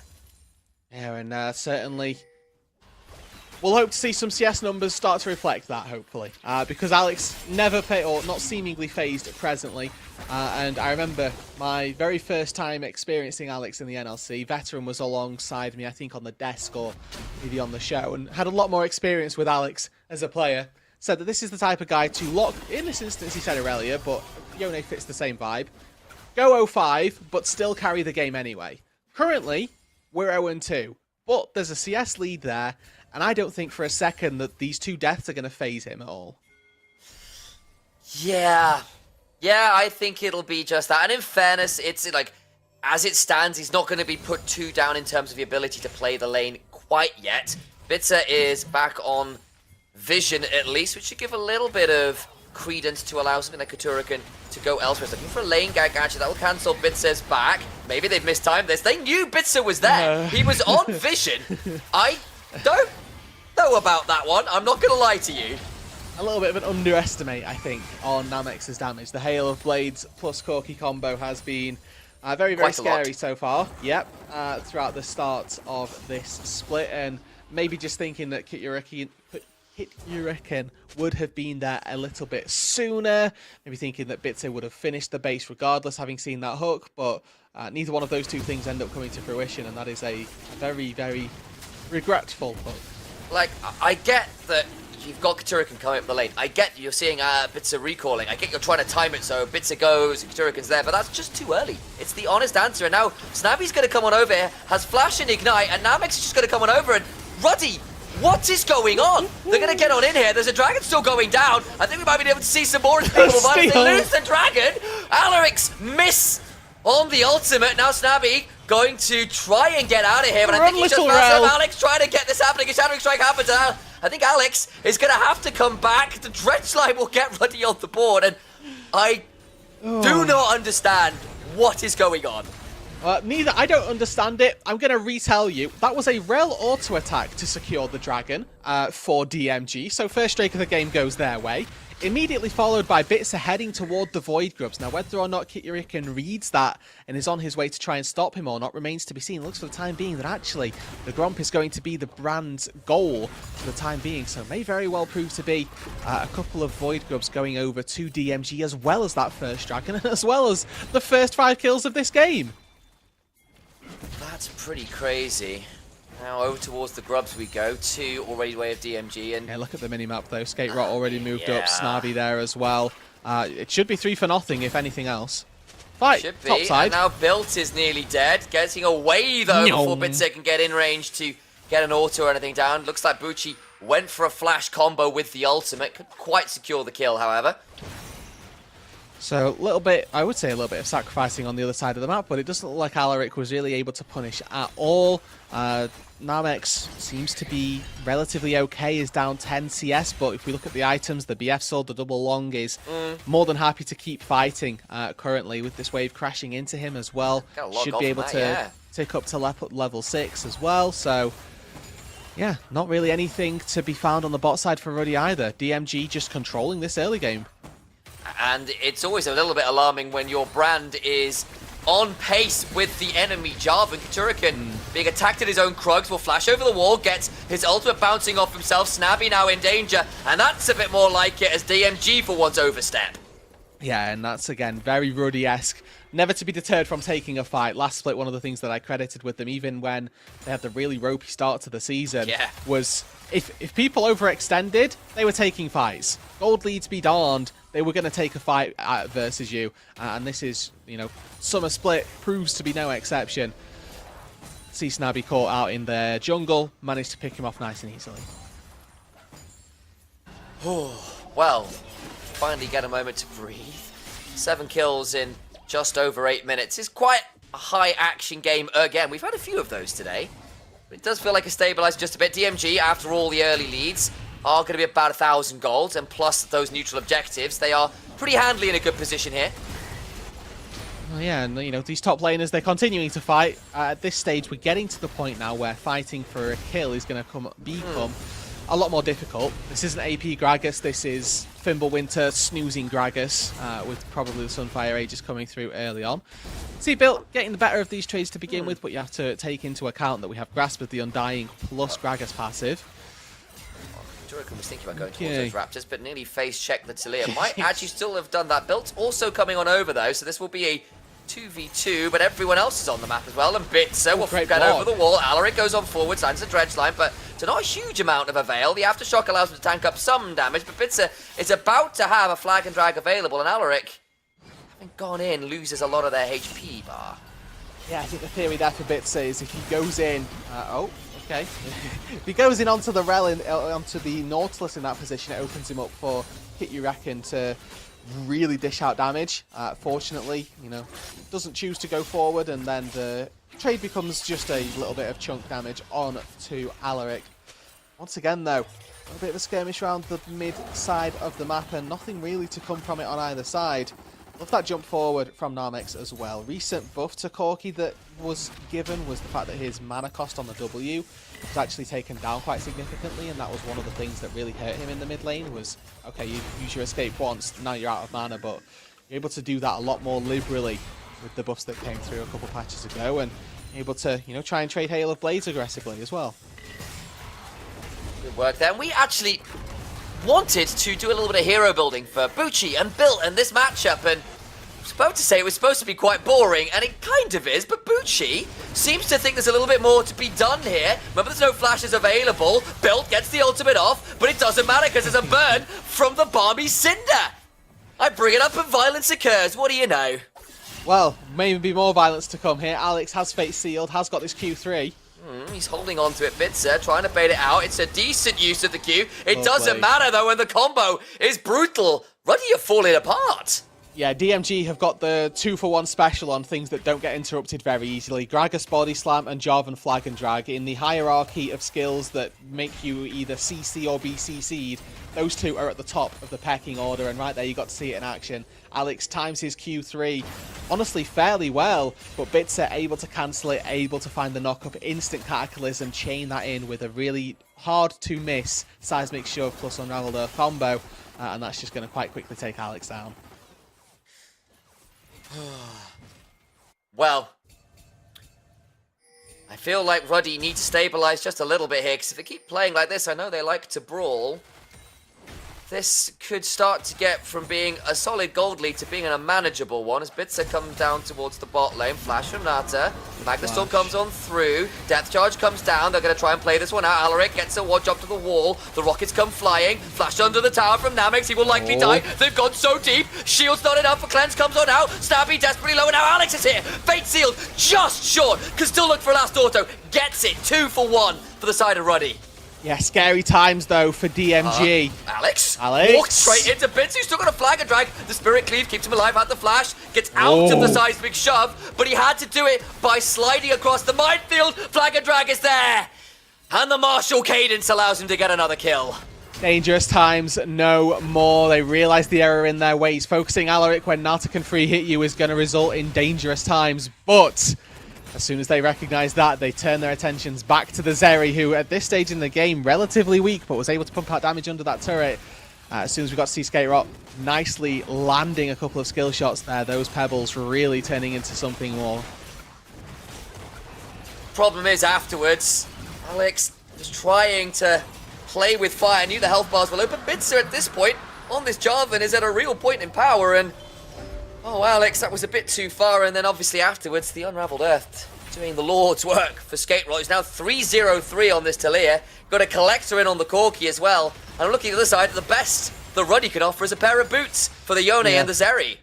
Again, this is behind a very murky grey cloud, but the silver lining for Ruddy is the fact that the kills get picked up. Nata managed to find one of them, I believe, down on that bot side, and with that recall as well, Skate Rock didn't actually pick up any AP, picked up Lucidity Boots, picked up a Ruby Crystal as well. So, you know, the damage from the Talia is going to come through a little bit faster, but it's going to be in the same chunks that you've been beginning to expect, albeit with that Dark Seal stacking a little bit as well. One of those stats I did want to bring up briefly before we got a little bit of chance. So I was going to ask you, what do you think Nata's damage percentage is for Ruddy? 42. Nope. Absolute opposite. It's only 19.9%. He is the Really? lowest damage share AD carry in the league. What do you think the second lowest damage share AD carry in the league is? Namex! Oh, yes! Context clues, baby!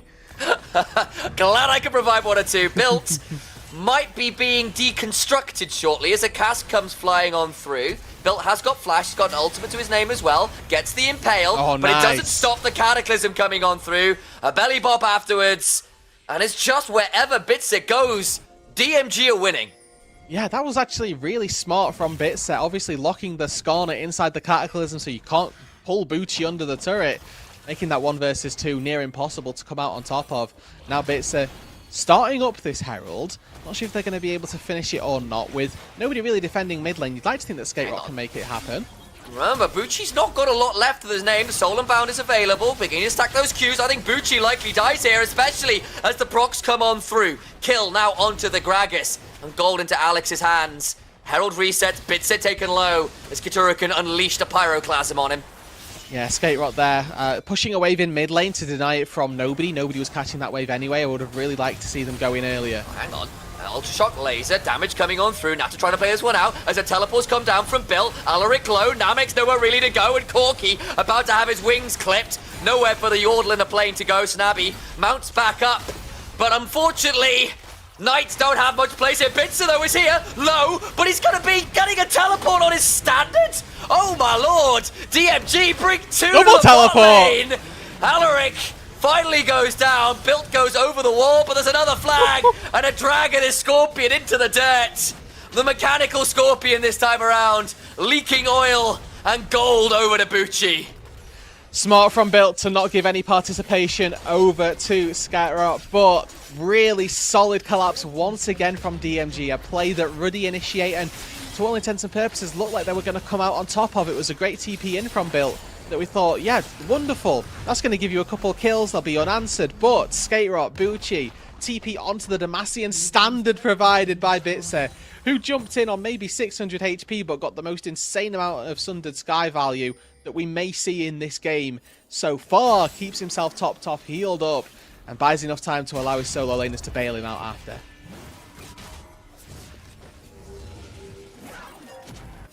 Okay, take a moment here. 2 dragons to DMG, the Grubs release trade, and Ruddy have now found a few moments to strike back. Couple kills on Nata, couple kills on Alex. It's good news for Ruddy in terms of stabilizing this game somewhat. The problem is, though, that it feels like Bitzer can do no wrong right now, and that double teleport on the standard is not something I have seen in a very long time. Yeah, I mean, short of, I think my favourite thing to place that you can TP to is actually Thresh Lantern. You know, you don't get me wrong, I'm a big fan of Jarvan Flag, Shaco Boxes, Get Out of Here, and Gin Traps may be up there for me as well, but that, I don't think I've ever seen as much value from one of those teleports as we might have seen from DMG just then. With Drake spawning, though, in 40 seconds' time, we look at the gold leads across the map. It is red across the board. DMG out in front on this red side is Built now the subject of the focus. Bit of a dangerous position. The Talia Weaver's wall comes on down. The cage finally over. Built can go through this wall if he gets another E available, but the cooldowns at this point just too long. Still 3 seconds. No chance to get on out, and Bitzer once again leads the charge and has a lot of backup available. Yeah, Skyro are actually very, very strong on this Talia. 4-0 and 4. Not had a bad game at all. Now 8 stacks on that Dark Seal. Working towards that Leandri's very, very soon. And now Bucci having a good time in the top side as well. Alaric in danger, maybe forced to dredge line somewhere. The flag and drag comes on through, the seismic shove afterwards, and 4 members just there as Alex gonna be forced to pop back. Gets a fate sealed though, that buys a lot of time and gets him some healing. Kiturukan now coming on up. The body bop goes wide, Q3 available. And Alex helps get that kill for Kiturukan. Mid lane though, falls in the meantime. Yeah, Kiturukan there, making sure that his mid laner comes out on top. Now might be in trouble. Face checking Skate Rot, who just throw a little bit early. Wise Wood. Kiturukan was wondering whether someone was in there, and he was indeed right. Drake, though, going to be picked up by DMG, a prize for their efforts down in this bot lane. That takes them to Soul Point just 18 minutes into the game. Again, you have to say it, it's a Chemtech low roll. They would have loved to have found pretty much any other dragon here, but they are going to be able to find a soul and hopefully get that soul online fairly early. Snabby interrupted, but... Yeah, I don't think they want to go any further, especially with Bitzer there. That 408 Jarvan at level 11 would be a little difficult to manage, I think, right now. Built will at least be able to get towards this tower. And again, for all we've seen a lot of flashy plays from DMG, their gold lead isn't really getting larger. Partly it's been stuck at this kind of 2k mark for a little while now, especially because some kills back, some gold back has come the way of Ruddy, who are actually ahead in the structures right now. Yeah, and it's worth saying as well that with that structure game being on point, they've been able to, as you sort of highlighted, really mitigate the amount of advantages that DMG have gotten. We talked about the amount of gold that was there in their favour, but individually, the gold not necessarily as high as we might have anticipated from, like, player to player, let's say. You know, we look at the disparity in items they're not necessarily that huge. 2 items for both AD carries, 2 items for both mid laners, and the Blighting Jewel, the only real disparity to find, whereas across the rest of the map, you know, all pretty much even, and items are so. So for Ruddy, don't be discouraged to try and take this fight. This 3k gold lead maybe just spread out well enough for you to not necessarily feel it. Maybe, but all the while, you look at these grouped up fights and Temple pulled out on the desk, and I tend to agree the ability to split the fight's difficult. Escape Rot struggling here in this one, has to flash away. A last auto does it, but has to come straight back across the minefield. It's a 1-for-1. Bucci though, burning out. Katurikan trying to get that one on a killing spree now, and it's ending up being a 2-for-1. Mid and top both dead. Impale onto one, gonna get on top of Snappy, but that's not the most valuable person. Bitse gets a Cataclysm and brings down Alaric, but the slows are brutal. Nata goes onto a rampage himself. Gets Namex, will still stay alive. Bitse trying to flash on out to safety, and a flag and a drag will keep him alive. Pings are toward the Baron for Ruddy, whether or not they can actually finish that off. Remains to be seen. I think with Built there, yeah, I think this is just going to be Baron. 20 minutes and 50 seconds into the game. They're going to start it on up. Bitse very low, but sniffing around. Remember though, they can just keep him out of the pit if they can challenge to make sure he can't get close enough with the flag and drag. Talir is teleported in, not as low. Bucci is here, going on down. Baron to 2,000, into the pit is Bucci. Gonna go and smite it. No, Katurikan secures. Bitse low, still not had a chance to go back to bait. Alex still goes down regardless. Bitse still alive.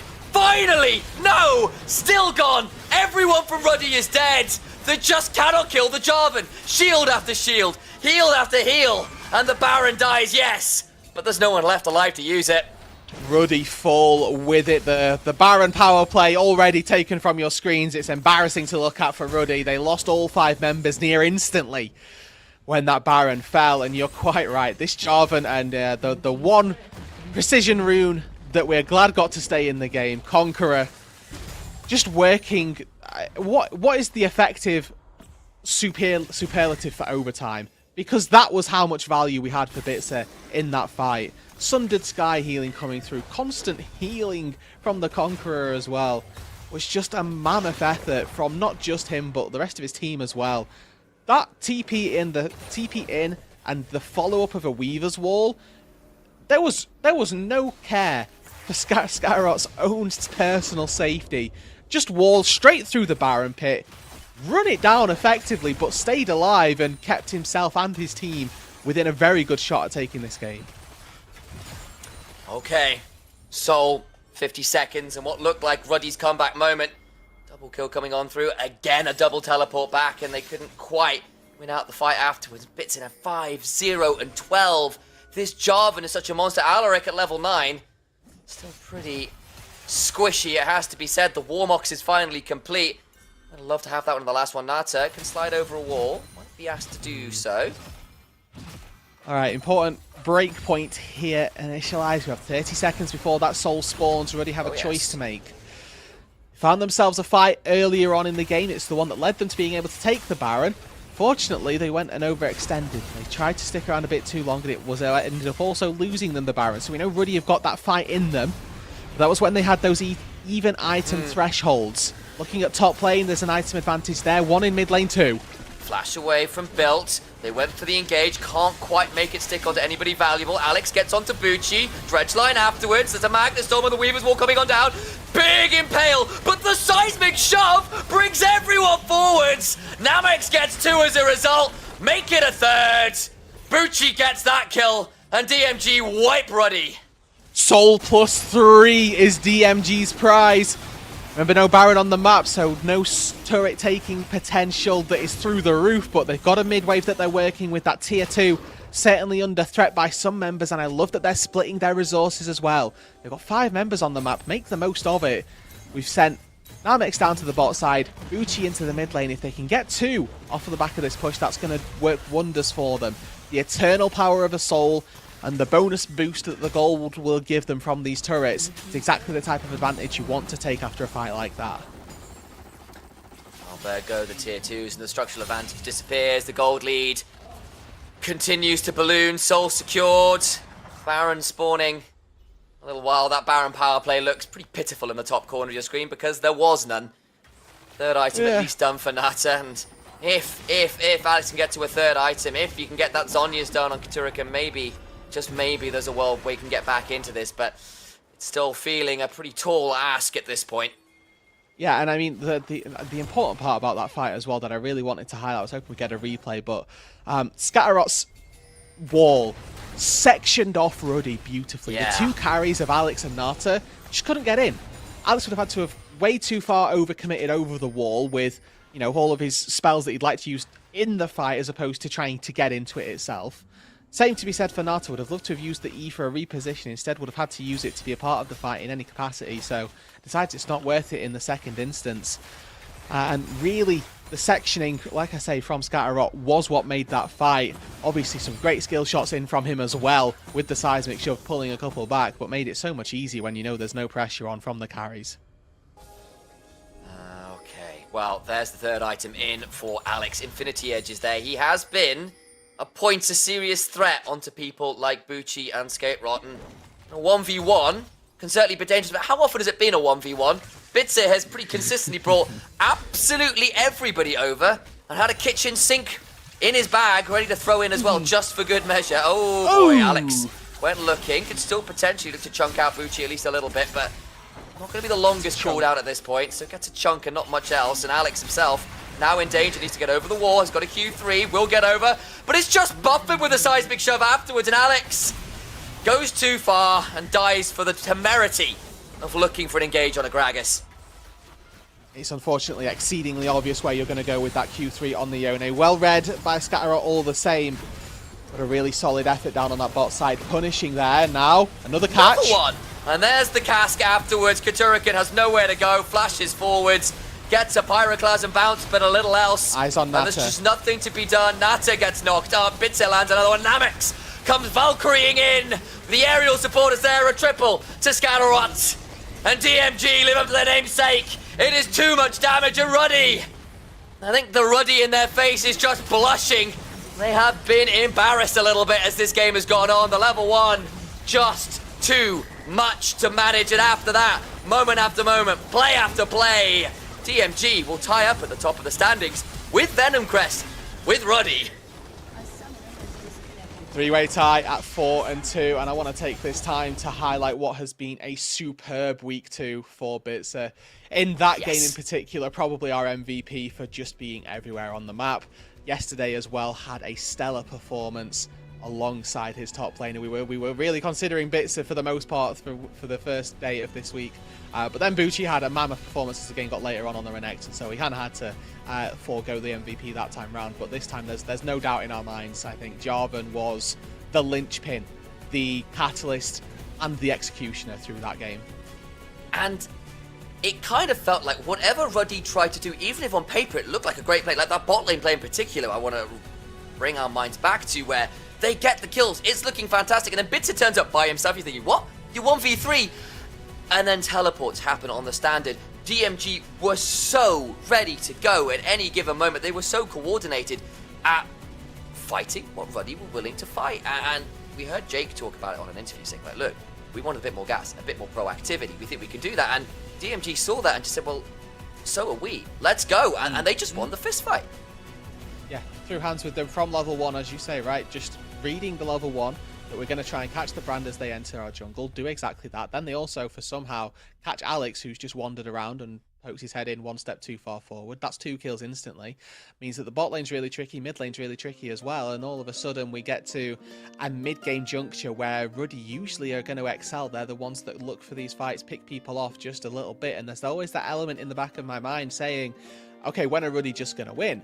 And then they found that fight around the top side. They find the game potentially turning play, but then they go to the Baron, which is one step too far. And again, it's those double teleports that we highlight, with Scatterot coming in, with Bucci coming in, reckless abandon. They dive into the pit to do what they can to keep Ruddy from getting it. And granted, they get the Baron, but they lose everybody for it. And again, just DMG were so willing to throw back that they deserved this win out and out.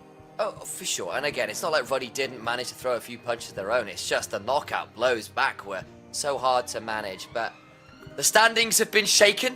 My predictions have been ruined. But fortunately, to make it all better, the desk can break down that game and the rest of the day. Take it away, guys. Break it down, break it down. Step on the gas, let's get out of town. We gonna break out and have some fun. We gonna do what we never done. Oh yeah, yeah. Come on, take your body with you. It's a money weekend. Everything we wanna, we go do. We go do. Yes, let's we go do.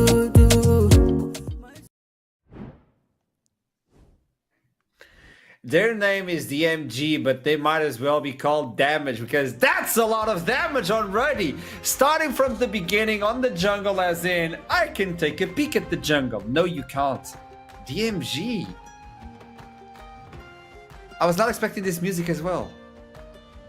You were expecting the shots fired. Yeah, this was... I gotta say, this was the most exciting game, probably. Yeah, it was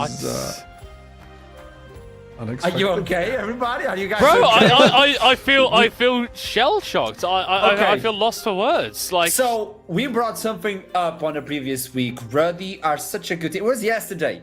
Ruddy is such a good team when they are ahead. Will they be able to do it when they are behind? And apparently the challenge was released today.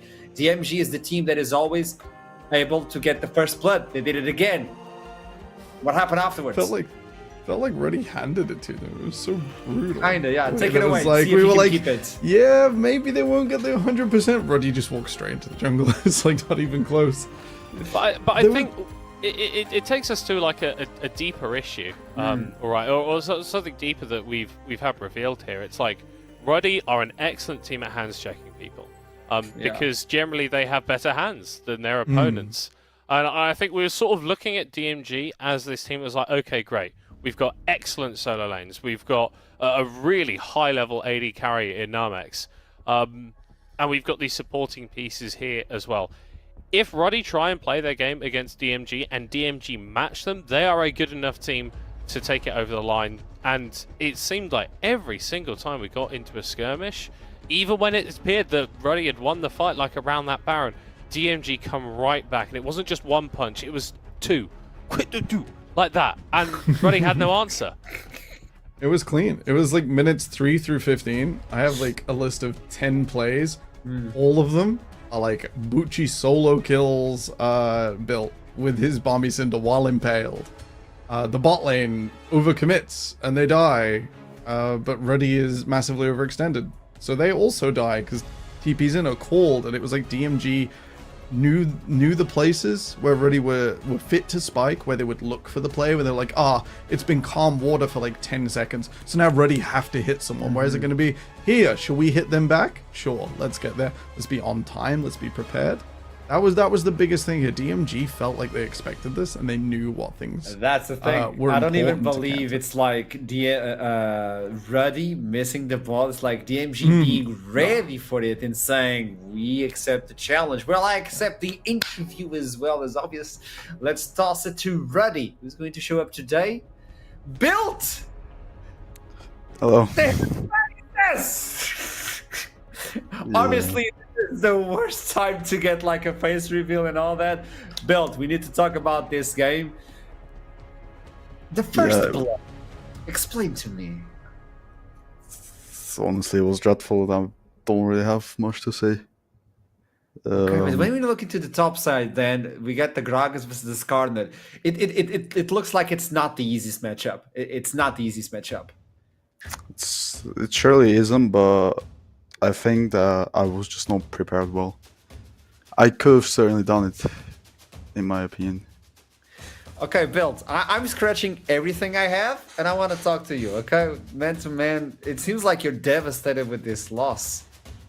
Yeah, Like, that Bushy it fella took is a really toll getting on on my nerves. But don't you believe at the end of the day you might learn a lot from this? Because DMG were expecting from...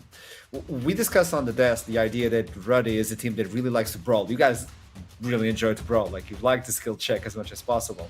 And I believe they set up a plan like, come at us.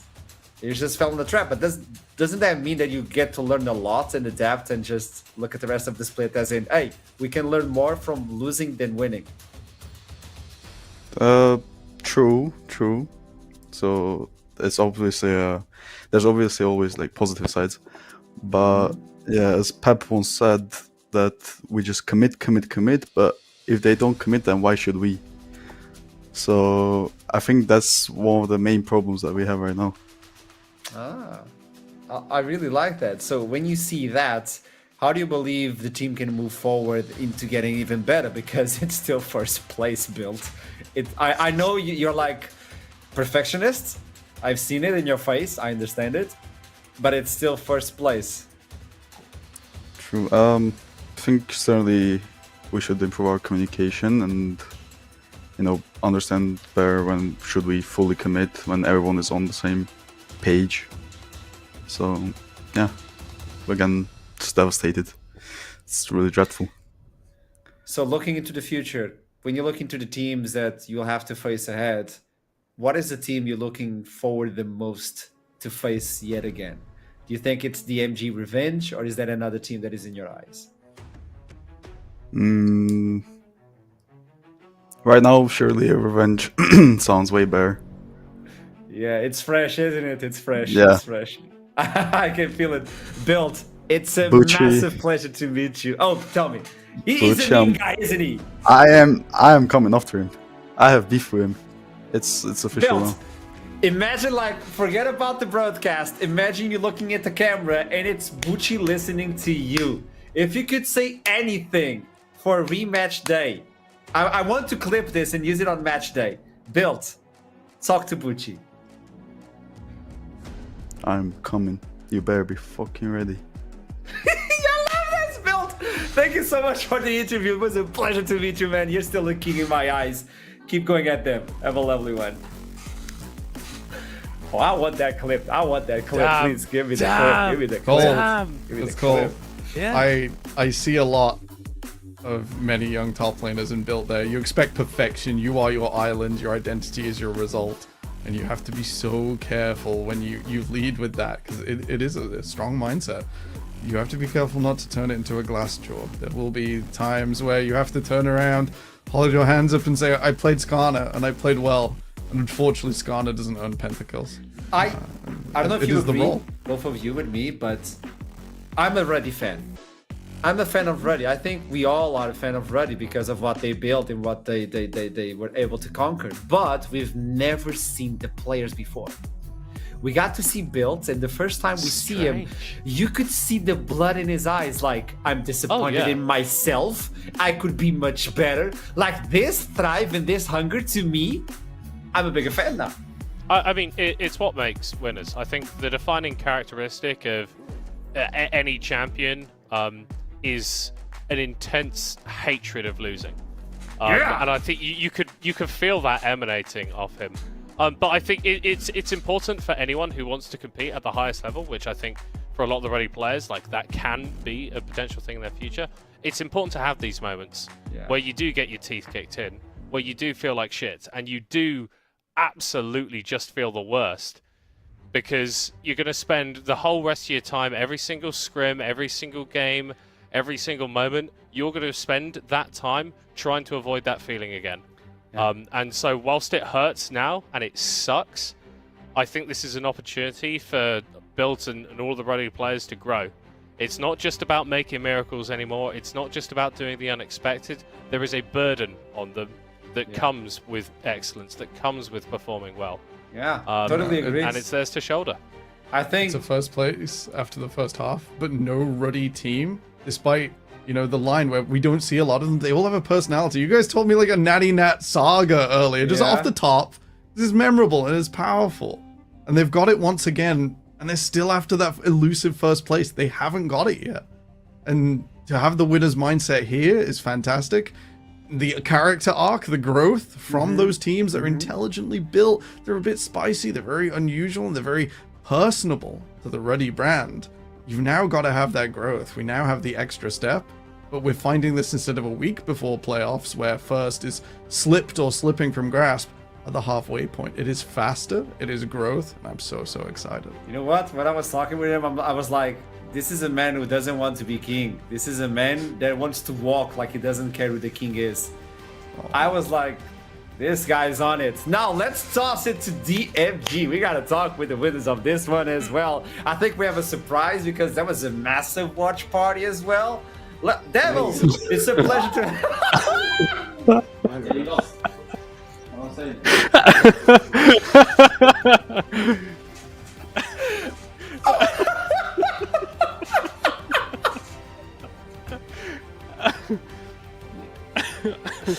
Okay. Okay. Oh gosh, they have the trophies. Okay. No, don't let them move. Okay, don't let them move. We gotta do this with them in the background. Okay. Oh gosh. So DMG taking down Ruddy, but it's not like normal taking down. That was a beating. That was a bloodshed. Tell me about the how they were playing. I want to know because if you saw them play, you obviously heard them as well. How was the ambience? I can do 2 flies in one shot because I can answer build for boot B, and I can say how we operate basically. And when it comes to build, who's built? Gosh. Right? I love the starting line we're building. This is anime. I'm sorry. No, but no, do it, please. We were looking forward to start seeing some fruits coming from the process that we've built, right? Or the structure that we built. Like when we started off with the split, like we made sure that we start with the staff before we start bringing in players, right? We want to have a proper structure for players to actually perform, have a great environment, right?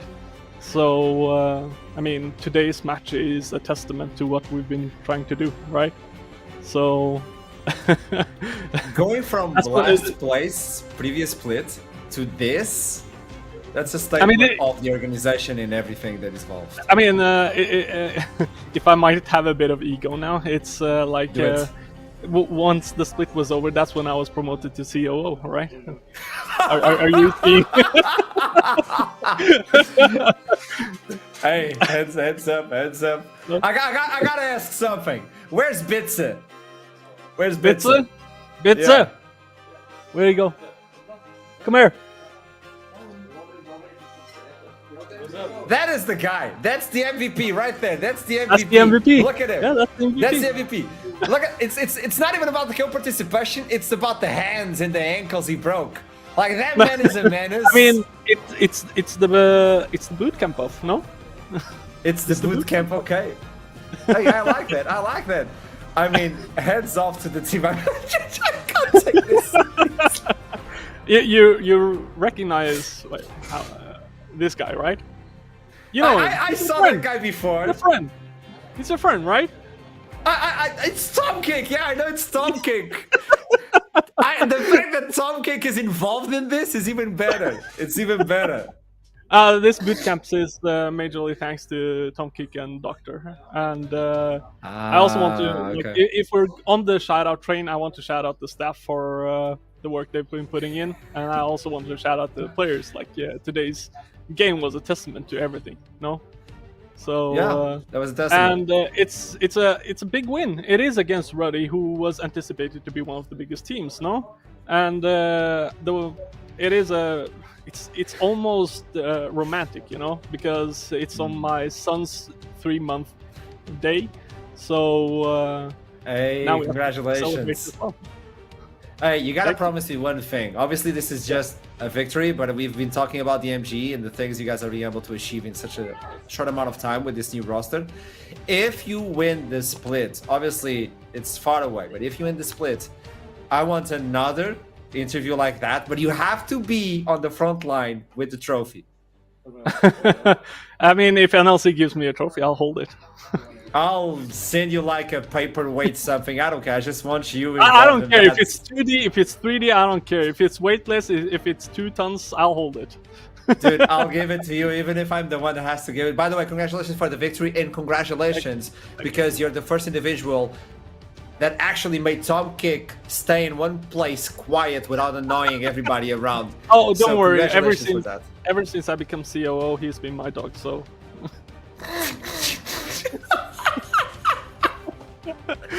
Hey, thank you for the interview. Congratulations for this one. See you, man. Good times, man. I mean, they can take us down in EMEA Masters. We may even be at last place, but this is a fun league. Yeah. So much. And in my opinion, I don't know, I'll let you talk, but in my opinion, as an ex-player and an ex-coach, okay, I did both professionally. I'm just going to say something. This is actually what esports is all about. Having fun, competing, and enjoying it. It's not always about like dressing fancy and all that. Like, this is esports. Having fun. I couldn't agree more with you. It's the joy that comes with the competition. It's everything involved with that. God, we're talking about this like we've just witnessed a final, right? This is week 3 of the regular split. Gotcha. We're not even all the way through the first round robin, but I think there is just there is so much passion, and I think for a long time in this region, there's been something missing, and I think it's coming back. We're seeing organizations that have come from nowhere, sort of at the top of the table. Your likes of your Venom Crest, your likes of your Ruddies. We've got organizations that have been around for a few years, like the DMGs and the Light Sides, that have sort of come up into our league. Maybe they've been bad for a little bit, but now they're sort of starting to show really what they're made of. Stable organizations, young players coming out of our region and performing exceptionally well. I think it is an absolutely fantastic time to be a fan of this region, to be a fan of any of these teams, because they are 100% going for it. And I think whoever you're supporting at the moment, you can be proud of what they're doing. You may throw as much money as you want, but if you don't have the passion, it's not going to work. It's not going to work. It's the dedication. It's what DMG brought to their match tonight.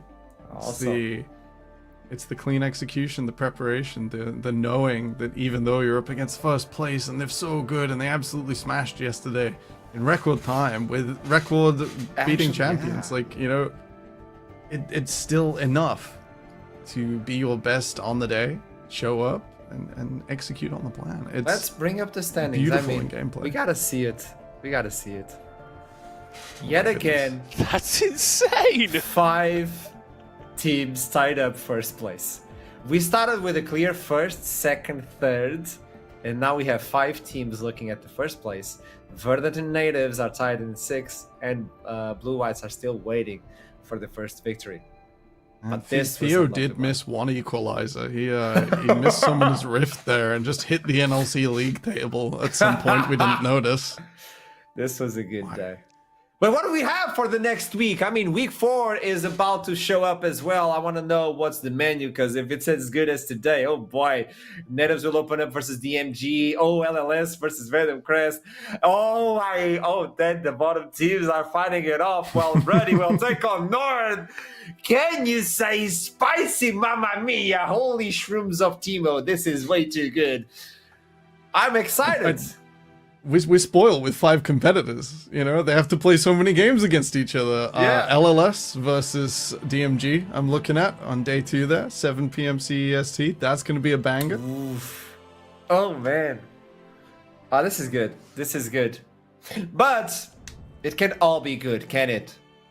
I'm apologizing for this, but we have to bring in predictions. As much as we want to laugh. We've had so much fun and it hurts so much. I just honestly don't care. Well done, Foxtrot. You got 3 right. Congratulations. You know what? Yeah. We were so confident and ready. It's just not to be. It's not to be. I had my doubts, but oh boy, Rude Dude was seeing something. I don't know. That's why I put 3 points in each team. He doesn't even know what he's seeing. So when we see these predictions, how do we stand at the end of week 3? Because I know this was a mix. And Veteran went down. Guest, you're fired. Somehow I'm still alive. Sorry. Foxdrop was able to recover, but he's still in last place. Middlecott has caught you up.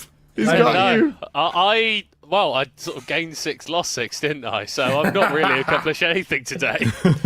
Please, you gotta recover. Don't stay below Duckling. That's all I ask in the end of the day.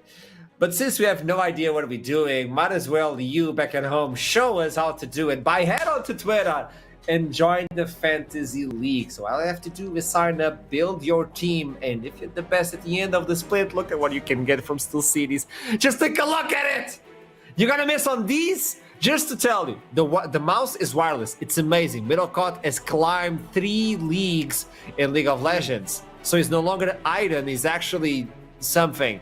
Now that headset, this is what we use on the broadcast because it's that good. And that keyboard, I kind of want it.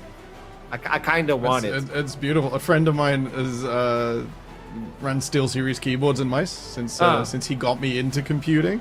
He has that one? He's had them over the years. They still work. I believe he still uses it to this day. He's bashed me over the head with it at LAN, and it retained its shape beautifully. You know what? If I make another completely single deserved it. Steel Series, if I make another song, can I get one of those? This is way too good. But yeah, you can win these, but just by playing Fantasy League. So let's wrap the day off. And Middlecott and Temporal, tell me your last words. Well, that was alright, wasn't it? Yeah, that was very alright. I'll love this more than you ever know. It's been a beautiful evening of NLC. It's been absolutely top notch. It's been an honor to join you both. And I've had so much fun. I can only hope to see everyone else in Twitch chat again soon. And I'll be there watching. Nice. Middlecott. Man, what a day. What a day. More like this, but maybe I get all my predictions right. It's just fantastic. I agree. It's why we do this. This is exactly why we do this. This is exactly why you watch back at home, because the show without you has no fun whatsoever. So tune in next Tuesday at the same time. You know where we are, and we just hope you are there with us. It's about passion. It's not about money. That's why I'm all dressed, but I'm still wearing flippers. So with that in mind, I'll see you soon. Keep climbing.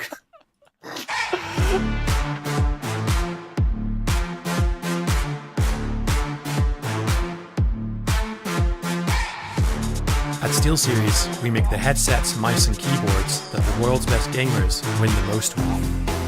And we've been doing it since way back.